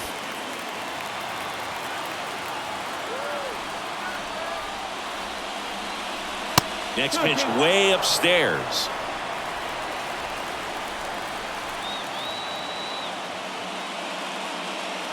Swing and a miss, struck him out.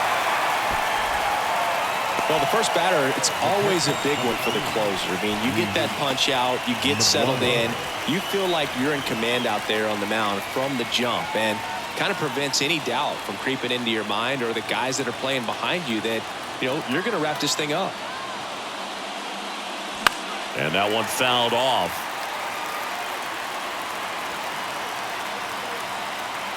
The line to kick the pitch. And that one fouled off. Crowd locked in right now. 1-run game here in the 9th. Next offering way off the plate. 0-2 pitch that far out of the zone gives the hitter a little confidence that maybe he can climb back into this at bat. Got him swinging. It's a strikeout. Pulled the string on the changeup. Now it's kind of tough right here. Closer comes in and he strikes out the first 2 hitters. It's hard not to feel defeated and that this is going to go quickly, but you got to go up there, maybe try to find a way to choke up on the bat, spread out, put the ball in play, and maybe you can extend this inning. Alex Verdugo up next for the Red Sox. Swing and a pop-up in foul ground. Did he trip? What happened? Sniper? Great effort. That's how bad he wanted that one. Head first dive. 1-run game here in the top of the 9th. Next pitch off the plate, and that is ball 1.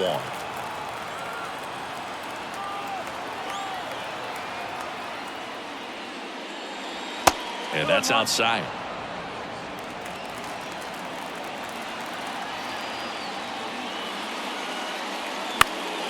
Fouls one off.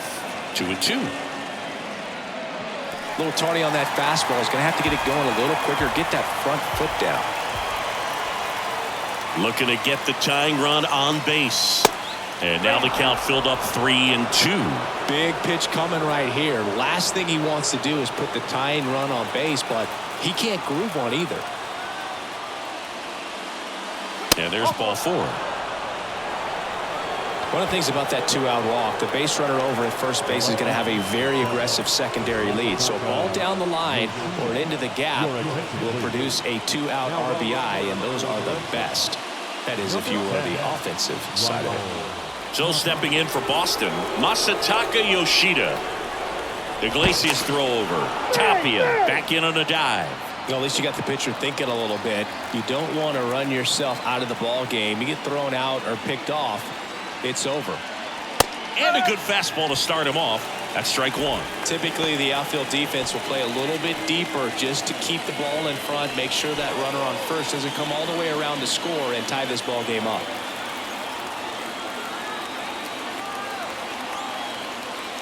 Swing and a miss, and that's strike two. He's in a great spot right here. Ahead in the count 0-2. All four pitches in play right here, partner. Down to their final strike. Got him, and that's the ball game. Well, this was a tightly played game. Got a little of everything. Some timely hitting, runs on the board, key pitching and defense in certain spots. Definitely a fun one to watch. 6-5 the final here today. They hang on to win it by a run. For Chris Singleton and our entire outstanding crew here at MLB The Show, I'm John Shambi. We'll see you soon.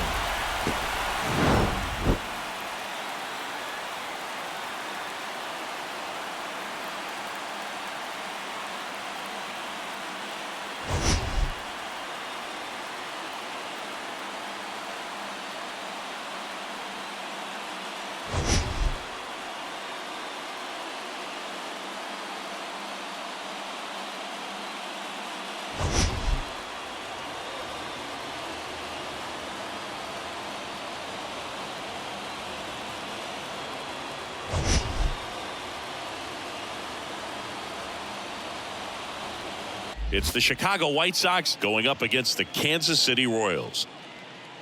And we'll be back with the first pitch right after this.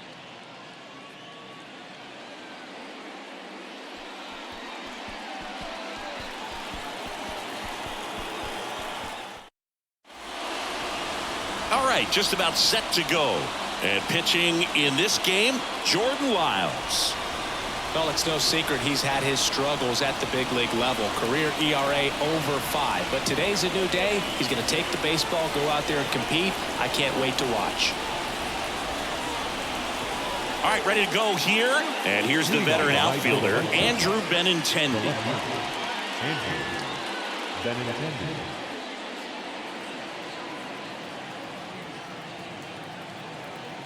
The wind of the pitch. Misses inside, and we're underway.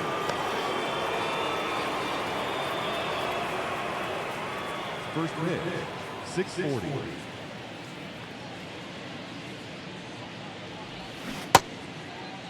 Tried to check his swing there, appeal to third, didn't go.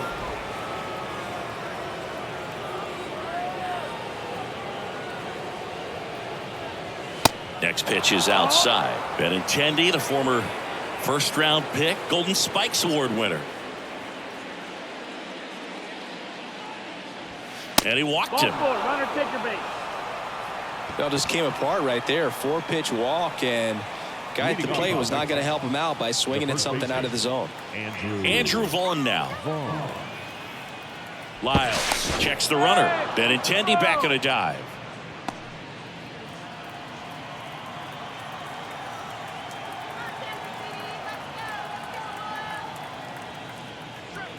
That one's in there, 0-1.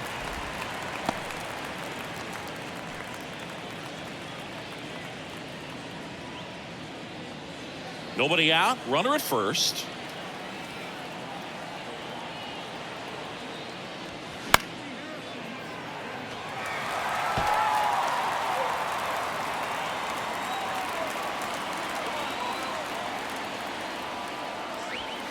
And that one upstairs. You see how the catcher wanted that pitch up and in. Want to try to tie him up. That's the one thing we're seeing, that high fastball. You have to get it up there because of how hitters have changed their swings.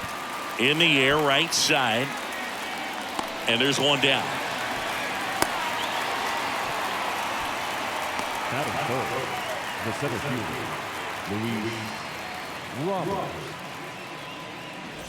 And now it's Luis Robert. Outfield playing very deep, not wanting anything over their heads.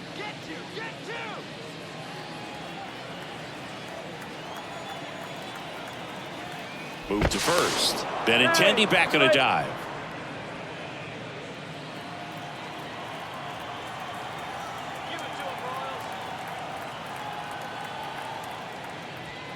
Ball one there. 1-0.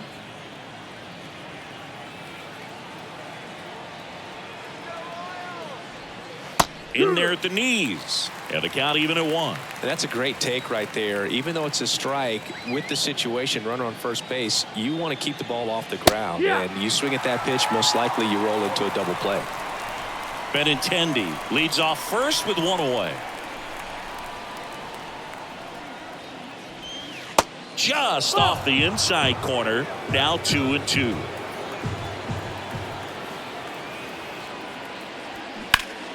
Gets a piece there. We'll do it again.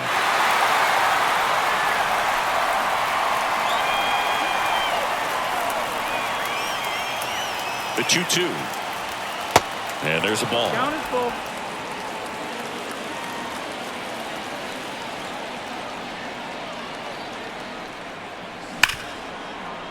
And that one finds its way through. They fired in quickly, so it's first and second with only 1 away. You know, I was watching his rounds during batting practice today. So impressed with his ability to let the ball travel, go back up the middle and the other way. Sometimes when you step in the box during the game, you get a little anxious and you get away from that. But so far, I've seen him stay consistent with his pregame preparation. At the plate, Gavin Sheets. And the first pitch misses for ball 1. He's looking for a ground ball to get a double play and out of this jam.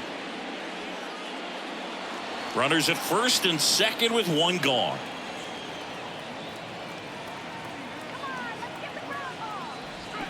And it's even up. 1 ball, 1 strike.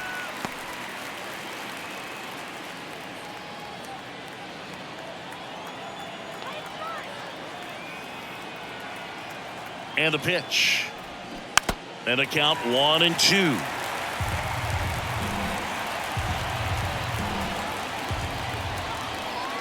And the righty deals. Good job to fight that one off.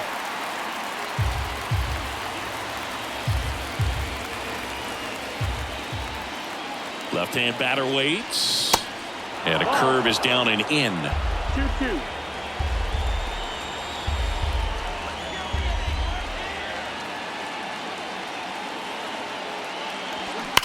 Hard liner.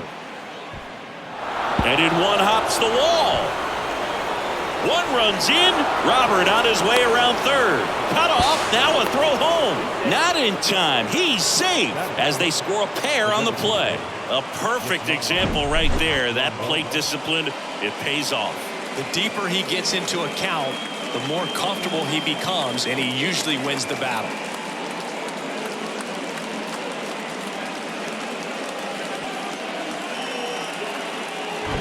Yasmani Grandal up to hit.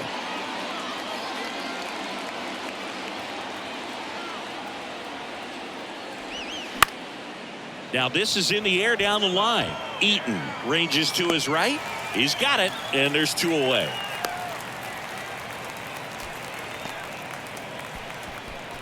Batting 6, the third baseman, Hanser Alberto. Hanser Alberto up to the plate. Well, with this many pitches thrown here in this first inning, I mean, you're giving the other team a really good look. He's going to have to find a way to get some weak contact, maybe a swing and miss, get into that dugout and hit the reset button. In for a strike. It's 0-1. Well, I know they've gotten out to an early lead, but you don't want to take these opportunities for granted. With 2 outs, still lock in with a quality at bat, drive in that run. You may not have another guy in scoring position the rest of this ball game. And he's down 0-2 as he swings through it. I think he was sitting off speed there.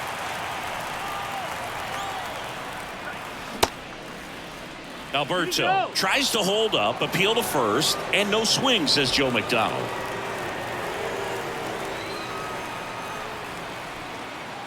And a 1-2. Got him swinging. But they'll pick up a couple runs here, both coming on this 2-run double. And it's 2-zip. You're watching Major League Baseball on the show.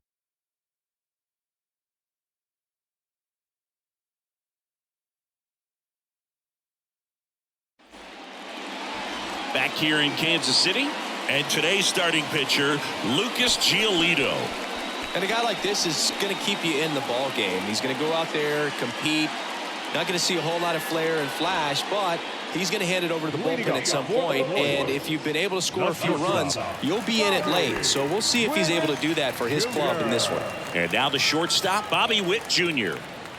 The pitch. Liner, base hit.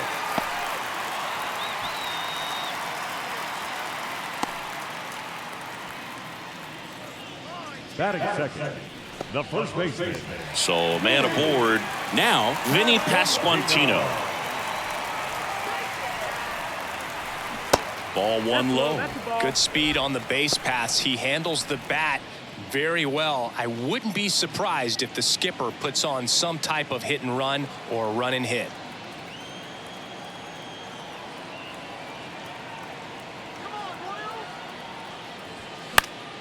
That one fouled off.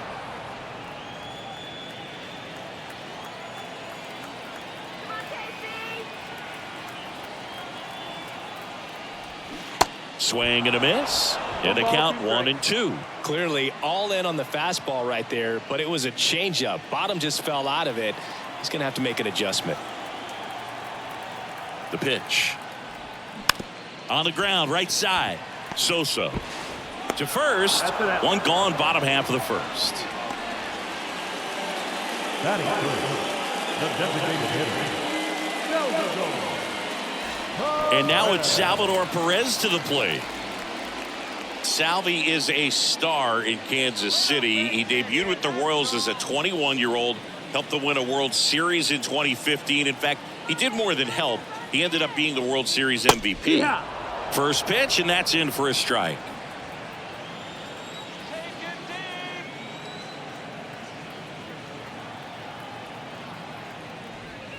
And he takes a strike. Quickly into an 0-2 count. Both pitches were down in the zone. I think you set your sights a little bit higher because you'll have a tendency to chase if you look down in that area.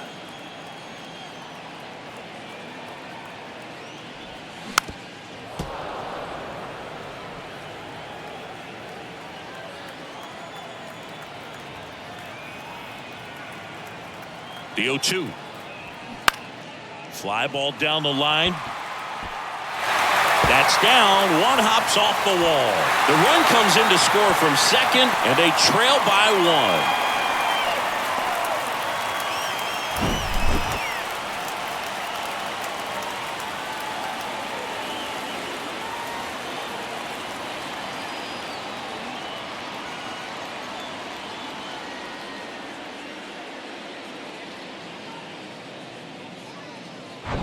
One down. Number 11 steps in for the Royals. Good defender. He's been inconsistent offensively. He swings and misses at the first pitch. 0-1.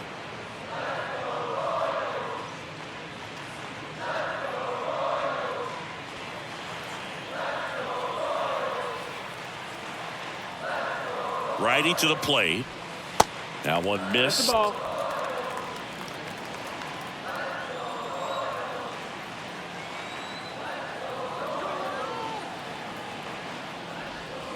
That's off the mark. 2 balls and a strike. 2-1 the count now. He hasn't seen a fastball yet, but you've got to be ready to hit one because you doubt the pitcher wants this to go to a 3-1 count.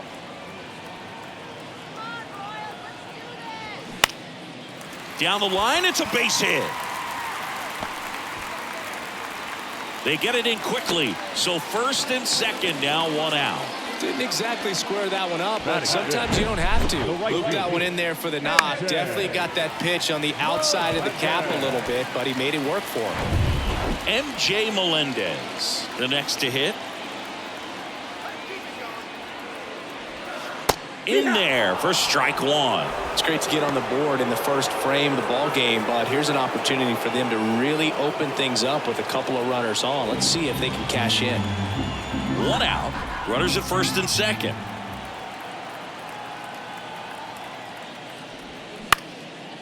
And that one is lifted in the air. Robert moves under it. Makes the grab. 2 down. Batting sixth, the third baseman, Hunter Dozier. Here's Hunter Dozier to the dish.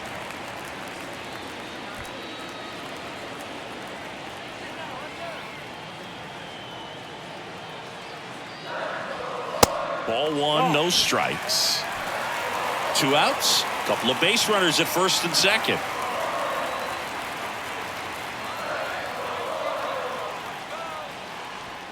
So 2 balls and no strikes. Could be some action here on this next pitch. Couple runners on. Probably a challenge pitch coming.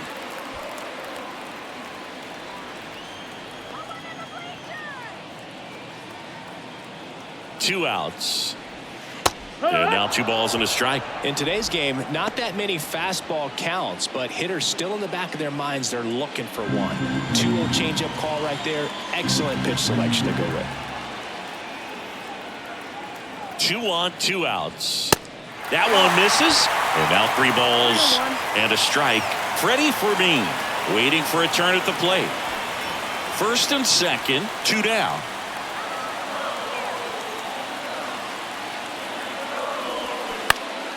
Next offering is fouled back.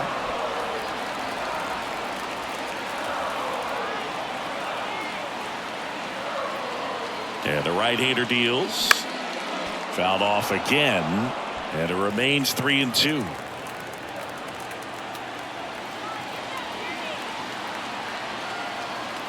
The pitch. Swing, and that one hammered. Down the line. If it's fair, it's gone. And that is out of here. Hunter Dozier leaves the park, and they lead it. It's 4-2. That was blasted. Absolutely, no doubt off the bat.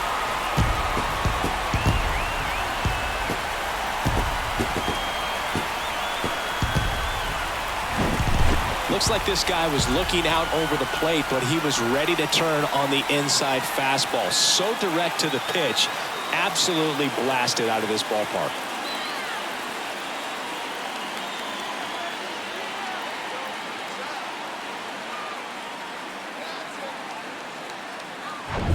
Here's the catcher, Freddie Fermin. Good eye right there. Well, it's not the inning he was planning on to begin this start, but you've got to find a way to shake things off and give your team some length and put up some zeros. Ripped into right center, and that should be extra bases. Around first, heading for 2. And that's a 2-bagger. Back-to-back base hits, just a cookie down the middle. I mean, those are the ones you dream about. The ones in the cage, you're just hoping you get in the ball game. Right down the middle, not a whole lot of velocity, right on top of it.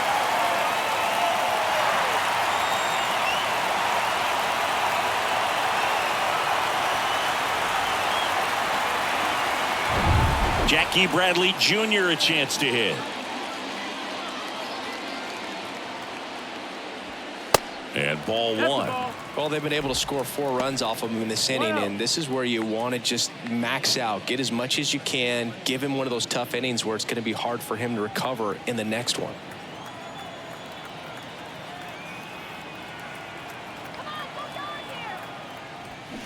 And there's a foul ball. Runner at second, 2 down.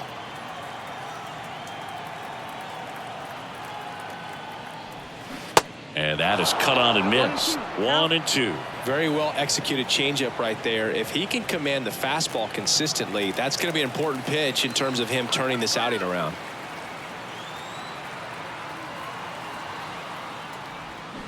Swing and a miss. Struck him out. Had him out front for strike 3. But 4 runs score in the inning. 3 coming right here on the 3-run homer. It's now 4-2. It's Major League Baseball, and it's on the show. All set for the start of the inning. Now it's the shortstop, Elvis Andrus.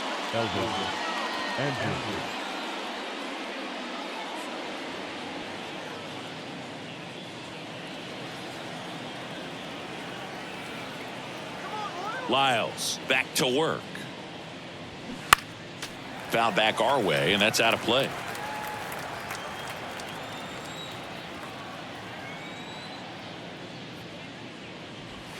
That one's in there. That's strike 2. Our plate umpire, Freddie Ferguson.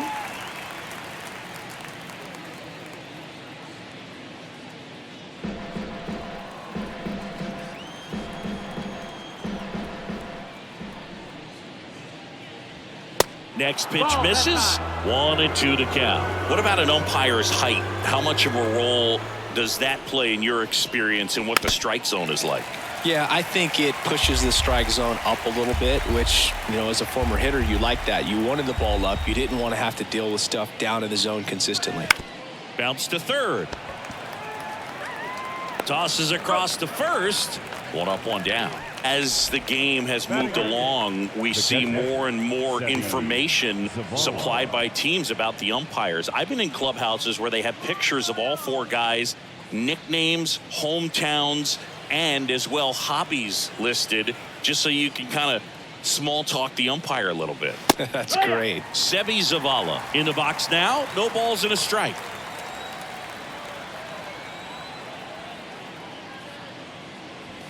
Swing and a miss as he was late.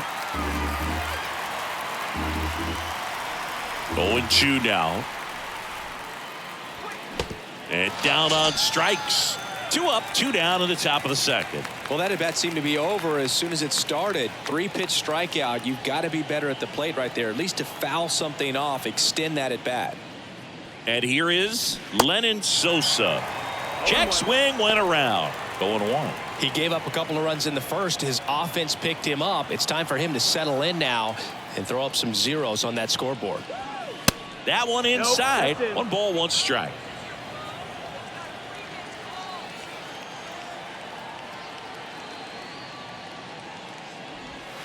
And that misses off the outside edge.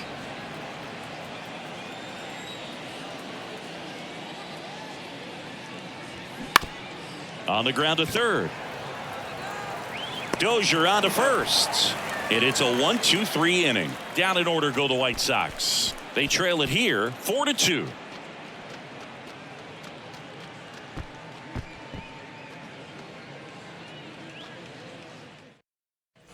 Back here at Kauffman Stadium, we head to the bottom of the second, and now it's going to be Nate Eaton.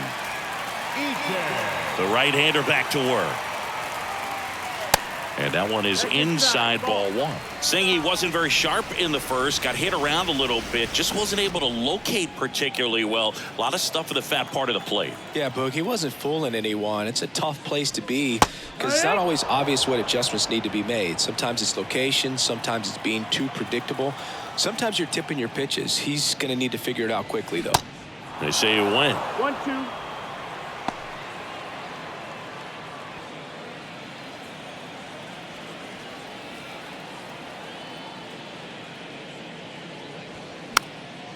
Popped up to the left into foul ground.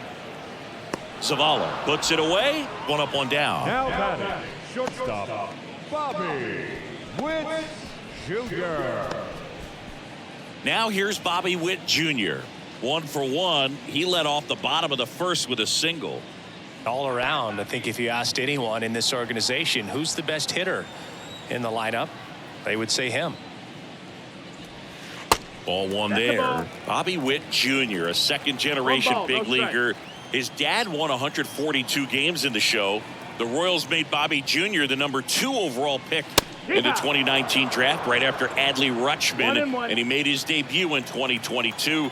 Finished behind Julio Rodriguez, Rutschman, and Stephen Kwan for Rookie of the Year. Great crop of rookies. This one popped up. Foul ground, first base side. Pulls it in on the run. 2 down. Ball's just not carrying the first tonight. Now, you would actually say that to your teammate in the dugout? No, I'm not that cruel, but someone would say it to me, and I'm sure it's probably been said before.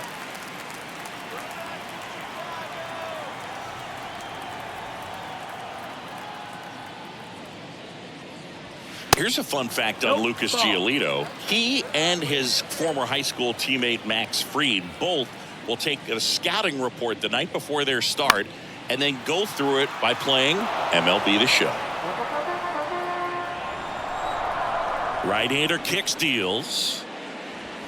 In there. And so now 1-2. So far, all we've seen in this at-bat are fastballs. Look for him to slow it down right here ahead in the count.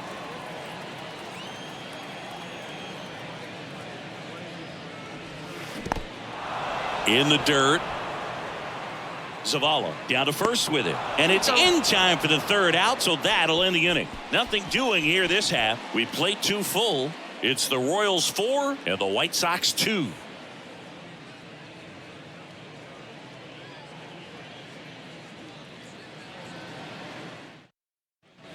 Back here at the ballpark, there's Benintendi to start it off. The left fielder, number 23, Andrew Benintendi.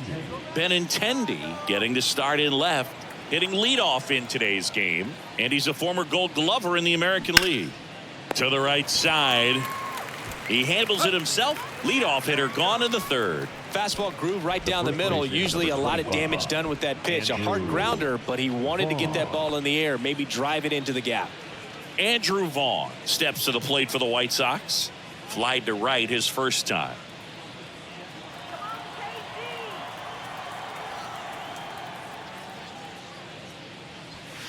And takes low for ball 1.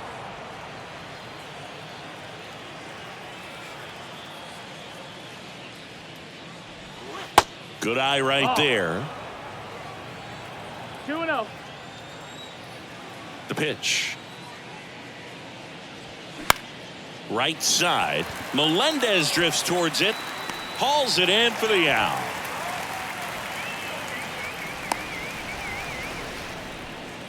Now back, the center fielder, Luis Robert now.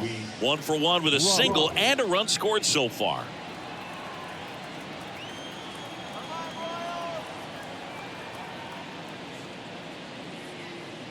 Robert measures 6 feet 2 inches, 220 pounds, and he was born in Cuba.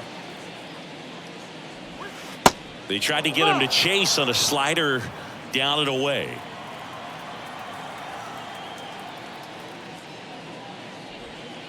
Next offering is down low.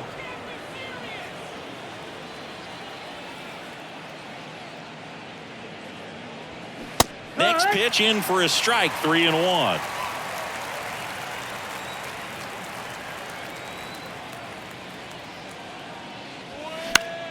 Late swing fouled off.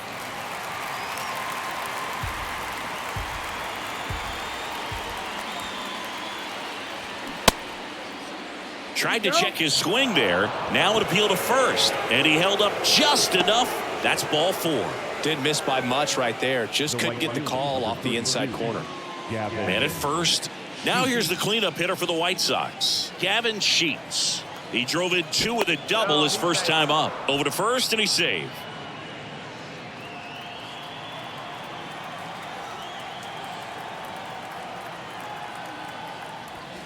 Just off the outside part of the plate. Lyles with a move to first. Robert dives back in.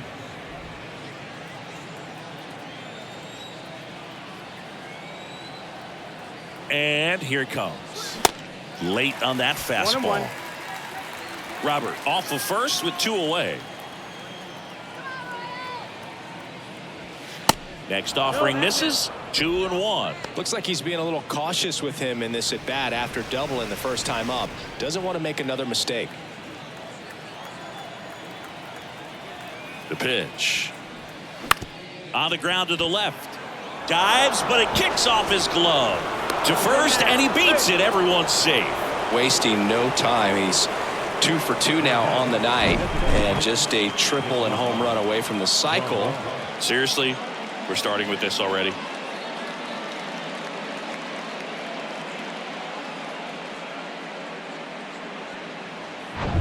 First and second, 2 down. And now up to the plate, Yasmani Grandal. 0 for 1 with a flyout. Pitch misses inside. Ball 1.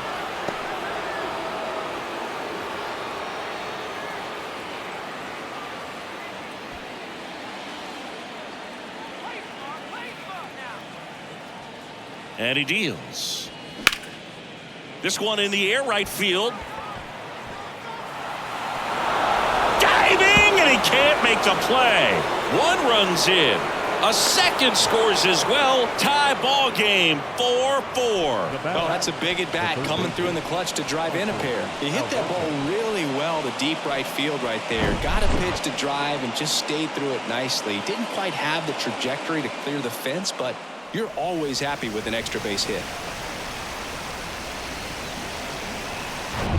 Hanser Alberto getting ready to hit. Curveball drops in there.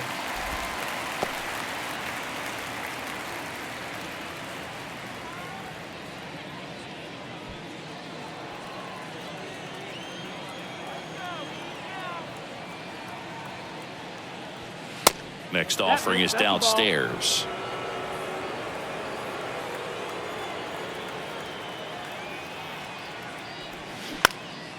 And that one in the air center field. And it falls. Now a long throw home.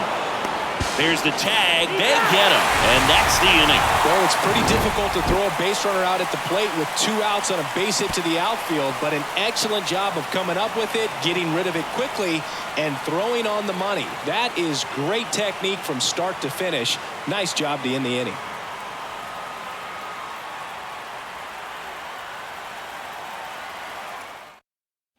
And welcome back. Now it's the DH, Salvador Perez. And a pitch. Swing and a miss, strike one. Well, after putting up a nice inning on offense, got some runs across, this is where you look for the starter to go out there, have a shutdown inning. Don't give that other team any hope. You just hope that he can get through this inning, get the bats back up there while they're hot. Bounce to the left side. Fair ball.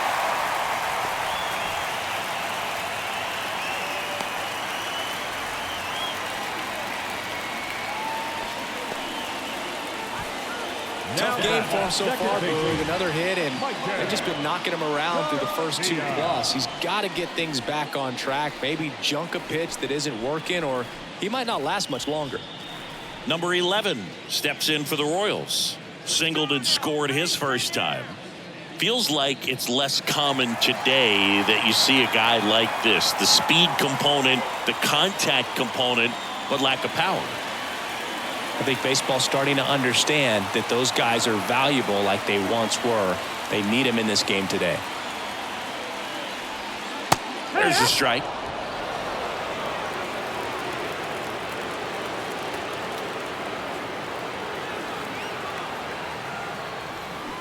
Oh, and 2 as he waves at that one.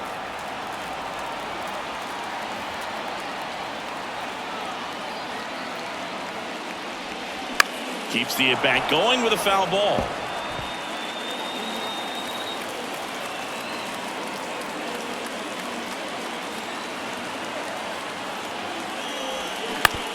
On the ground, 2 ball. Fires to second for 1. On to Vaughn. 2. I think there's always something pretty about watching a 5-4-3 double play get turned. I mean, just seeing the ball whipped around the diamond with quickness and accuracy, that was nice. This is important. If he can go 1, 2, 3 here, will be a very positive sign for him and for his team. Melendez in the box with 2 gone, and takes a look at a called strike. Flied out his first time. Tied up here in the early going. Late swing, foul to the left.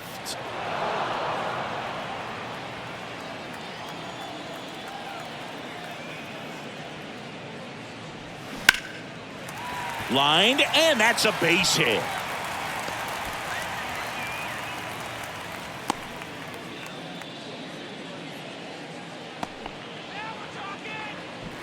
Two outs, runner at first. Hunter Dozier steps in for the Royals. He had a big 3-run homer in his first trip.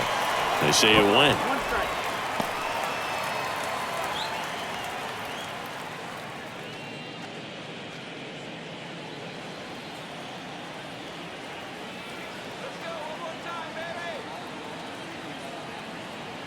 Tied at 4. That misses. Ball 1.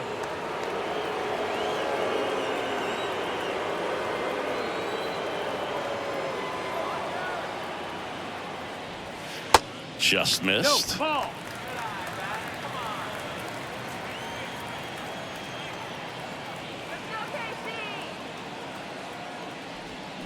That's off That's the a ball. mark. 3 balls and a strike. First pitch strike from the pitcher, but then no panic at all by the hitter. Very patient, showing good discipline. Now he's in the driver's seat with the 3-1 count.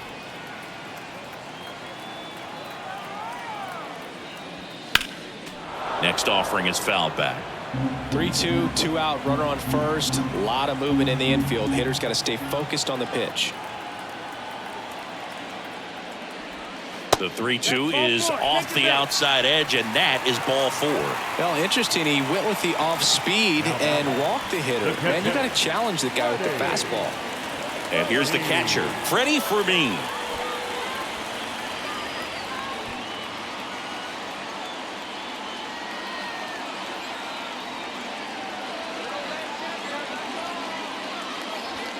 Right down to shoot. Strike 1. When you're struggling out there on the mound, hitters know that there'll be plenty of opportunities within the at-bat to try to get something to hit hard.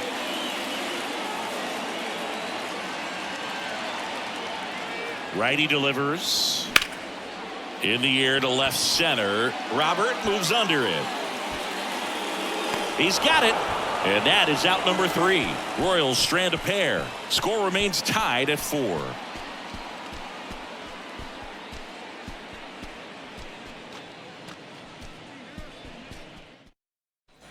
Here's Elvis Andrus. Leading off First time up, he grounded to the third. shortstop, Elvis Andrus. And a pitch. And that one just missed off the outside edge.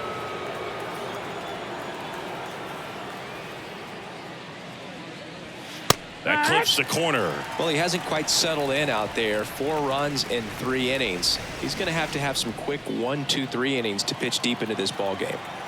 Tied at 4. And a ground ball to first. And he grabs it in foul ground.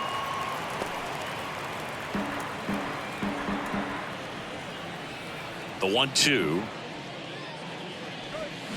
Gets a piece and stays alive.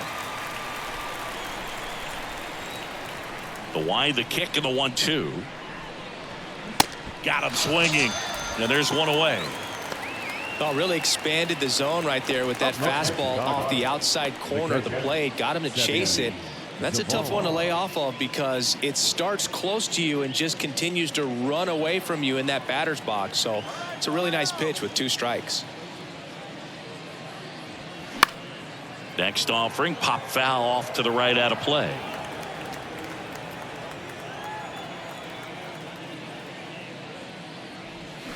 That just misses, and it's a ball and a strike.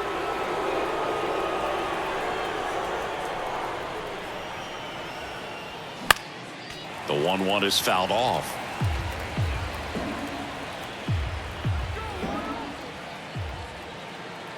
One down, base is empty. Up the middle. On the run, throw to first. 2 quick outs here in the top of the 4th. Up next for Chicago, the second baseman, Lennon Sosa digs in now. Grounded out his first time.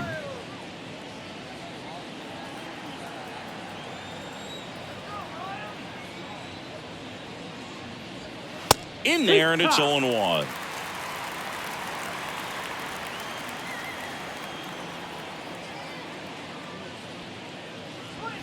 Strike on the inside corner. And the 0-2. Makes the catch, inning over. Nothing doing for the offense that time. On now to the bottom of the 4th. And we are tied 4-4.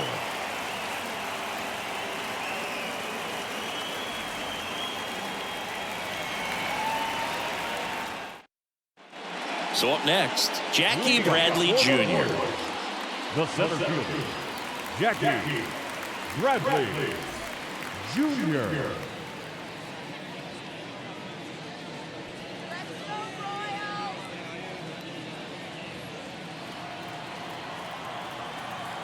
Giolito back to work. Jackie Bradley Jr., there's some swing and miss, but he's got some pop as well. The best example of a streaky hitter. When he gets hot, team can jump on his back because he will carry him for a while. Bradley waits. Line drive. And a base hit. Man aboard on the leadoff single. Well, he found himself behind in the count right there, but he didn't give in. Solid swing from start to end. On time with everything. Really good balance. Nice extension. And he met it out front for the line drive knock. Digging in, it's the speedy outfielder, Nate Eaton.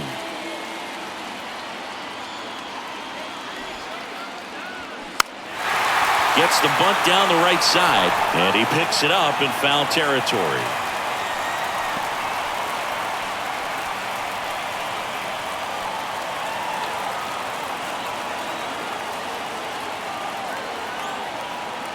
At the belt and fires. Popped up, but it kicks foul.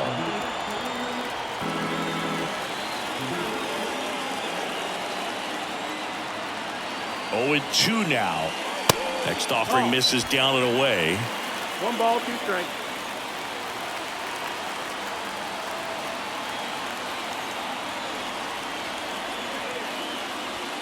That's inside. 2 balls, 2 strikes.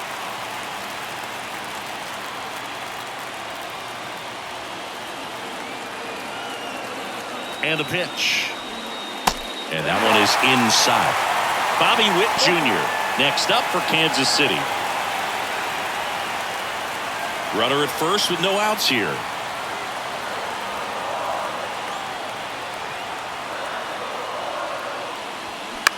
Ground ball left side, and it's just foul. That was close. 3-2. Payoff pitch. Line drive, base hit. Throw back in quickly. First and second now with nobody out. Nice job of driving that pitch the other way on the line. You know, hitters, they take so many reps in the cages working on going to the opposite field, and it doesn't always translate into the game, but right there it did, and he did it perfectly.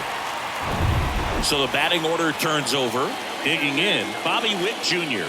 singled and scored back in the first. He's 1 for 2. Here's the pitch. It's a double steal. And first offering is fouled off. No outs, runners at first and second.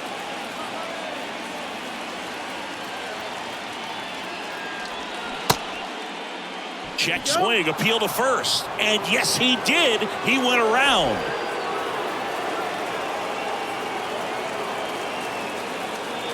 Kicks and deals. Activity in the pen for the White Sox. Jimmy Lambert, the young right-hander, up and throwing. Colomé warming up as well.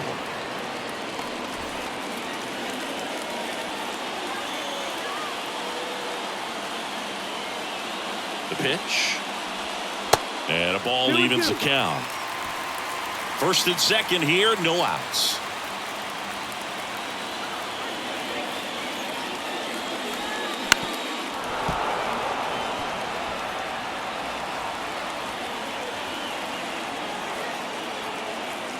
Down. Line drive, and that's a base hit into center field. Here comes the runner. He scores, and it's now 5-4. Well, he wasn't afraid to hit with 2 strikes. I think he choked up a little bit, maybe spread out, but he got the job done right there.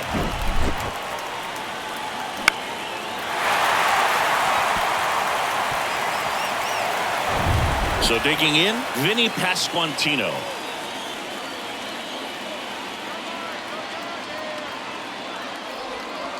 And that's in there for strike 1. You know, we talk so much about how guys prepare for a start. For Giolito, one of the things that's really cool, he actually uses scouting reports and then plays MLB The Show to execute how he's going to go about attacking hitters. Here's the pitch. Both runners on the move. In the air, left field. And Benintendi able to make the grab.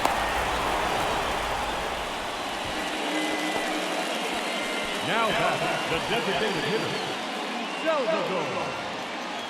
Next is the designated hitter, Salvador Perez. He's a catcher by trade, but the DH here in this one.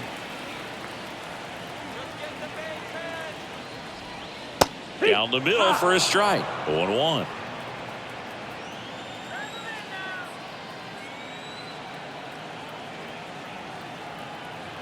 Here comes a pitch. Just off the inside edge. Clearly, he hasn't had it in this game, and looks like sooner than later, they're going to have to go to the bullpen.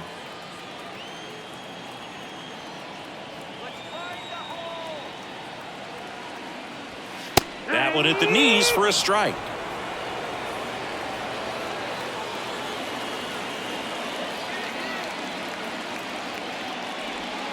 Next offering in the dirt. The count now 2-2.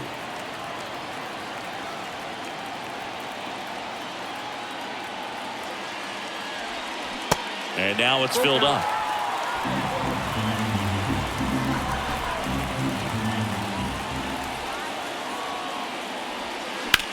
That's hard hit in the line. Great effort as he's able to haul it in. 2 down. As good as he's seeing the ball out of the pitcher's hand, you cannot hang a breaking ball right there. Lucky it stayed in the ballpark. And to the plate for Kansas City, number 11. We talk about guys with good speed, and definitely he has it. But pushing the offense aside for just a second, Chris, it's the defensive side that I think the speed factors in the most. That one finds the zone, and it's 0-1. Well, he gets to balls that get by most people at that position. Just really impressive because there's certain times the ball comes off the bat, automatically that team that hit it thinks that they've got a base hit, or they may have extra bases, and he just takes it away. Rolled over to third, and he picks it up, and he'll put it in his pocket. And what makes him even quicker is the fact that he's so dialed in on the pitch as it's moving through the hitting zone. He can see how that hitter's lined up, what he's trying to do, and where that pitch is going to end up, which gives him that really quick first step, and that's why he makes... Well, got to pause on that thought, as that'll do it for the inning. But the RBI single pushes across a run. It's now a 5-4 ball game. Major League Baseball is on the show.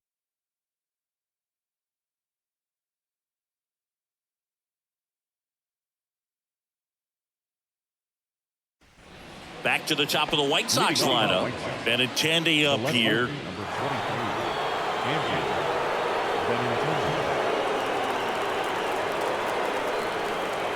The wind of the pitch. Swing and a miss. It's 0-1. Wow. That's not even close to the zone.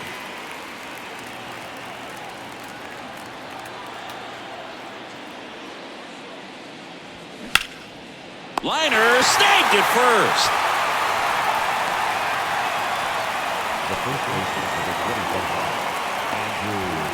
And up next for Chicago, Andrew Vaughn.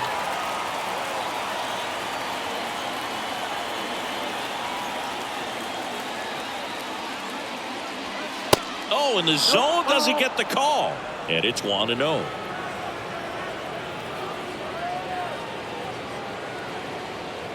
Just missed. That's the ball.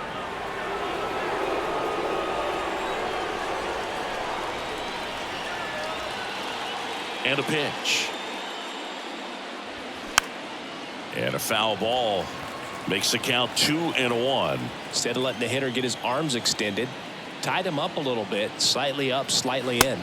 The next pitch misses, and that's ball 3.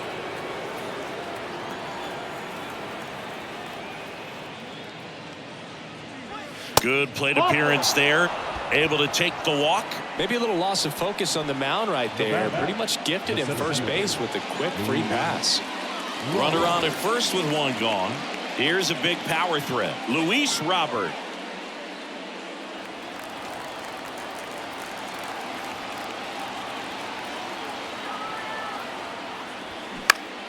Swinging a foul over the screen and back out of play. Pretty good pitch there to take a rip at. He wants to get his arms extended. He likes the ball away from him a little bit, just not able to square it up.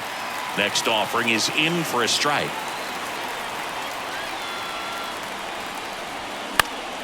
Spoils the 2-strike pitch, and he'll see another.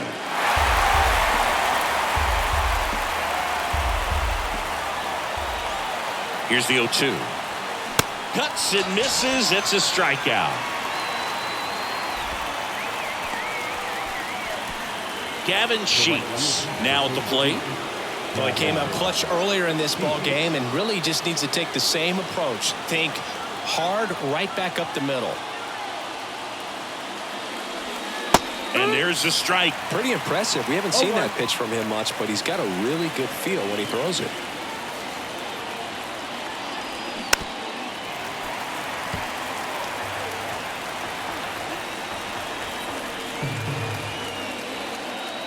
Left-hand batter waits. 1-2.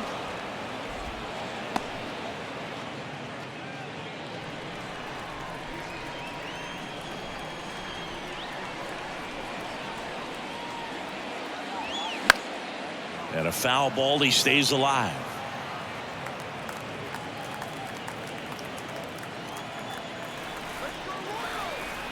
Left-hand hitter waits. Off the mark there. 2 balls, 2 strikes to count with 2 outs.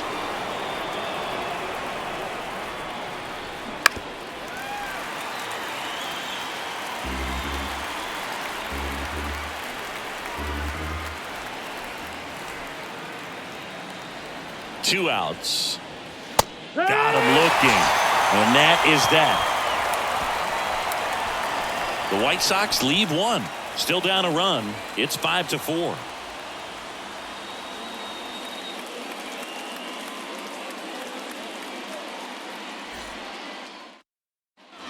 So digging in, MJ Melendez. The right fielder, MJ Melendez. The wide to kick the pitch. Now a screamer into the outfield. And he makes the catch. And there's 1 down. Now batting, the third baseman. Here's the third baseman, Hunter Dozier.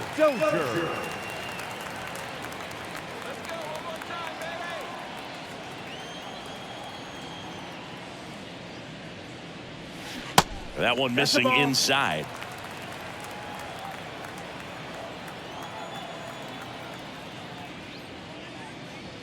Next offering is in for a strike. 1-1.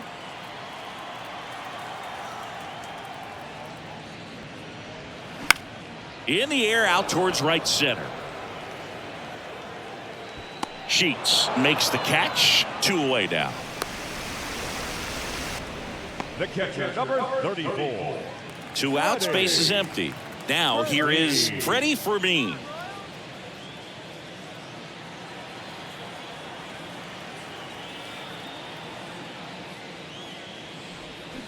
First pitch, and that's in for a strike. 0-1.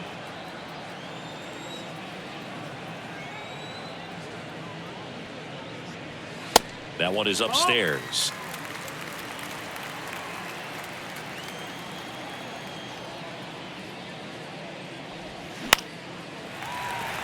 Swing and a line drive, base hit out of the center field. And that keeps the inning going. Everything was on time and fluid in that swing. Got a pitch he could get the barrel on and lined it into center for the knock. Those always feel good. Runner at first with 2 away. And now Jackie Bradley Jr. This is a guy who's in the lineup first and foremost because of what he contributes defensively, Chris. And when you talk about preventing runs from being scored, this guy is a big contributor.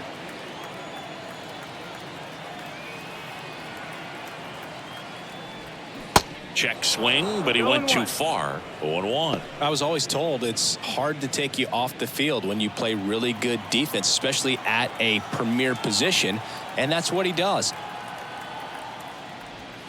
And now the count is even. The hitting's going to come around. He's going to figure it out. But right now, his big asset is the way he plays the game on defense. And it is 2-1.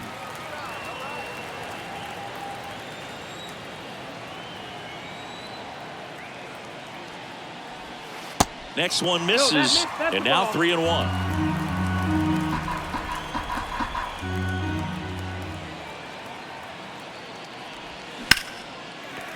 Base knock center field. Throw in holds the lead runner at second. 2 on now with 2 away.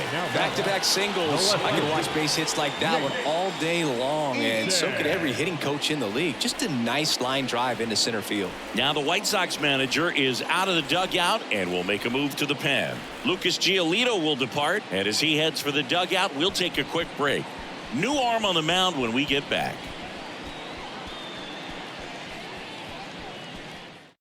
New pitcher for the White Sox, Jimmy Lambert. Well, he struggled quite a bit, so this is another opportunity to get on the right track. He's given up more than 1 hit per inning pitch so far this season.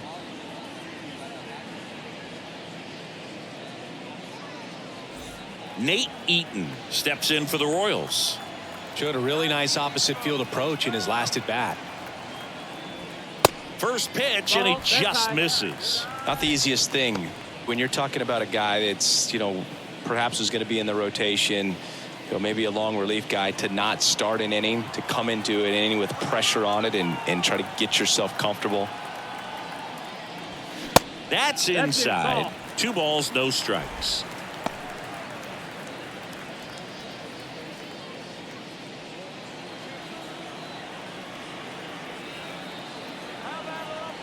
Righty to the plate.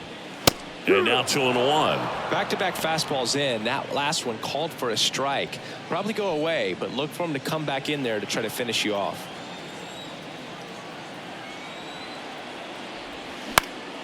Next offering is fouled back.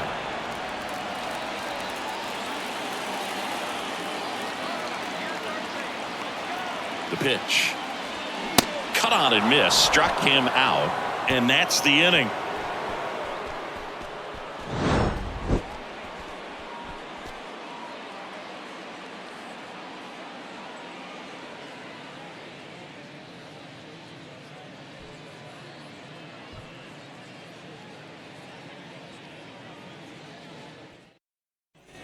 So now it's the White Sox DH, Yasmani Grandal.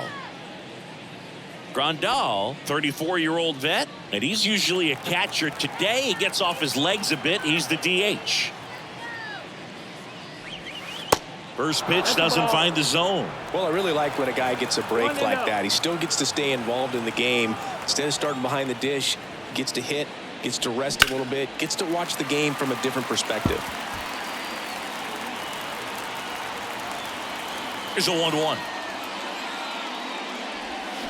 Swing and a tapper that rolls foul. The wind and the pitch. That's inside.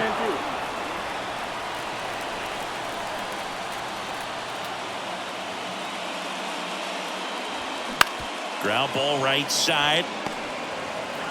Tosses to first. And that's 1 out as they get the leadoff hitter in the 6th. Now the third baseman,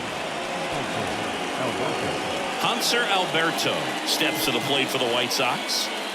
This is a guy you got to keep an eye on when he digs in. Definitely been known to drop a drag bunt from time to time, and he's pretty good at it, Chris. Yeah, and he creates a sense of urgency for the defense because of the speed, because of the ability to put down that bunt. 0-1. Popped up. Number 11 gets under it, pulls it down, and he makes the catch. 2 up, 2 down. the back number 1, shortstop Elvis Andrews. Elvis Andrews steps to the plate for the White Sox. Andrews measures 6 feet even, more than 2,000 hits in his career, and he was born in Venezuela. And the righty deals. And that's downstairs and outside.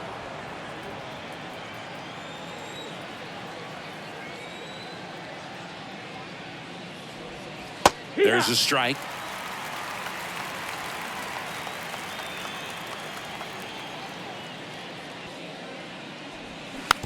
And a weak ground ball to the left side. Dozier on to first. And that's the 3rd out. No runs, no hits, no errors. Top of the order due up in the home half of the 6th. It's the Royals 5 and the White Sox 4.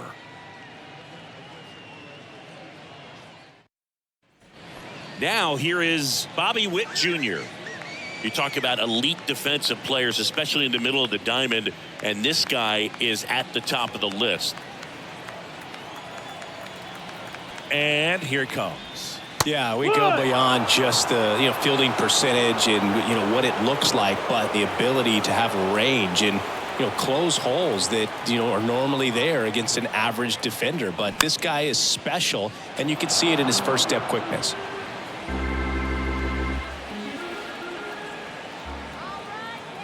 And the right-hander deals.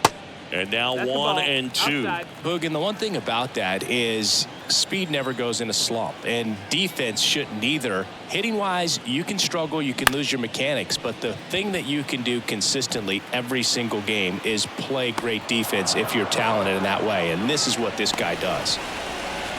Now back, first baseman, Vinny Pasquantino, the next to hit.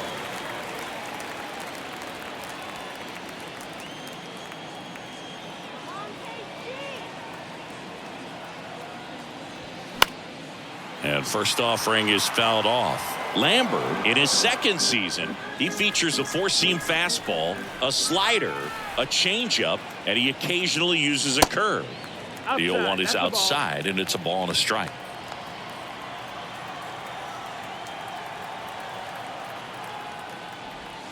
Inside, just missed.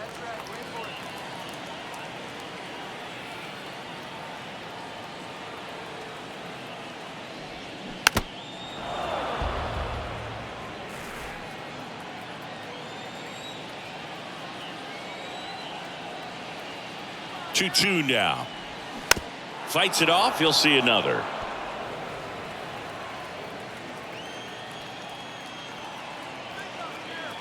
Two now.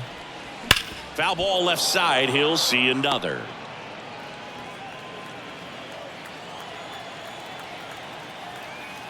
Two now. Knocks that one away, and we'll do it again.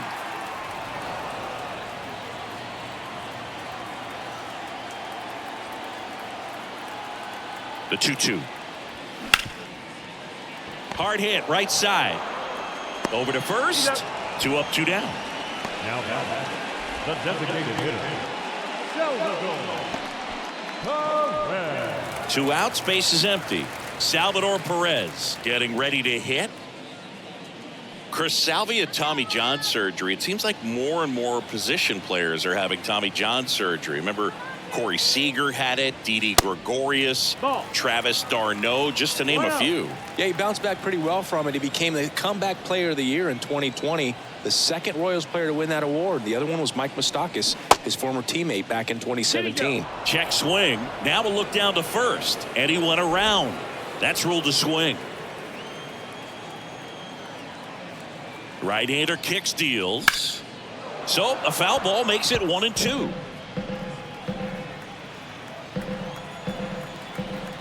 The pitch. Not close with that one, and the count's even at 2.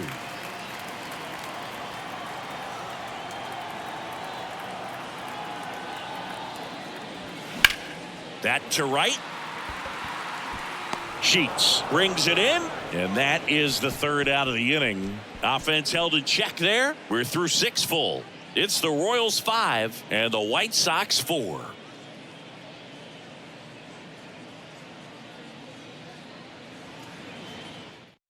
New pitcher in the game for the Royals, Taylor Clark. Well, the best relievers love the opportunity to come in and protect a tight lead late in the ball game. Some of them are just wired different, so we'll see what he's got here. And here is Sebi Zavala. And Chris, his big strength is defense, but it is interesting in today's world of baseball compared to when you played. A good defensive catcher is considered differently. Whatever you get offensively is a bonus, but he's got to put the fingers down. He's got to present pitches to the umpire. They're going to help his pitcher get more strikes. Right-handed reliever.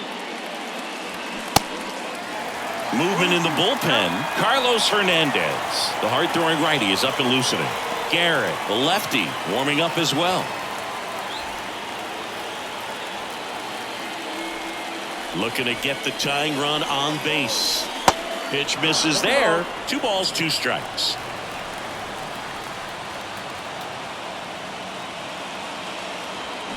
Gets a piece there. We'll do it again.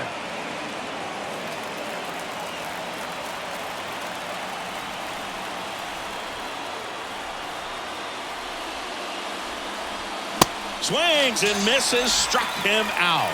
Some high cheese for strike 3. A big first out here in the 7th via the punch out.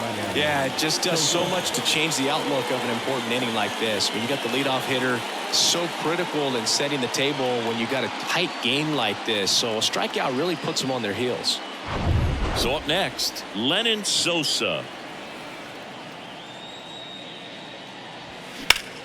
Ripped to first, caught. Man, that could have been a big swing in this game. Just unlucky at a really unfortunate time right there. Back to the top of the lineup. Andrew Benintendi steps up.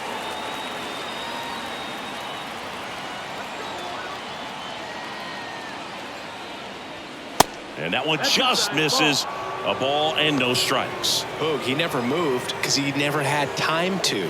But that kind of velocity, you'd prefer that pitcher work away.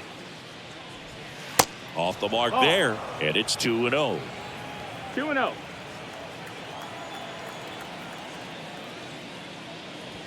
Fastball catches the corner at the knees. Oh, you just got to tip your cap on that take right there. I mean, that's not the location you're hoping for and looking to do damage in a 2-0 count. That's a bullet, but it goes foul. The tying run at the plate. Lined, and that's a base hit.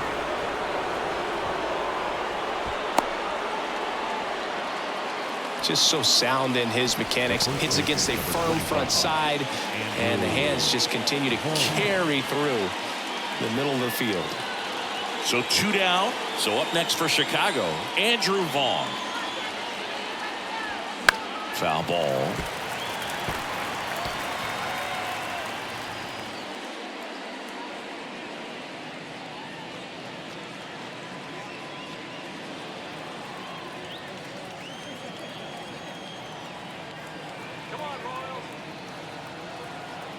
Benintendi on the go. There's a ball. And safe.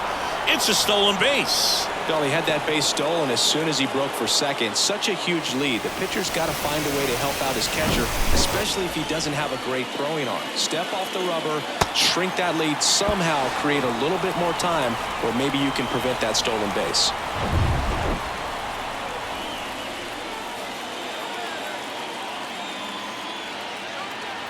Here's a 1-1. Lifted in the air down the left side. Witt makes the catch, and the inning is over. So no runs here on a base hit, no errors, and 1 left. 7th inning stretch time. It's the Royals 5 and the White Sox 4.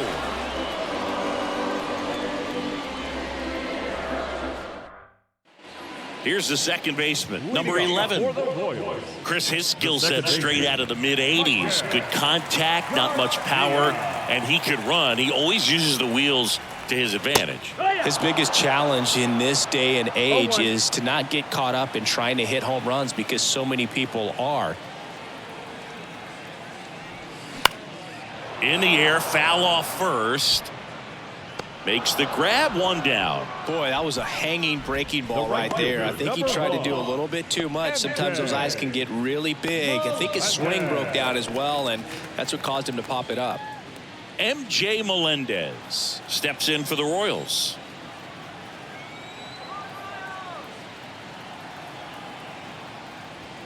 First pitch just misses. He just has to understand that his skill set is unique and he's very valuable for any ball club. If he does that, he'll play a long time in this league. And now 2-0. Ball.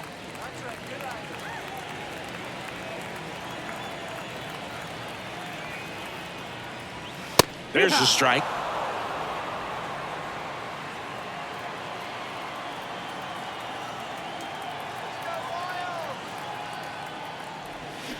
A little out front there as he swings through it.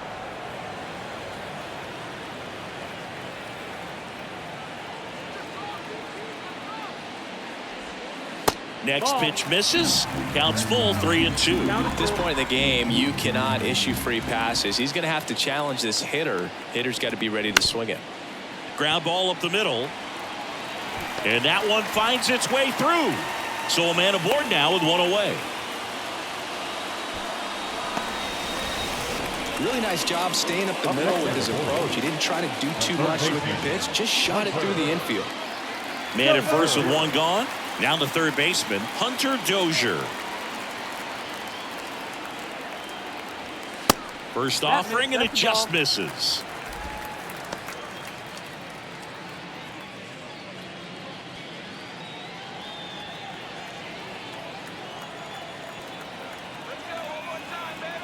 Kicks and fires.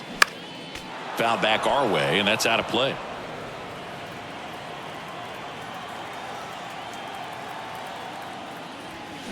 Swing and a miss. And the count 1-2.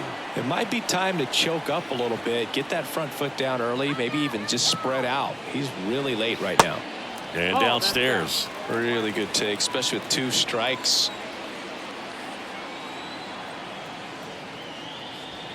Goes down looking for the strikeout. Called strike 3 and a fastball up in the zone. Now the catcher up to hit. Freddie Fermin.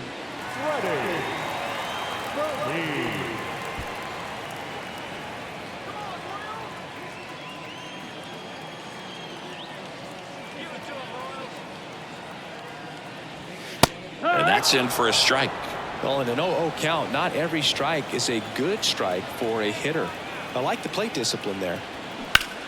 High fly ball out towards left field. That one's deep. And out of here. An absolute blast to left. Third home run of the season. It's 7-4. Singy, the ball is jumping off his bat. Yes, it is. Tons of loud contact. Man, it's been impressive.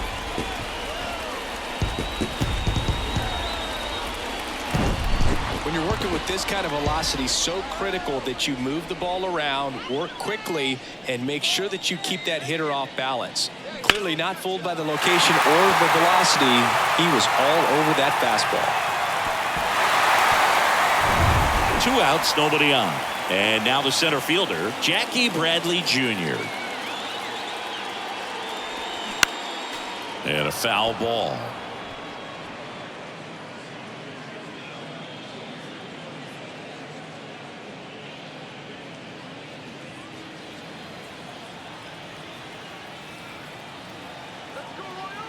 The 0-1. There's a strike.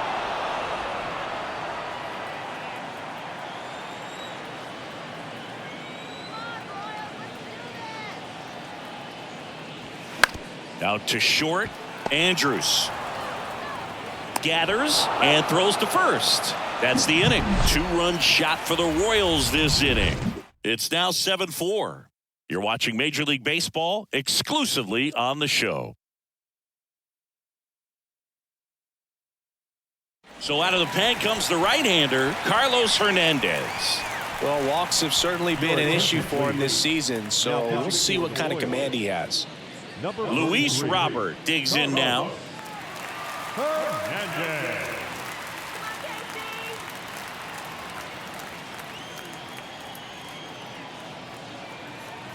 The pitch. And a good eye there. Bullpen activity starting up now. Scott Barlow, the closer, getting cranked up for a possible save opportunity.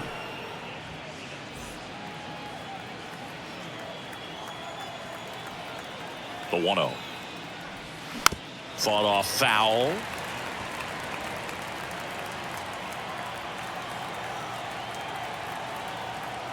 One now. Comes up empty. That's strike 2. He normally does damage on that pitch in that location. Just a swing and a miss there. I don't think you want to throw it again, though. And he deals. Fights that one away. Still 1-2.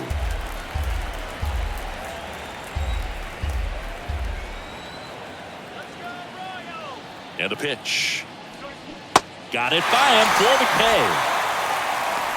And he'll be beating himself up on the way back to the dugout. Got a pitch to hit and just couldn't get to it. I think that slider Really caught way more of the plate than it was supposed to. And next to hit for the Sox, Gavin Sheets.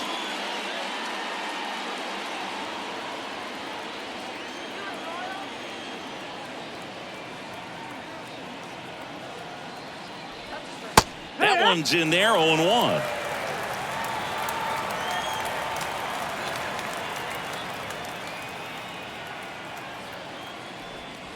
Now 1-1.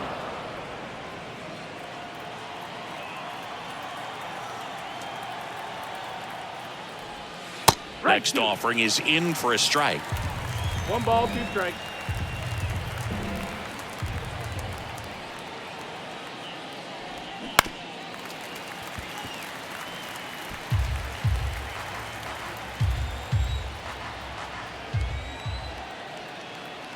And a pitch. And now it's even up. Outside.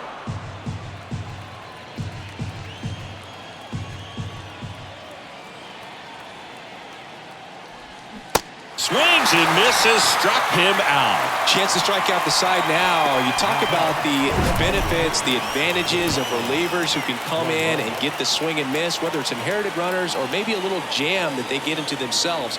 Knowing that they can miss the bat, tell you what, that's huge and can change the ball game.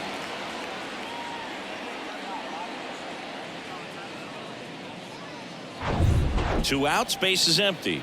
Here's the White Sox DH, Yasmani Grandal. First pitch, and he just misses.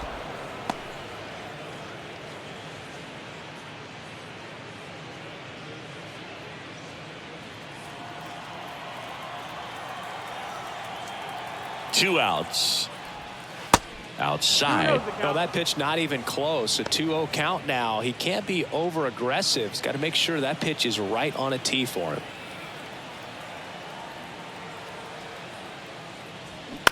That one to first, Pasquantino. He takes it on his own, and that is that. Nothing doing for the White Sox, and they're on the wrong end of a 7-4 score.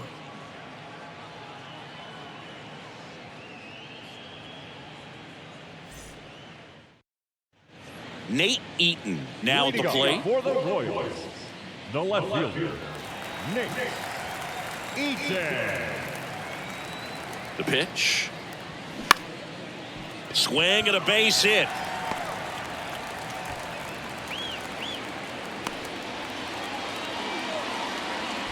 Well, that started and ended pretty quickly. No messing around right there. Nice line drive to the pull side right there, but he didn't spin off of it. That's the key. You still have to extend through the baseball in order to hit a line drive like that. And now they've got some speed on first, so we'll see if they try to get him into motion. Witt at the plate now. That's ball one.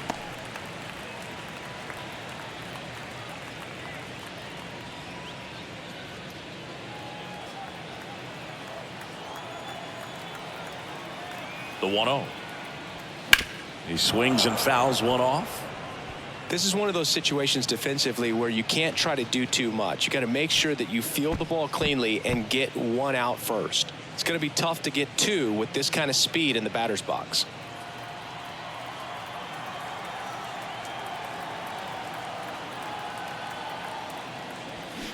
Swing and a ground ball out to short. That's a base hit. Lead runner holds up.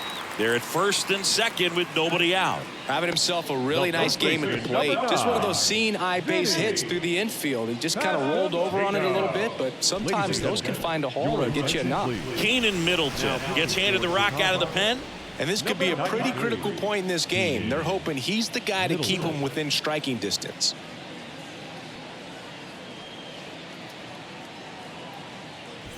So up now for Kansas City, Vinny Pasquantino.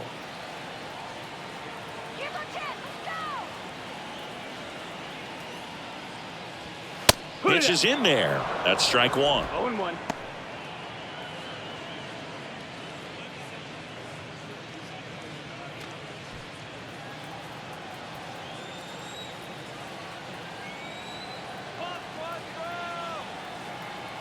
Left-hand hitter waits. That's in there. No balls, two strikes. No ball. All right, now he may have not liked either of those first two pitches or agreed with the umpire's calls, but at this point, he's going to have to bear down and be ready to hit anything close to the zone. That one misses. It's a ball and 2 strikes.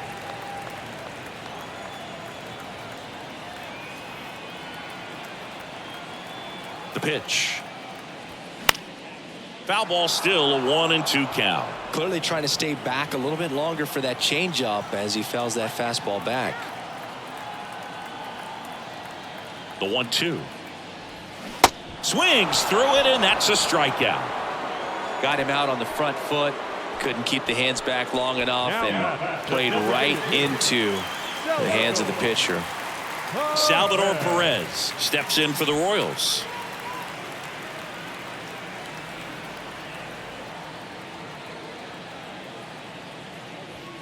In there for strike 1. Activity in the bullpen. Kendall Graveman, the right-handed sinker baller. He looks to be readying himself.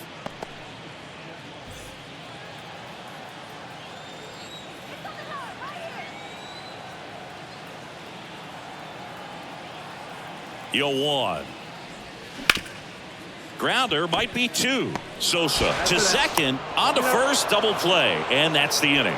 No runs on 2 hits, no errors, and a runner left. 9th inning coming up. It's the Royals 7 and the White Sox 4.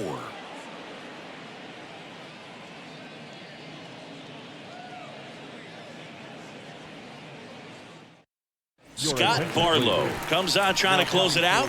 Save opportunity for him right here, and he's their guy. Time to lock this one down and get out of here with the W.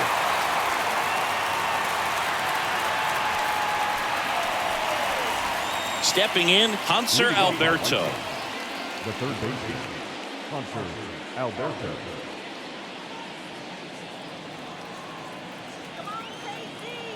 And a pitch. Swing and a miss. 0-1. Barlow goes 6 feet 3 inches. He features a slider, a slurve, and he works in a 4-seamer.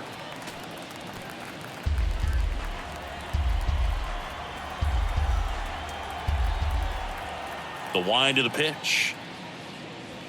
Got him. Now 1 gone in the 9th. Well, that right there is what you want to see out of your closer. Come in and close the door. Cancel any hope that opponent has in making some type of comeback in the ball game. Tell you what, that helps him settle in, and that helps everybody else relax a little bit to get these other 2 outs. Andrews, the next to hit, takes ball 1.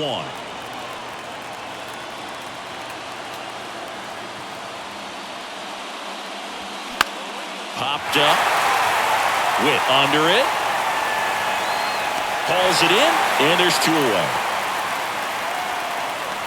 Now catcher,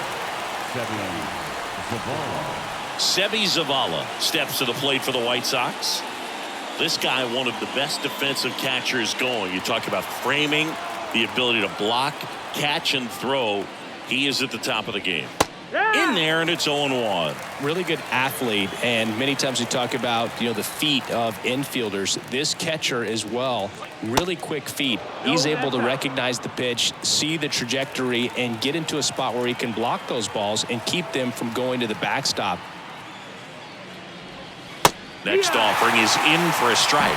Really impressive with the way he frames, the way that he sets it up, because sometimes those pitches are off the plate, but because he sets up and presents it so well. And a swing and a miss, and that is the ball game. Well, this was a tightly played game. Got a little of everything. Some timely hitting, runs on the board, key pitching and defense in certain spots. Definitely a fun one to watch. This one finishes with a final of 7-4. For Chris Singleton and our entire crew, I'm John Sciambi saying so long.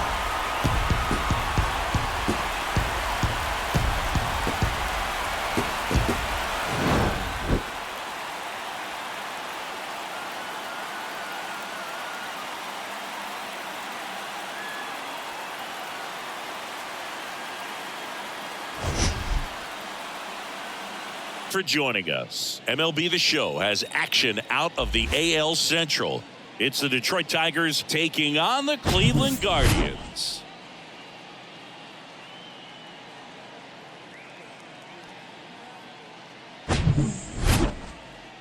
First pitch coming your way next.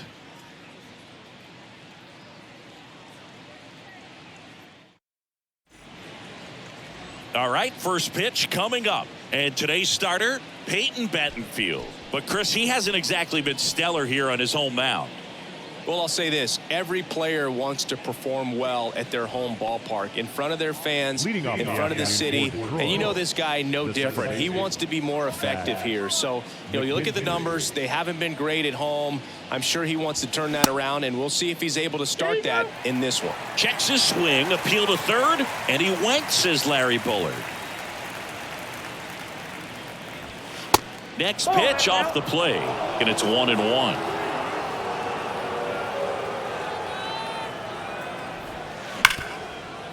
Ripped to short.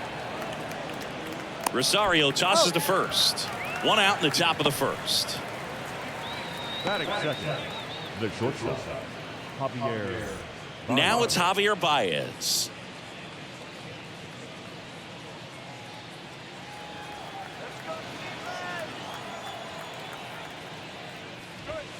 First offering, and it just misses.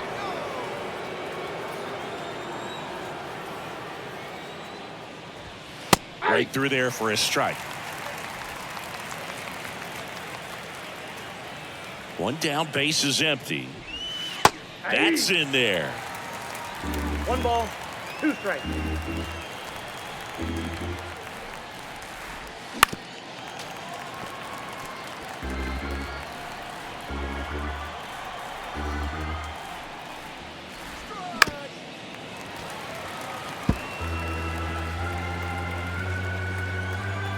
The pitch.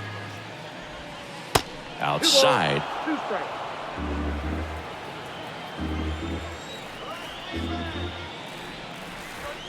That one drifts inside. And a pitch. Hammers that one deep left field and forget it.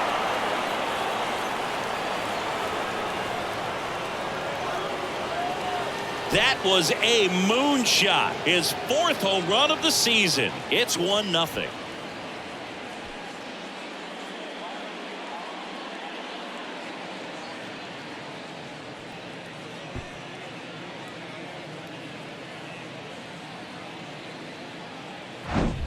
Pitchers are taught to keep the ball down so that you don't get hurt. But unfortunately on that one, he made a pretty good pitch in terms of location, but it was just a better swing.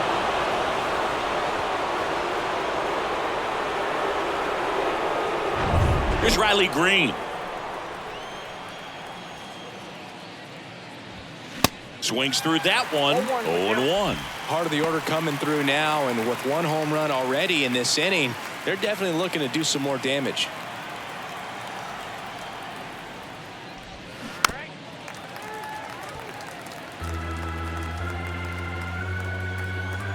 Left-hand batter waits. Ball 1 there. See how the catcher wanted that pitch up and in. Want to try to tie him up. That's the one thing we're seeing, that high fastball. You have to get it up there because of how hitters have changed their swings. The punch out there.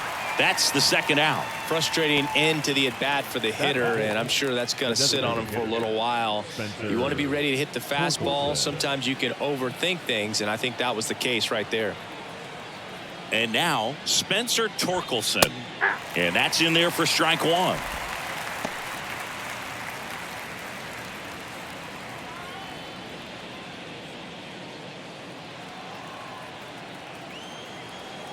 Righty delivers to the right side. Freeman on to first, and they get Torkelson for the out, and that'll do it. Javi Baez with the big fly in the inning. It's now 1-0. You're watching Major League Baseball on the show.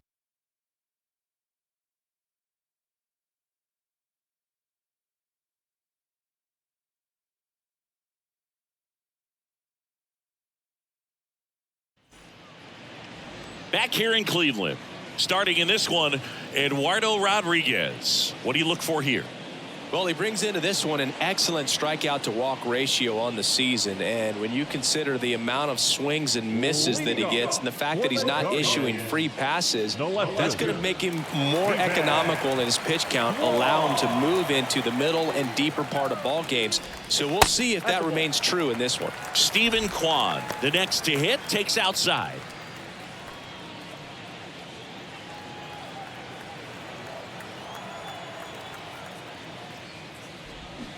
And there's the strike. Stephen Kwan, pretty active on the bases, and not surprising, his favorite players growing up were two really good base runners, Ichiro Suzuki and Dave Roberts. The 1-1 is fouled off.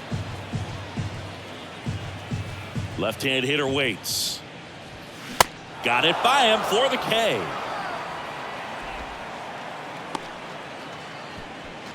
And now it's Ahmed Rosario.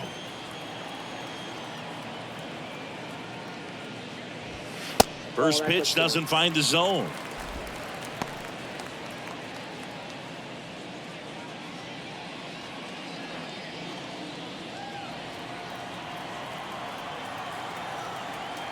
And he deals. Ibanez. And oh no, it's out of play. Just a terrible throw there. No problem fielding that one, and the transfer looked good, but man, he sailed it across the diamond and out of play. It looked like he just tried to put too much behind it. Cost him an extra base too. And at second with one away. Digging in is the switch hitting outfielder, Jose Ramirez. There's the strike.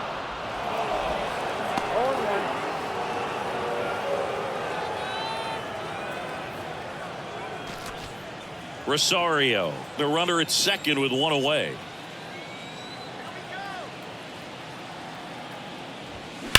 Bounced up the middle. Dives, and he can't hang on. Safe at first as they can't make the play. The feed for one. And now the switch hitting first baseman Josh Bell.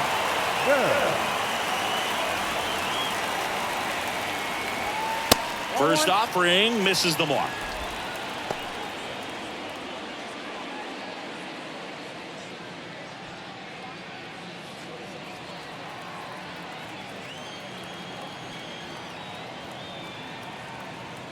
The pitch. Runner on the go. Strike in there. Throw to second. Great jump. And that is a stolen base. It wasn't even close. Looks like they're trying to answer back on that run they gave up in the top of the first by being aggressive on the base paths. I like that, especially early in this ball game. Be aggressive while you can and see if it leads to some type of big inning. Here comes a pitch. Next offering is outside. One strike.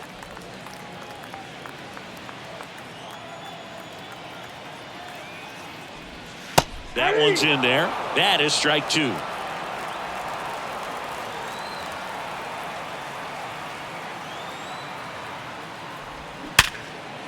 Hit hard on the ground to short. Throw on to Cabrera.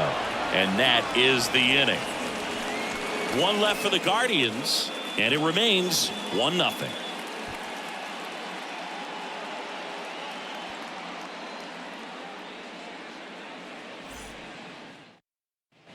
Back now at Progressive Field. All set for the start of the inning. Here's the third baseman, Andy Ibanez.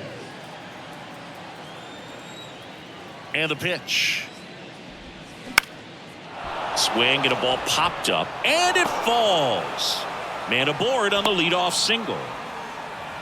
Didn't take long to get a result for that at bat. With the way defenders track down balls these days, I mean, both from the infield and in the outfield, there really aren't a lot of base hits on balls hit like that. But there's always a little room back behind the first and second baseman to drop a lawn dart in there, and he found a way. Akil Baddoo in the box now. No balls and a strike.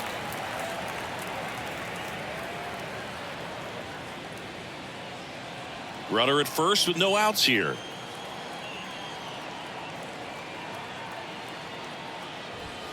Next one off the plate inside. And now it's even 1-1. James Kingsley, our plate umpire, consistent as you mentioned, and maybe a little generous on the edges.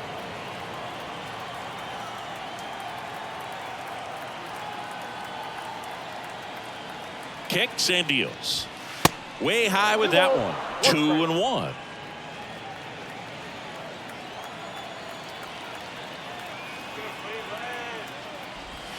And there's the strike.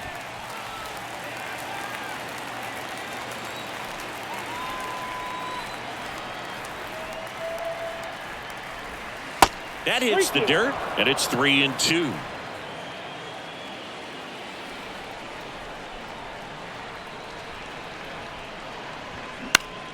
Next offering is fouled back.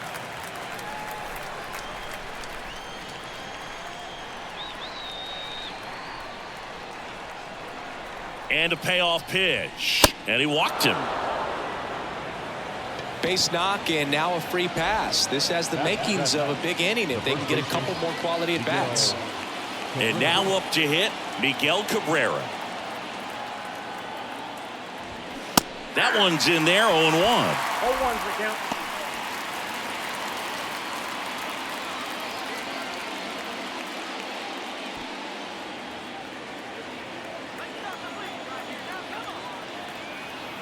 Righty to the plate. And that curveball drops in there for a strike. First and second here, no outs.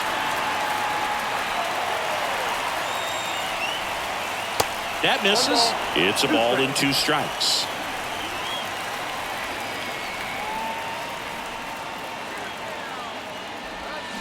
Waves at the bender for the strikeout.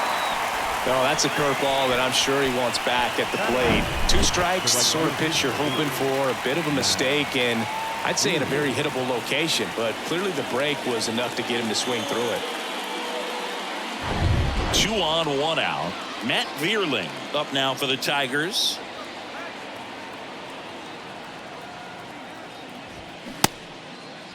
Check swing, appeal to first. And yes, he did. He went around.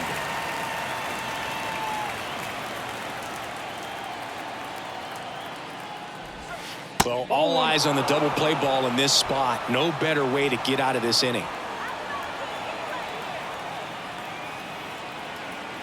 Right-hander kick steals.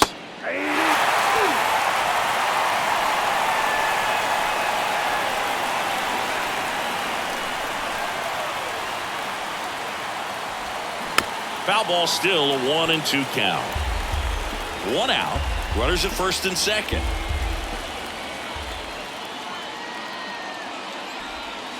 Next pitch just misses. Now 2-2. Caught a break right there. Pretty good pitch on the outside corner. Next offering way off the plate. Jake Rogers up next for the Tigers.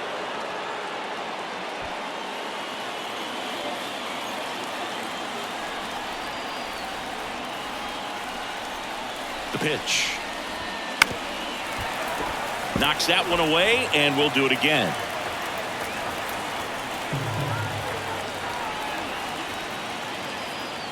And a 3-2. He goes down looking. Really good battle right there, and that final pitch probably could have gone either way. He was hoping he'd get ball 4. Instead, the umpire rings him up for the backwards K.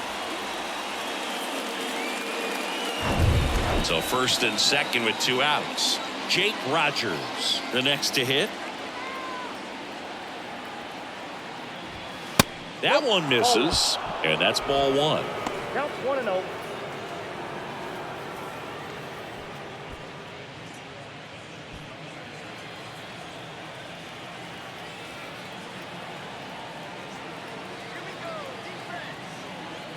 The pitch. And there's a strike.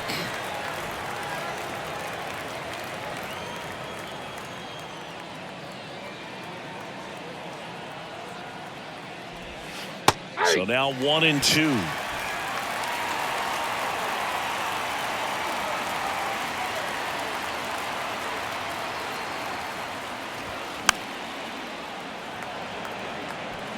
First and second, 2 down.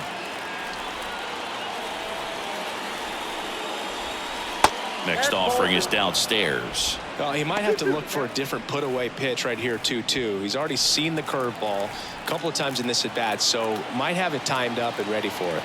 The 2-2. And a swing and a miss. And that's that. Tigers strand a pair, but they hold a 1-0 lead.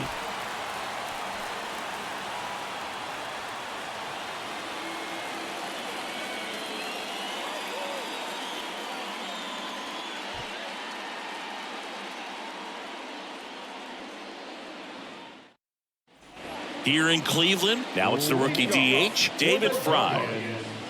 The designated hitter, David Fry. The wind of the pitch.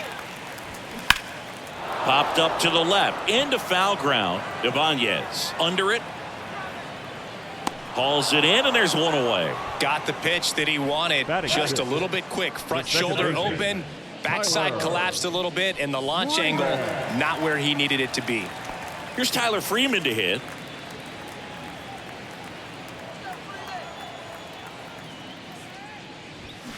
And the first pitch misses for ball one.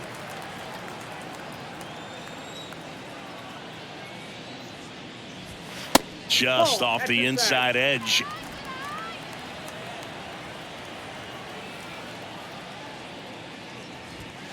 The 2-0 is in for a strike.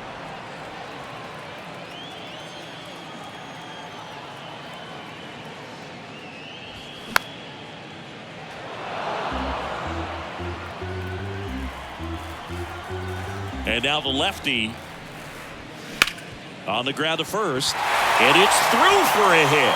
So they get a man aboard with a one-out single.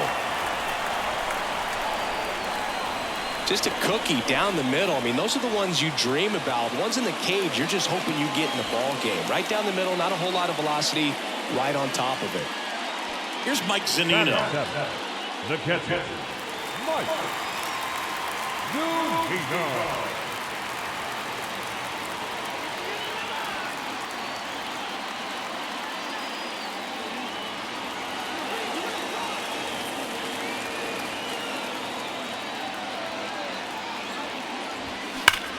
Drilled out towards left center field. That's well struck.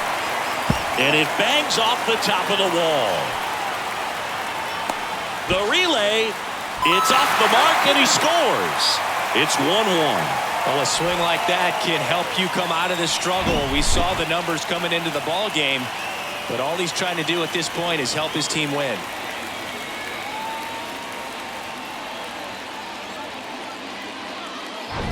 Gabriel Arias digs in for the Guardians. In there, and it's 0-1.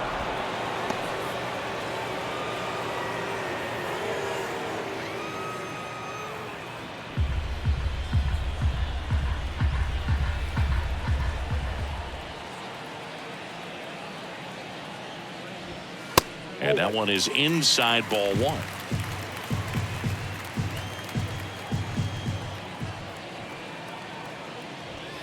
Close, but call the ball. 2 balls and a strike. 1 strike.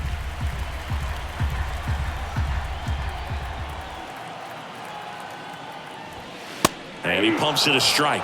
Looks like he's just sizing him up there. Really good pitch to hit, but he took it all the way. Sometimes guys just want to set their timing later on in the game. That may be a pitch that he turns on.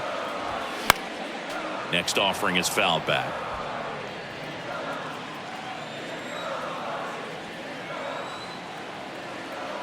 The 2-2 now.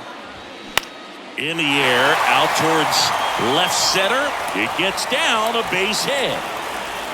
Throw comes in quickly as the lead runner at third gets the stop sign. Safely into second. He's got a double.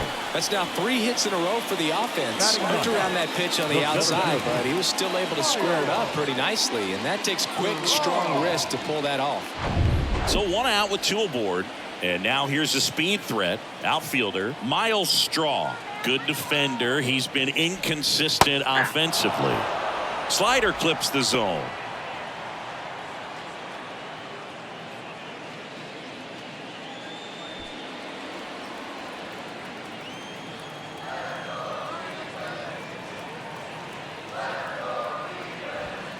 Next offering is in for a strike.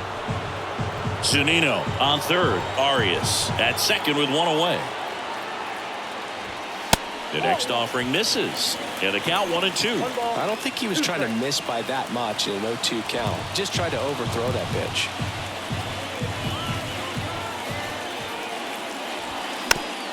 Rolled slowly to first. And he picks it up and he'll put it in his pocket.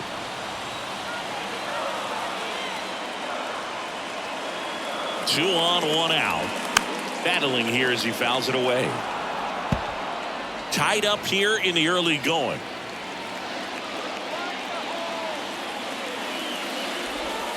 Next offering is down low. 2-2. It's a good take. Popped in the air, left side. Makes the grab, 2 down. Oh, it's a frustrating at bat right there. Big opportunity and just missed it. I know he wanted to do some damage. Next guy will have to pick him up. Stephen Kwan digs in for the Guardians. Went down on strikes his first time through.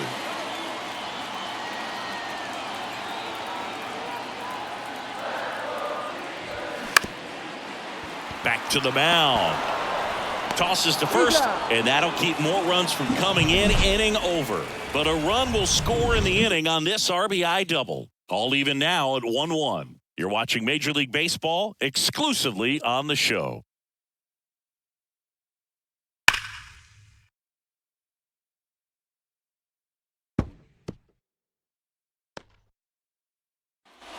Top half of the third inning. Now it's the second baseman, Zach McKinstry.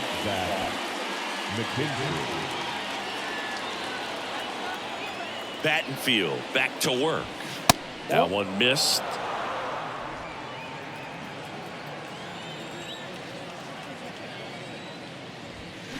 And a foul ball left side. The 1-1. There's a strike. Well, these Tigers showing great discipline at the plate, and patience definitely seems to be the name of their game in this one. He's only given up 1 run, but the starter's pitch count is starting to get up there, and that might be the best news yet for this offense. Next one misses. Full count now. You know, sometimes all it takes is getting to the next arm before an offense does any damage, and that might be the case today. The 3-2 is off the outside edge, and that is ball 4.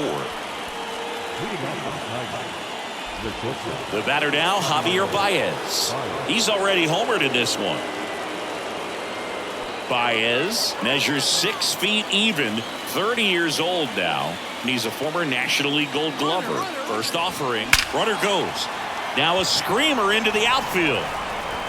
And it one-hops the wall. Around third. Row cut off, now to the plate. Not in time. He's safe. A run comes in on the play. Well, that started and ended pretty quickly. No messing around right there. Loud contact leads to the double. I mean, you could tell it had extra bases written all over it as it jumped off of his stick.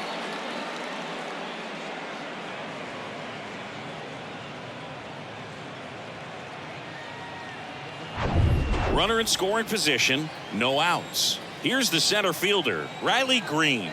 Caught looking his first time up. Little trouble with this one behind the plate. No advance. Good job behind the dish.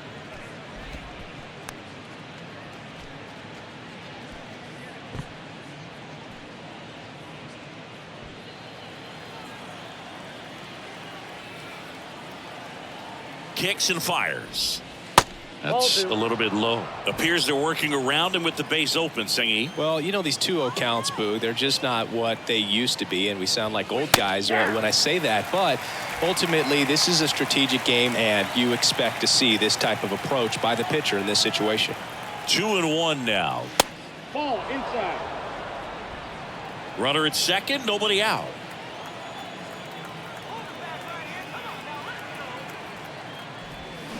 Swing and a miss, and the count's full.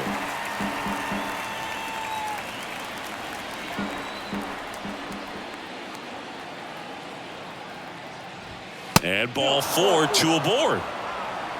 Almost a coin flip for the umpire in that call, but most umpires just don't want to give pitchers a break up in the zone like that. And next up for the Tigers, Spencer Torkelson. 0 for 1, he grounded out in his first at bat.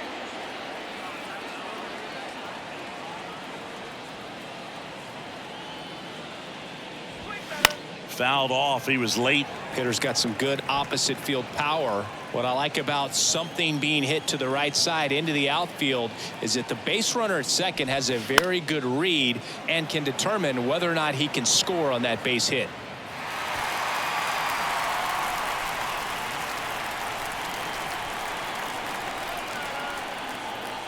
The 0-2 goes down looking. Well, definitely a borderline pitch right there, and he didn't look too convinced as he headed back to the dugout. You know, those are tough ones to let go as a hitter, but with the human umpire calling balls and strikes, it's always going to be on you to protect yourself with 2 strikes. 2 on, 1 out. Next to hit, Andy Ibanez. And he's already singled in this game. In the dirt, but kept close. But no advance from the runners.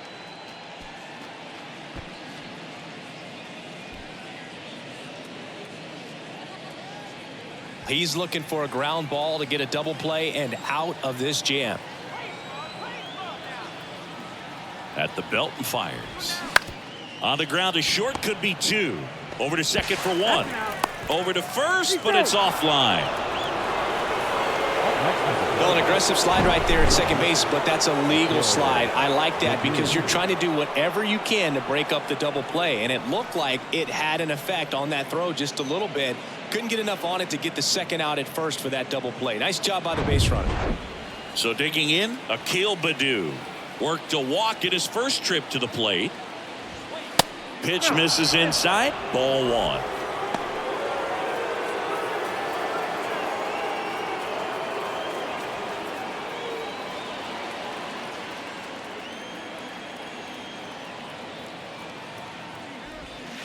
That one pushed foul, out of play off to the left.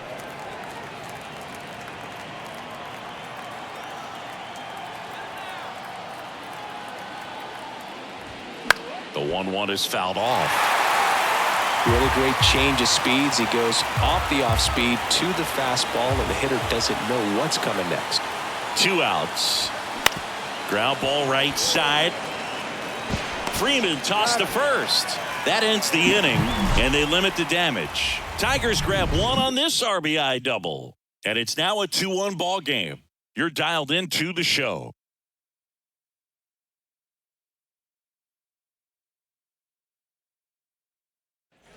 Back here at the ballpark, set for the bottom of the 3rd, and the batter will be the shortstop, Ahmed Rosario.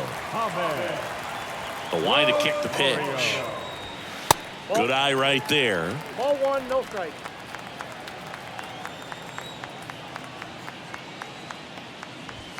Next offering is in for a strike.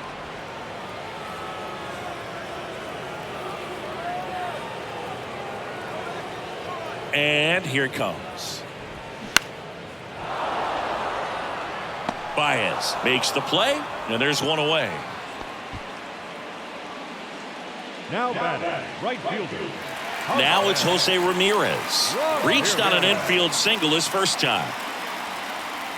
You know, Singy, Jose Ramirez signed that big extension, a 5-year, $124 million contract before the 2022 season. But right before that happened, the Guardians came this close to trading him.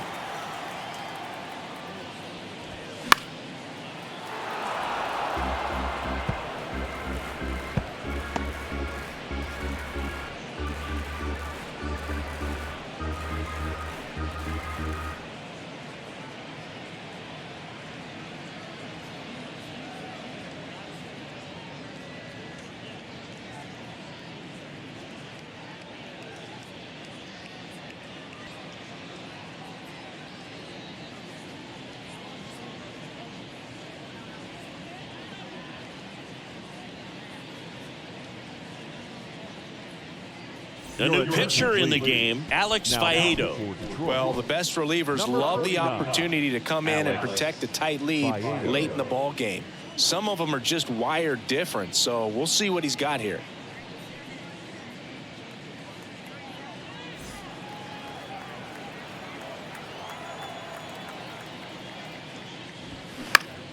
The 1-1 is fouled off. Pretty good pitch there to take a rip at. He wants to get his arms extended. He likes the ball away from him a little bit, just not able to square it up. Cuts and misses. It's a strikeout. Well, kind of a weird pitch and a weird swing on that strikeout. It's just a slider that caught a lot of the plate. I'd say a very hittable location.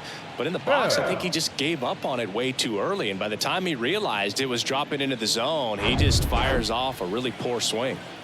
Josh Bell at the plate now.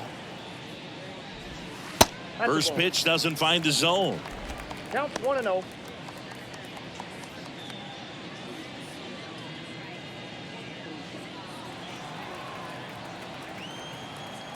Two down, nobody on. And a strike.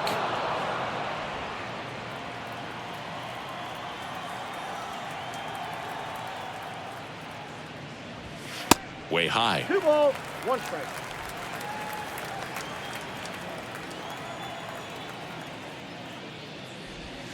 In for a strike, and now 2-2.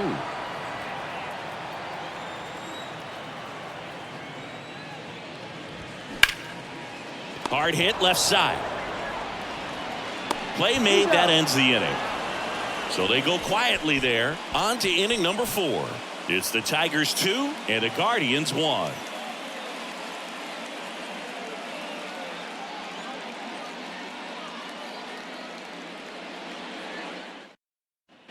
And welcome back. John Shambi with Chris Singleton, and set to lead off the 4th, Miguel Cabrera.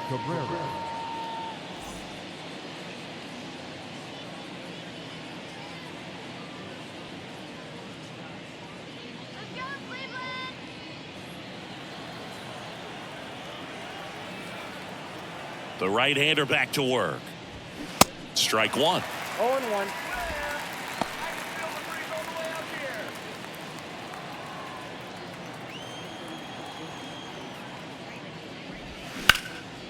Miggy, swing and a drive, deep left field. That one's on its way, and it's off the top of the wall. The right fielder, number 8. Here's a speed threat, Matt Vierling.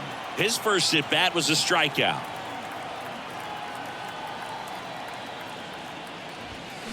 Foul ball.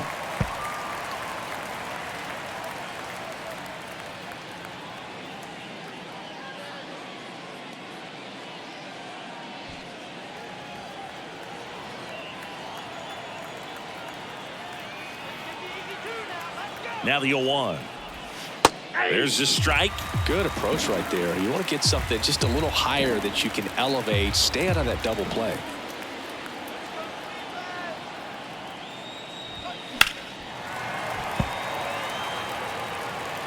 Cabrera aboard here at first with nobody out.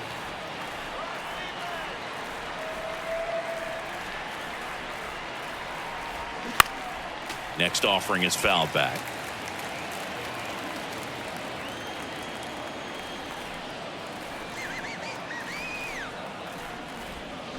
That one way outside. It's a ball and 2 strikes.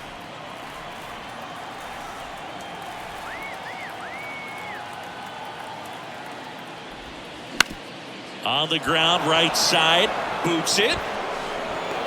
Hey.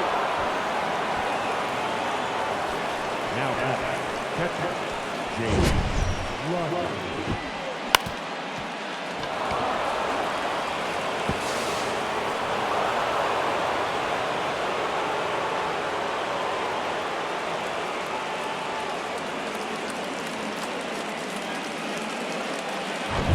Jake Rogers getting ready to hit. 0 for 1. He struck out swinging last time.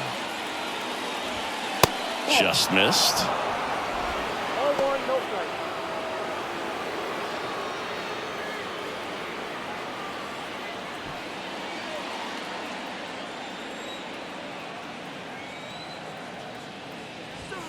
Misses outside, and the count is 2-0. Tough spot right here. A couple runners on. 2-ball count. You can't nibble, but you have to execute and finish your pitch. If you leave something out over the plate, it's going to bring in some runs. 2-0. High fly ball out towards left field. That one back. Pulls it in on the warning track. Runner tags up for third. And now a wide throw to third.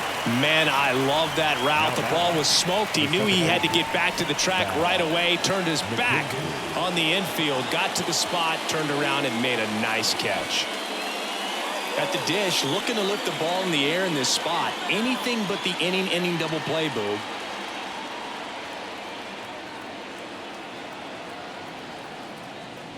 McKinstry in the box, lays off for ball 1. This is a situation where the hitter is looking for something up in the zone that he can get his arms extended. What you have to be careful of is that pitch that's up, that's in on your hands. That'll pop you up in the infield, and that's exactly what the pitcher wants.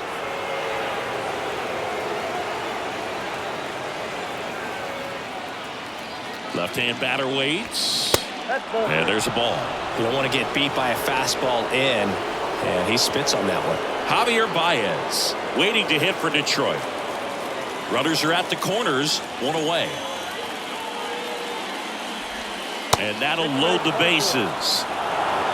Gosh, another walk in this one. Man, he is having some real issues with control. And up next for Detroit, Javier Baez. He's already homered here in this one.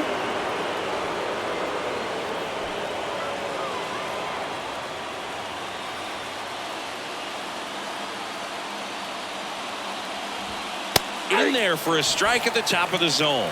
I think ultimately you want to tie him up, get the ball in on the plate so that he can't get the barrel to it and hit it to the outfield. Comes up empty on the swing, 0-2 now. I think he was sitting off speed there. Caught him looking for the K. Well, that curveball had some pretty good break to it. As you can see, the hitter just locked up a little bit.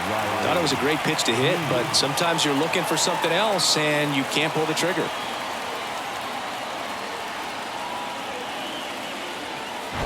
So 2 down now, and here is Riley Green.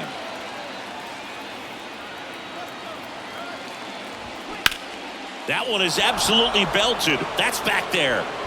Out of here! Grand slam! His 4th home run of the season. A 4-spot on the board. It's 6-1. 1 pitch, 1 swing, 1 home run. Yeah, you can say that's efficiency right there. Didn't need much time in the box to make an impact.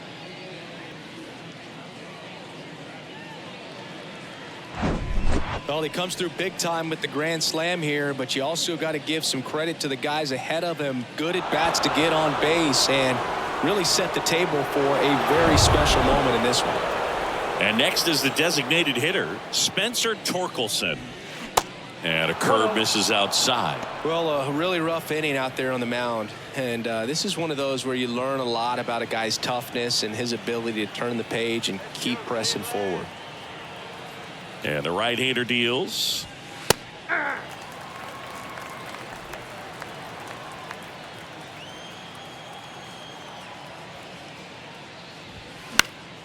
And a count 1-2.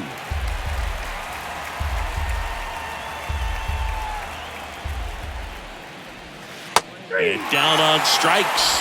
Ends the inning after they racked up a bunch of runs. Big time, big fly for Detroit. A grand slam. And this is now a 6-1 ball game. Major League Baseball is on the show. Back here in Cleveland. And now the DH, David Fry. All right, Siggy, trivia time.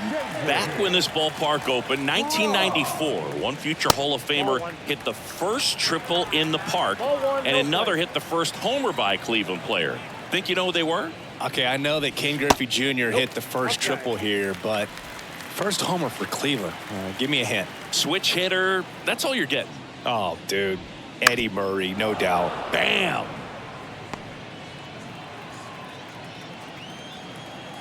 The 2-1. On the ground to third. Throw on to Cabrera. Leadoff hitter retired in the 4th. The batter, number 2, second baseman, Tyler Freeman digs in now. 1 for 1 with a single and a run scored so far.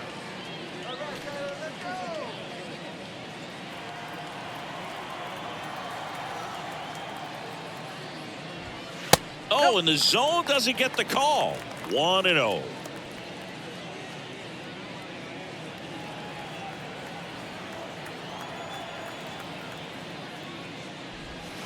Just missed.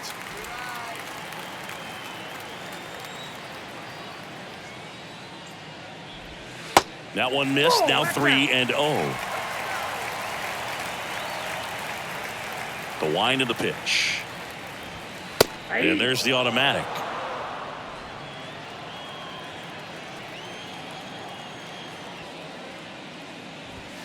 And it's filled up. Count is 3-2. The pitch. Base knock right field. That's back-to-back singles for him. Nice job going the opposite way with it, letting the ball travel and not allowing the barrel to hook around the ball. It's so frustrating when you see a good pitch and your hands roll over. It was on the outside part of the plate, and he approached it perfectly. And the batter now, Mike Zunino. Counts 1-0. First pitch, not close.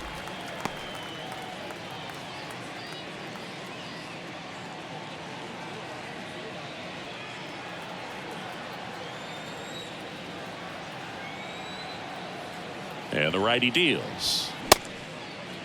Zunino started after it, tried to hold up.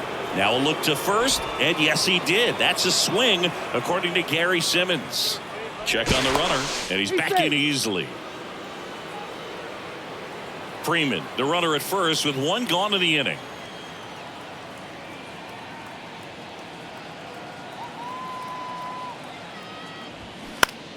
The 1-1 is fouled off.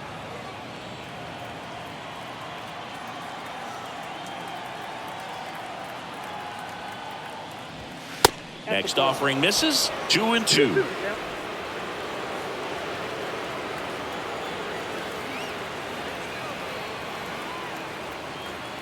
And a pitch.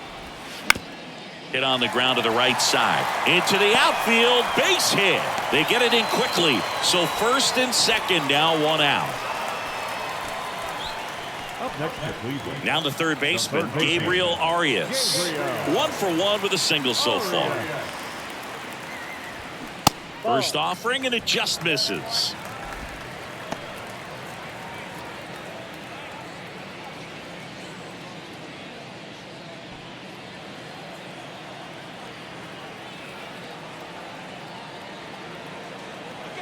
Righty delivers, and that one a little bit high. When the skipper calls down to the bullpen, he's expecting the guy to come in and get outs. So far, not getting what he was hoping for.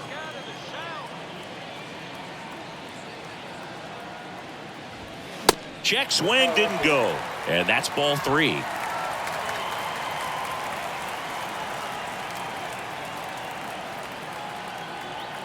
Right-handed reliever. Up the middle, and it gets by him. The throw in, and he's in there as a run scores. Just kept it simple, played pepper with the middle of the infield and took it back where it came from, and there was just no one there to knock it down. And you can feel this crowd waking up a bit here as the guys are starting to make some noise with their bats. And stepping in is the speedy Miles Straw. He's 0 for 1. That one out to right. Vierling settles underneath it, makes the grab. That's out number 2. Now batting, left fielder, Stephen Kwan digs in for the Guardians. Chris, baseball today, so many strikeouts, and they are available to pitchers. But this is a guy that puts the bat on the ball and is kind of different from the players that we see day in, day out. 2 outs, a couple of base runners at first and second. Next offering is in for a strike. Yeah, his swing is so good. It's in the zone a long time. He gets the barrel to it a lot, and that produces more base hits. Pitch misses inside, and it's 2-1. When you look at the elite teams in the game right now, there is going to be the slug, no question about it. But the really good offensive teams combine slug with more contact, with less swing and miss.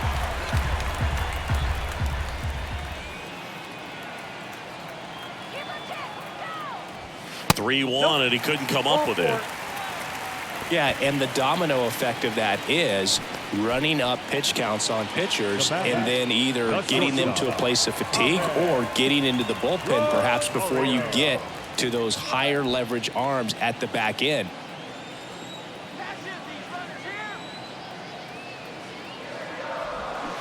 And first offering is fouled off. One of the things that Jim Leland used to say when I was broadcasting with the Marlins, the longer a plate appearance goes for a batter, the more likely it is that something good will happen for the hitter. They say it when. Bases loaded, 2 down.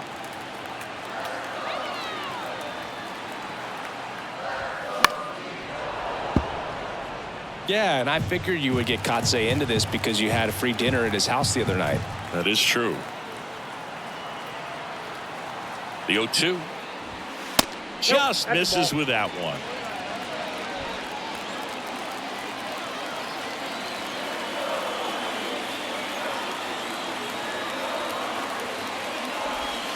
Got him.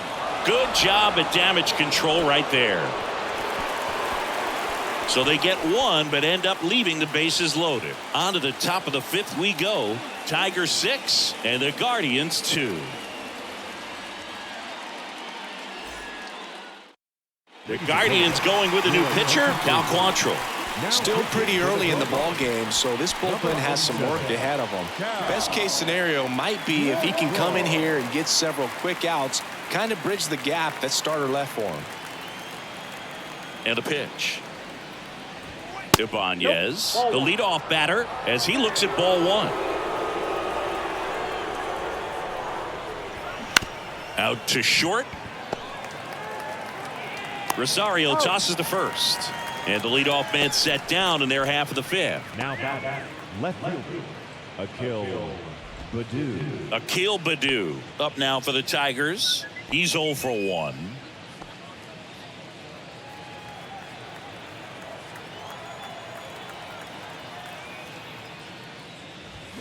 He swings and misses at the first pitch. 0-1.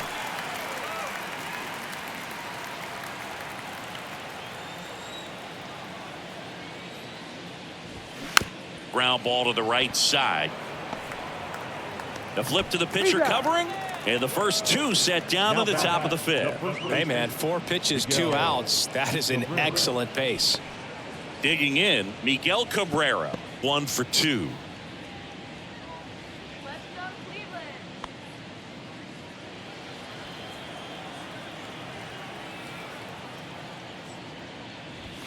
In there for strike one. Cleveland has some action going in their pen. Eli Morgan up and throwing for Terry Francona.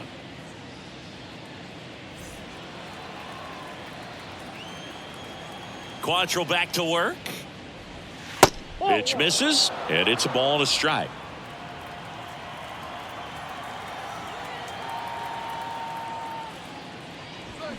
The 1-1 is fouled off.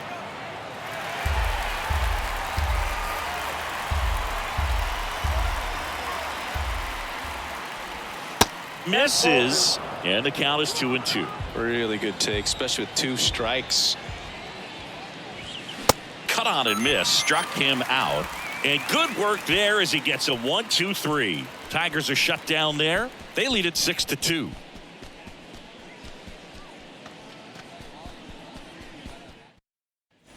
Welcome back. Now it's the right fielder, Jose Ramirez.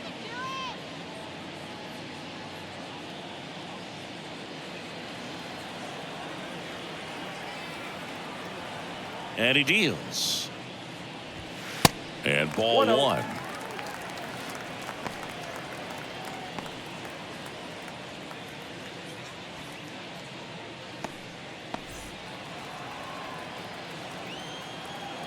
And the 1-0.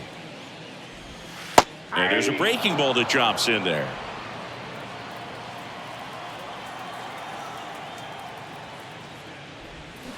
Swings and misses. And the count is 1-2. And a pitch. On the ground, right side. McKinstry whips it to first on the run. And Ramirez is set down. Now back, the first baseman, Josh Bell. Here's Josh Bell.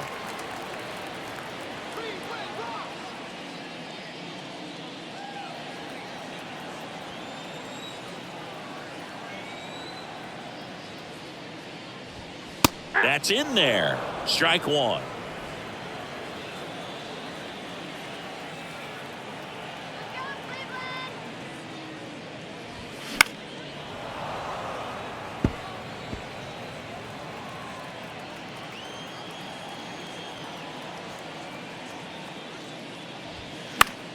Foul ball left side. He'll see another. Man, he'd like to have that pitch back. The 0-2. Swing, and this one's bounced to the ground. Cabrera steps on the bag. 2 up, 2 down. Now that's the designated hitter, David. Now it's the Guardians DH, David Fry.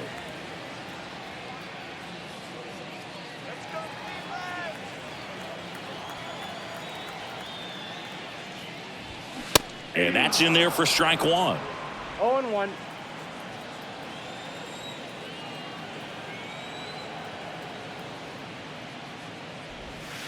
And a good eye there.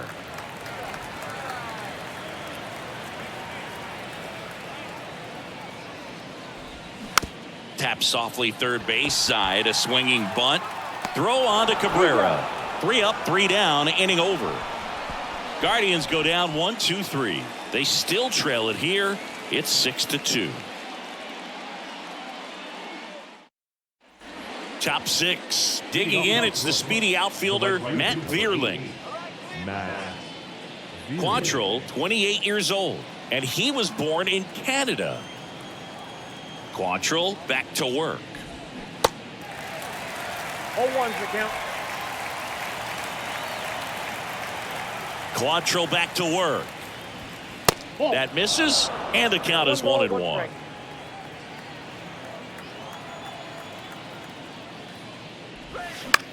That one to first, Bell. And he handles it himself for the out.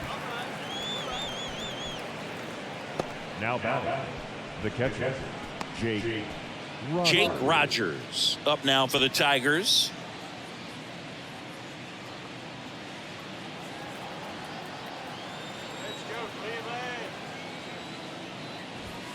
First pitch just misses.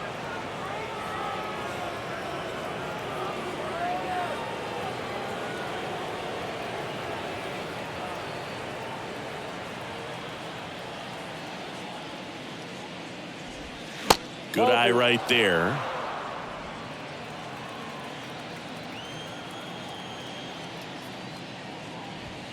And now 2 balls and a strike. Well, he came right at him right there, challenged him with the 2-0 fastball. Not sure exactly what he was looking for, but got to imagine that's a confidence booster on the mound. You're in that hitter's head a little bit.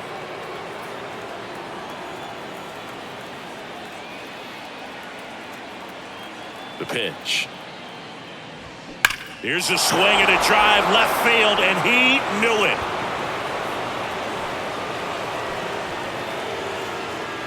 Home run number 5 on the season, and they tack on to their lead. It's 7-2.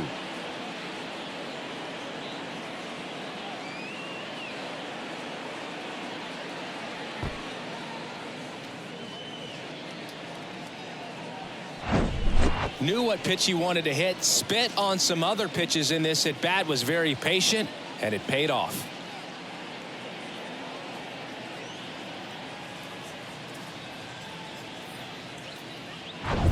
Here's the second baseman, Zach McKinstry. First offering misses badly for ball 1.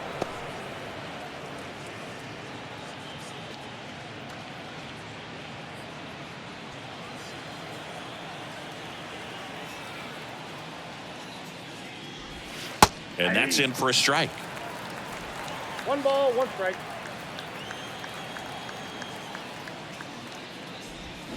And now the count 1-2 after the swing and the miss. Quantrill ahead 1-2. And a ball evens the count.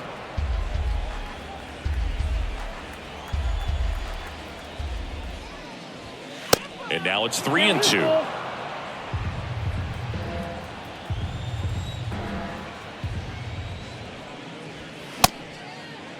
McKinstry tries to check his swing. Now a look to third. No swing. That's ball 4. He walked him. Well, a good day for the on-base percentage right there. Walk number 3, and the free bags keep on coming. You down with OBP, Boo?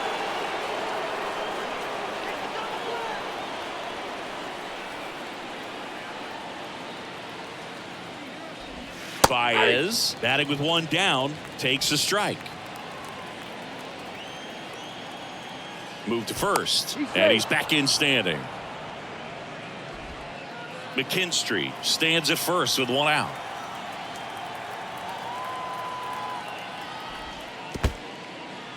in the dirt, and the runner holds.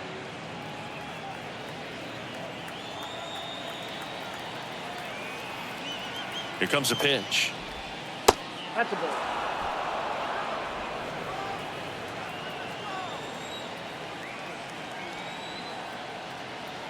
He's going. Runner on the go. Swing, and he breaks his bat. That's a foul ball.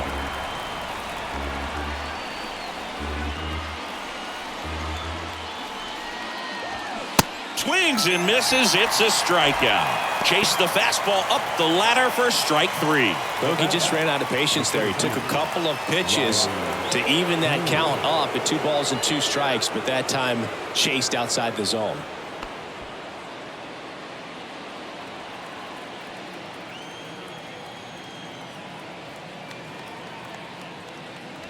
Green in now. Takes ball 1 off the plate.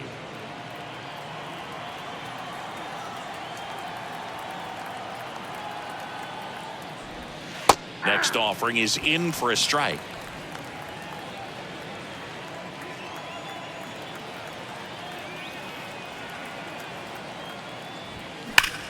Ripped to third, but handled, and that'll end the inning. Solo shot for Detroit this inning. It's now a 7-2 ball game. It's Major League Baseball on the show.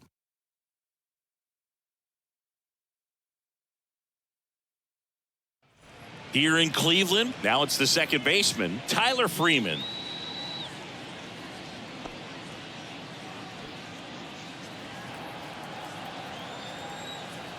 The pitch. Swing and a miss. 0-1. That's strike 1. Tigers bullpen with some action. Mason Engler getting loose for A.J. Hinch.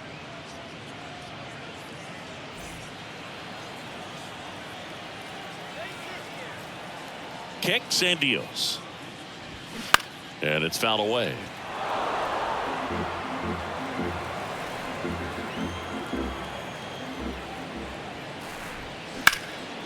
And that one is lifted in the air.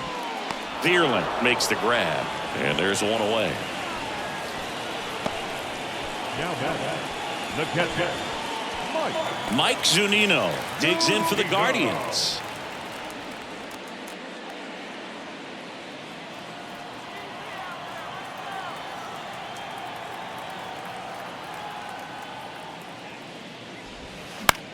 Next pitch is popped up. Cabrera hauls it in for the out.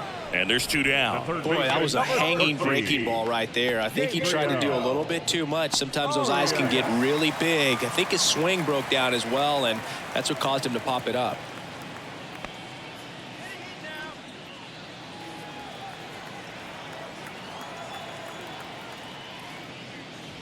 Arias in the box with 2 gone and takes a look at a called strike.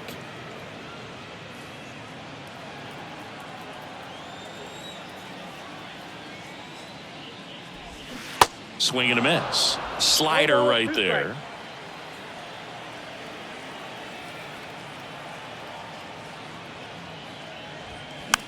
Popped up left side, and that'll do it. 3 up, 3 down that time. 7th inning coming up. It's the Tigers 7 and the Guardians 2.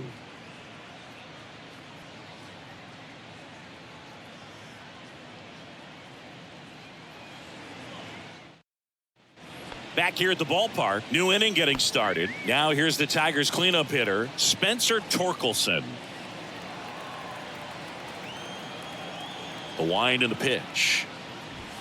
And that one just missed off the outside edge. Movement in the pen for the Guardians. Eli Morgan up and throwing for Terry Francona.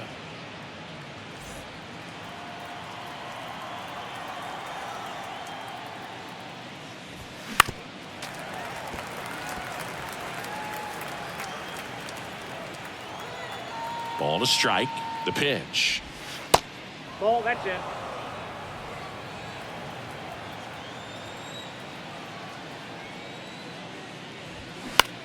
Out towards left center. Straw has a beat on it. Makes the grab, 1 down.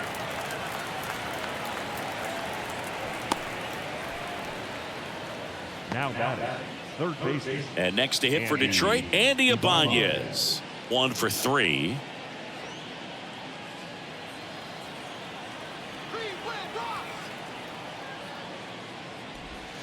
That one's in there, 0-1.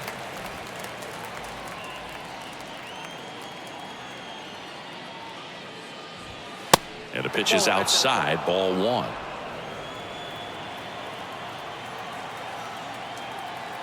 The 1-1. There's a swing and a miss. 1 ball, 2 strikes.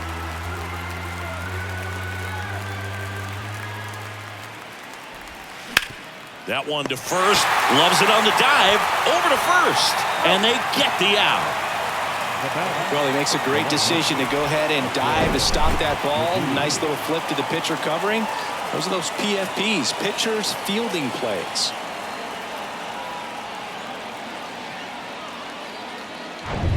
Two outs, base is empty. Akil Baddoo up now for the Tigers.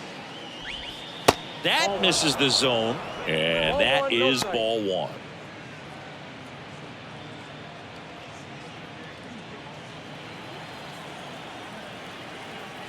Right-hander kicks, deals. That's a strike across the top of the zone.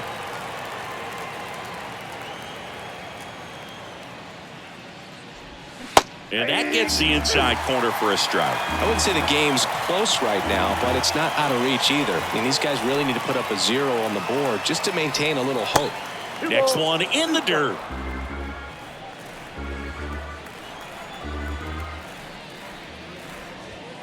Struck him out looking. Tigers fail to make any noise, but they're still on top 7-2.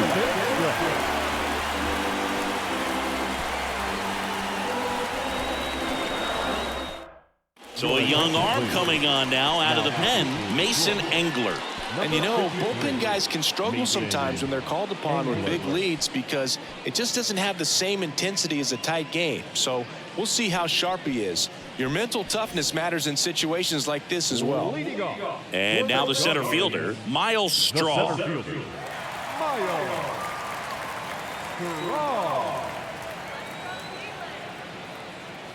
And here it comes. That one in there across the letters.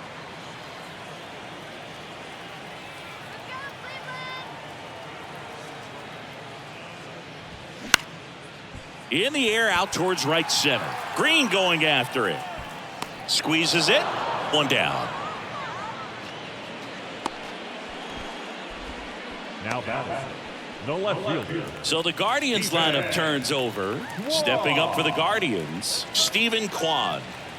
He's kind of an outlier, especially when guys are consciously sacrificing contact to deliver power.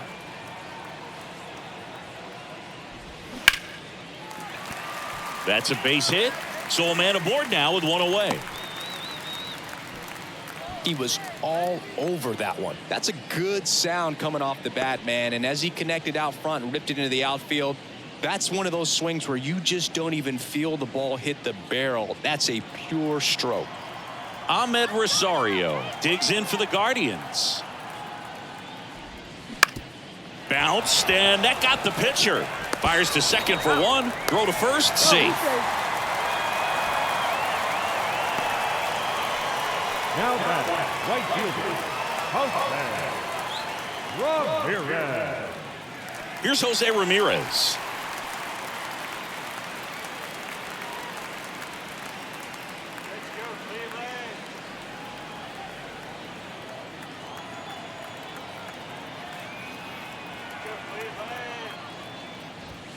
They say it went. 0-1's the count.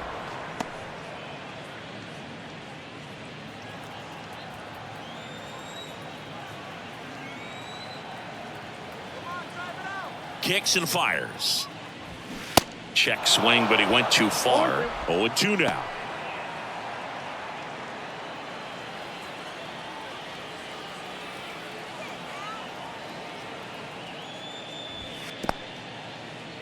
In the dirt, and the runner stays where he is.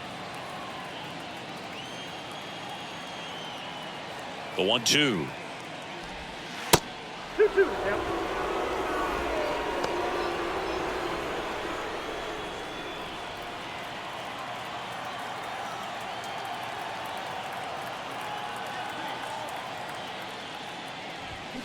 That's foul off to the right side. Keeps the AB going.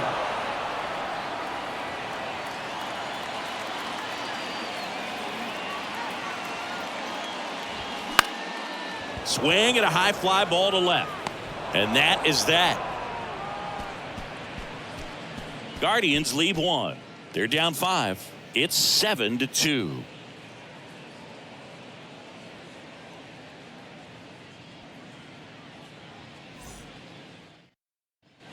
We go to the 8th. And the batter now, Miguel Cabrera. Miguel Cabrera.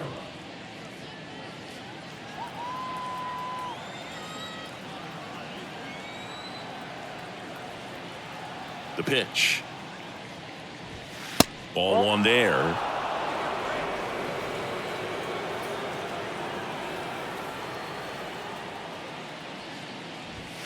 That's inside. Really good run, perhaps a little bit too much on that two-seamer. Couldn't hold the corner.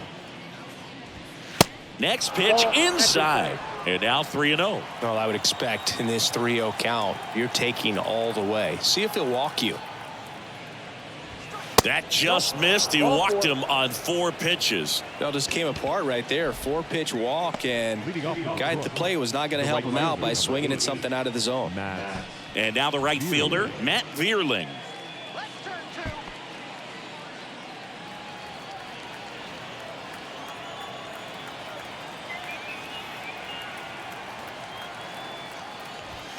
And the first pitch misses for ball 1.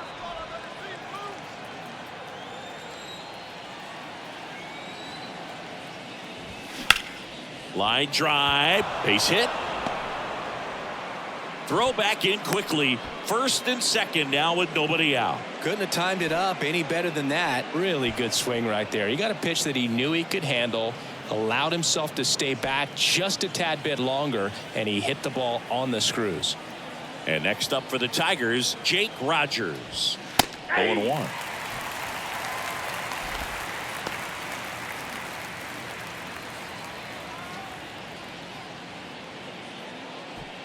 Cabrera on second. Vierling at first with no outs. Next pitch misses. And 1-1.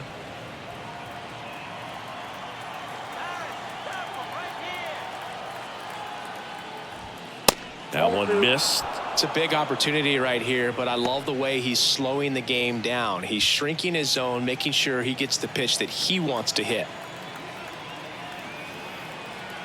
Righty to the plate. Foul back our way, and that's out of play.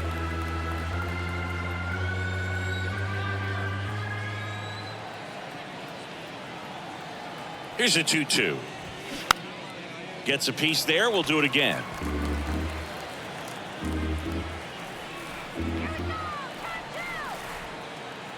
And the pitch. And that's just foul.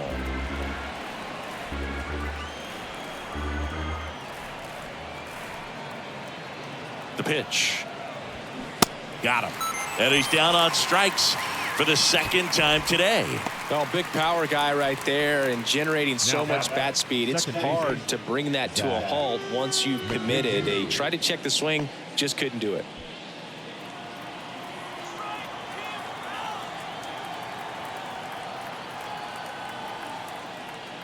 McKinstry, the next to hit, takes ball 1. Runners at first and second with 1 gone. Next pitch is outside.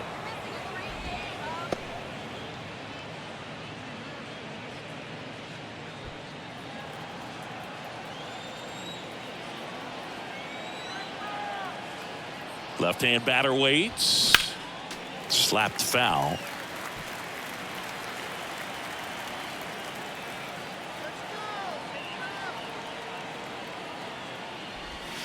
Next offering clips the zone count even at 2.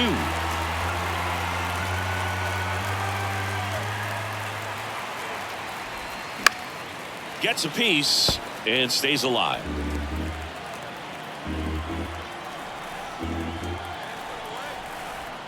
Two on, 1 out. Foul ball, another 2-2 upcoming.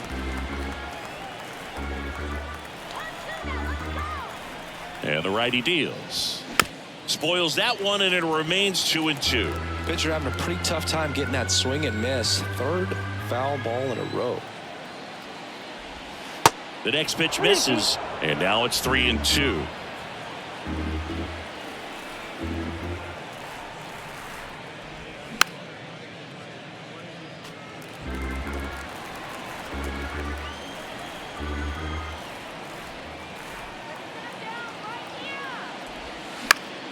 Fouls that off to the left, and we'll do it again.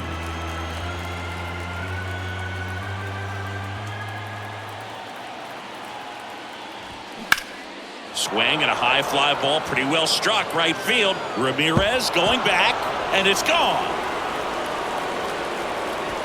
So he just clears the wall, and they throw 3 on the board. It's 10-2. That's their 4th home run of the game. They can't stop, and they won't stop hitting home runs in this one, Boog. They're clearly feeding off of each other at the dish. Well, he almost robbed the home run right there, and I tell you what, he'd love another crack at it. During batting practice, you always like to work on that, and so close, but that one was just out of his reach. So Cleveland brings on a new reliever, Eli Morgan. Well, you see the ERA very solid, and that doesn't always tell you the whole story, but he's been really good so far this year. 1 out, base is empty. And now the shortstop, Javier Baez. In there, and it's 0-1.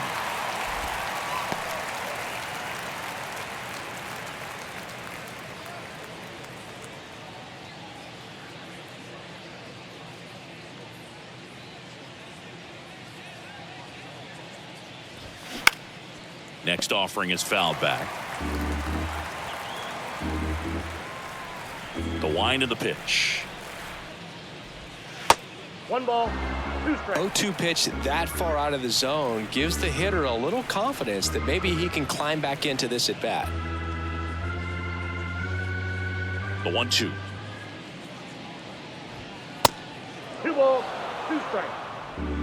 Still only 1 out here in the inning. Swing and a miss, and he is down on strikes for the 3rd straight at bat. 3rd time he struck out in this one, and definitely an individual performance you want to flush. He just hasn't looked very comfortable up there. Just one of those days. But when you're still winning the ball game, at least you can focus on doing your part to maintain that lead and getting that W. Green stands in here, takes ball 1 low. Meanwhile, activity in the bullpen. Trevor Stephan up and throwing for Terry Francona. The 1-0. Swinging a foul over the screen and back out of play.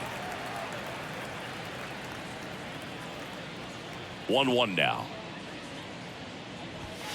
Called strike right there. A 1-2 count. All he's seen is fastballs. You've got to expect something off speed. Stay back.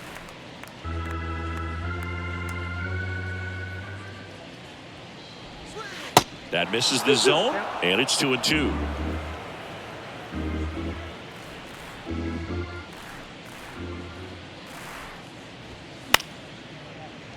Fights it off. He'll see another. You could see he was trying to stay back long enough to handle the off-speed pitch, but just a little tardy on the fastball. Next one off the plate inside. 3-2 now.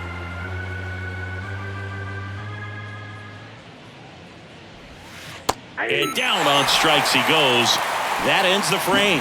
3-run shot for the Tigers. It's now a 10-2 ball game. You're watching Major League Baseball on The Show.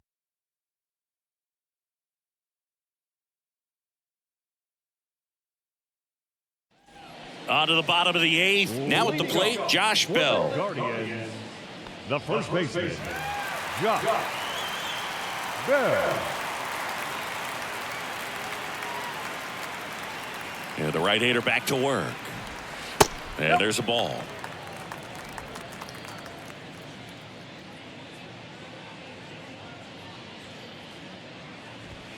And another ball. 2-0.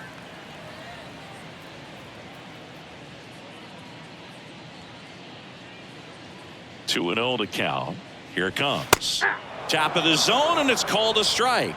Big at bat right here. He did the team thing, took until he got a strike. Now he's got to go to work, shorten up that swing a little bit, do whatever it takes to get on base. At the belt and fires. Swing and a miss. 2-2 now.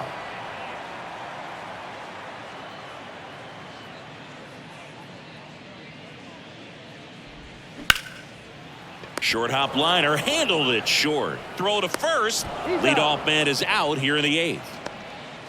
Up next to Cleveland, the designated hitter, David. Now it's the DH, David Fry.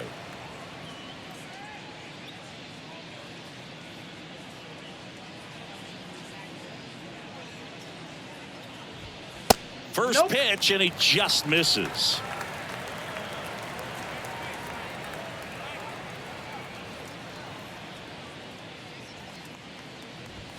Good eye right there.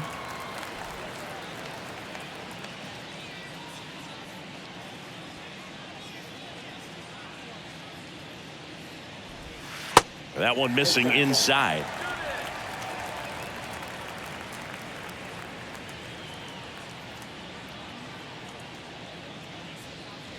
And that's ball 4.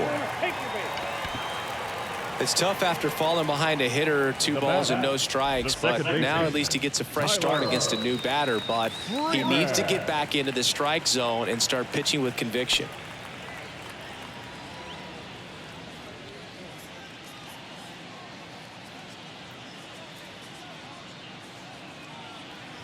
Freeman stands in now, looks at that one inside.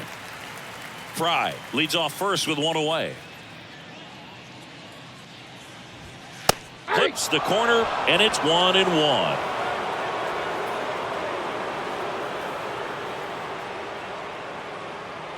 The pitch. Out front, rip foul.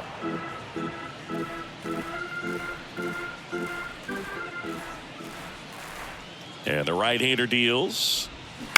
Stays alive.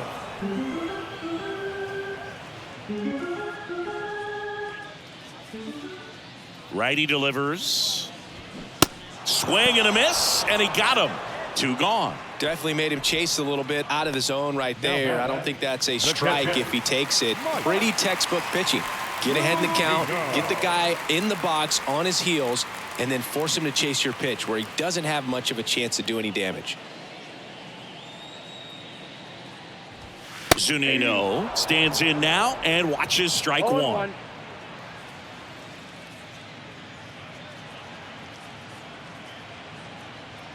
And he deals. Perhaps not quite ready to hit. First 2 pitches by him for a couple of strikes. Now back is against the wall. He's going to have to figure something out and figure it out quickly. And a pitch. Goes down swinging for the strikeout. Slider got him for strike 3. 1 left for the Guardians, and the deficit stays at 8. It's 10-2.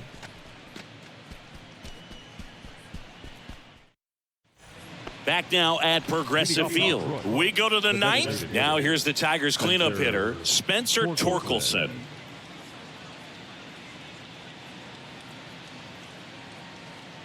And a pitch. That's in there. Strike 1. Morgan measures 5 feet 10 inches. He features a 4-seam fastball, a changeup, a slider, and he occasionally uses a curve.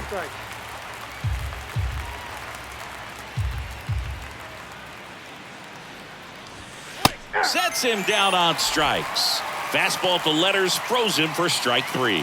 Third time he struck out in this one, and definitely an individual performance you want to flush. He just hasn't looked very comfortable up there. Just one of those days. But when you're still winning the ball game, at least you can focus on doing your part to maintain that lead and getting that W.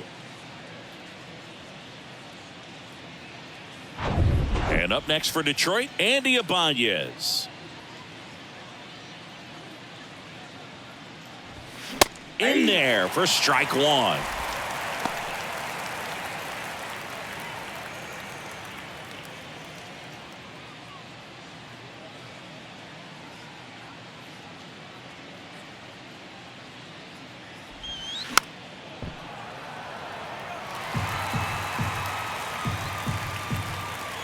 Kawhi to kick the pitch. Foul ball, still 0-2. Looked like you got a little excited on that fastball. Got to think to yourself, I want to stay up the middle. That way, if you're a little bit early, you hit it out of the ballpark. If you're a little late, opposite field knock. And down on strikes. 2 away. And next to hit for Detroit, Akil Baddoo. Akil Baddoo.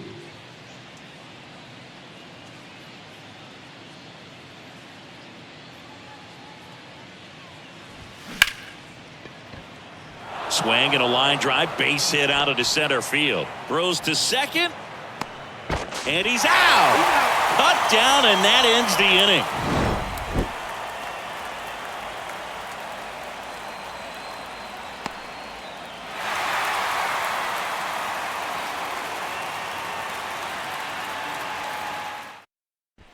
Back here in Cleveland. Now here is Gabriel Arias. The pitch. That clips the corner. 0-1 the count.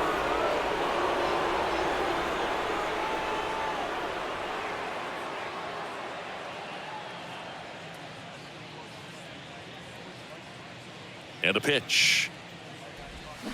Strike 2. 1 ball, 2 strikes.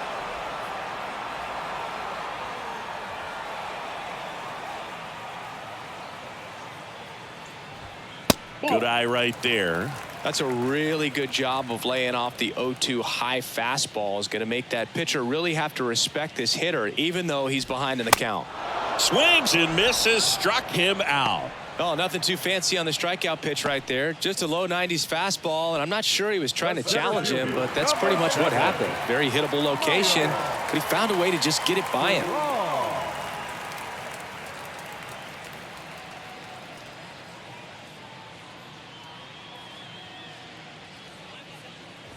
Straw at the plate now. That's ball 1. 1, no strike.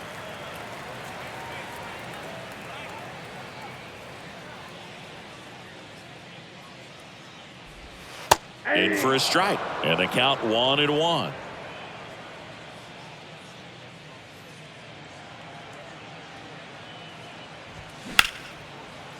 Liner to second. It picked on the hop. Throw on to Cabrera.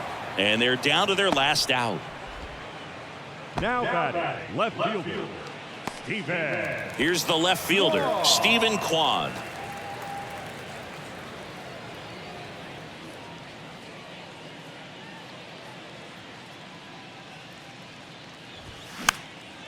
Next pitch is popped up. And that'll do it. The Tigers take this one in a blowout. The ball for his first career save deserves to be on display at his house. I mean, it's kind of like when a restaurant frames its first dollar bill somewhere on a wall. You just can't forget your first save. 10-2 the final in this one. For Chris Singleton and our entire outstanding crew here at MLB The Show, I'm John Shambi. Thanks for joining us.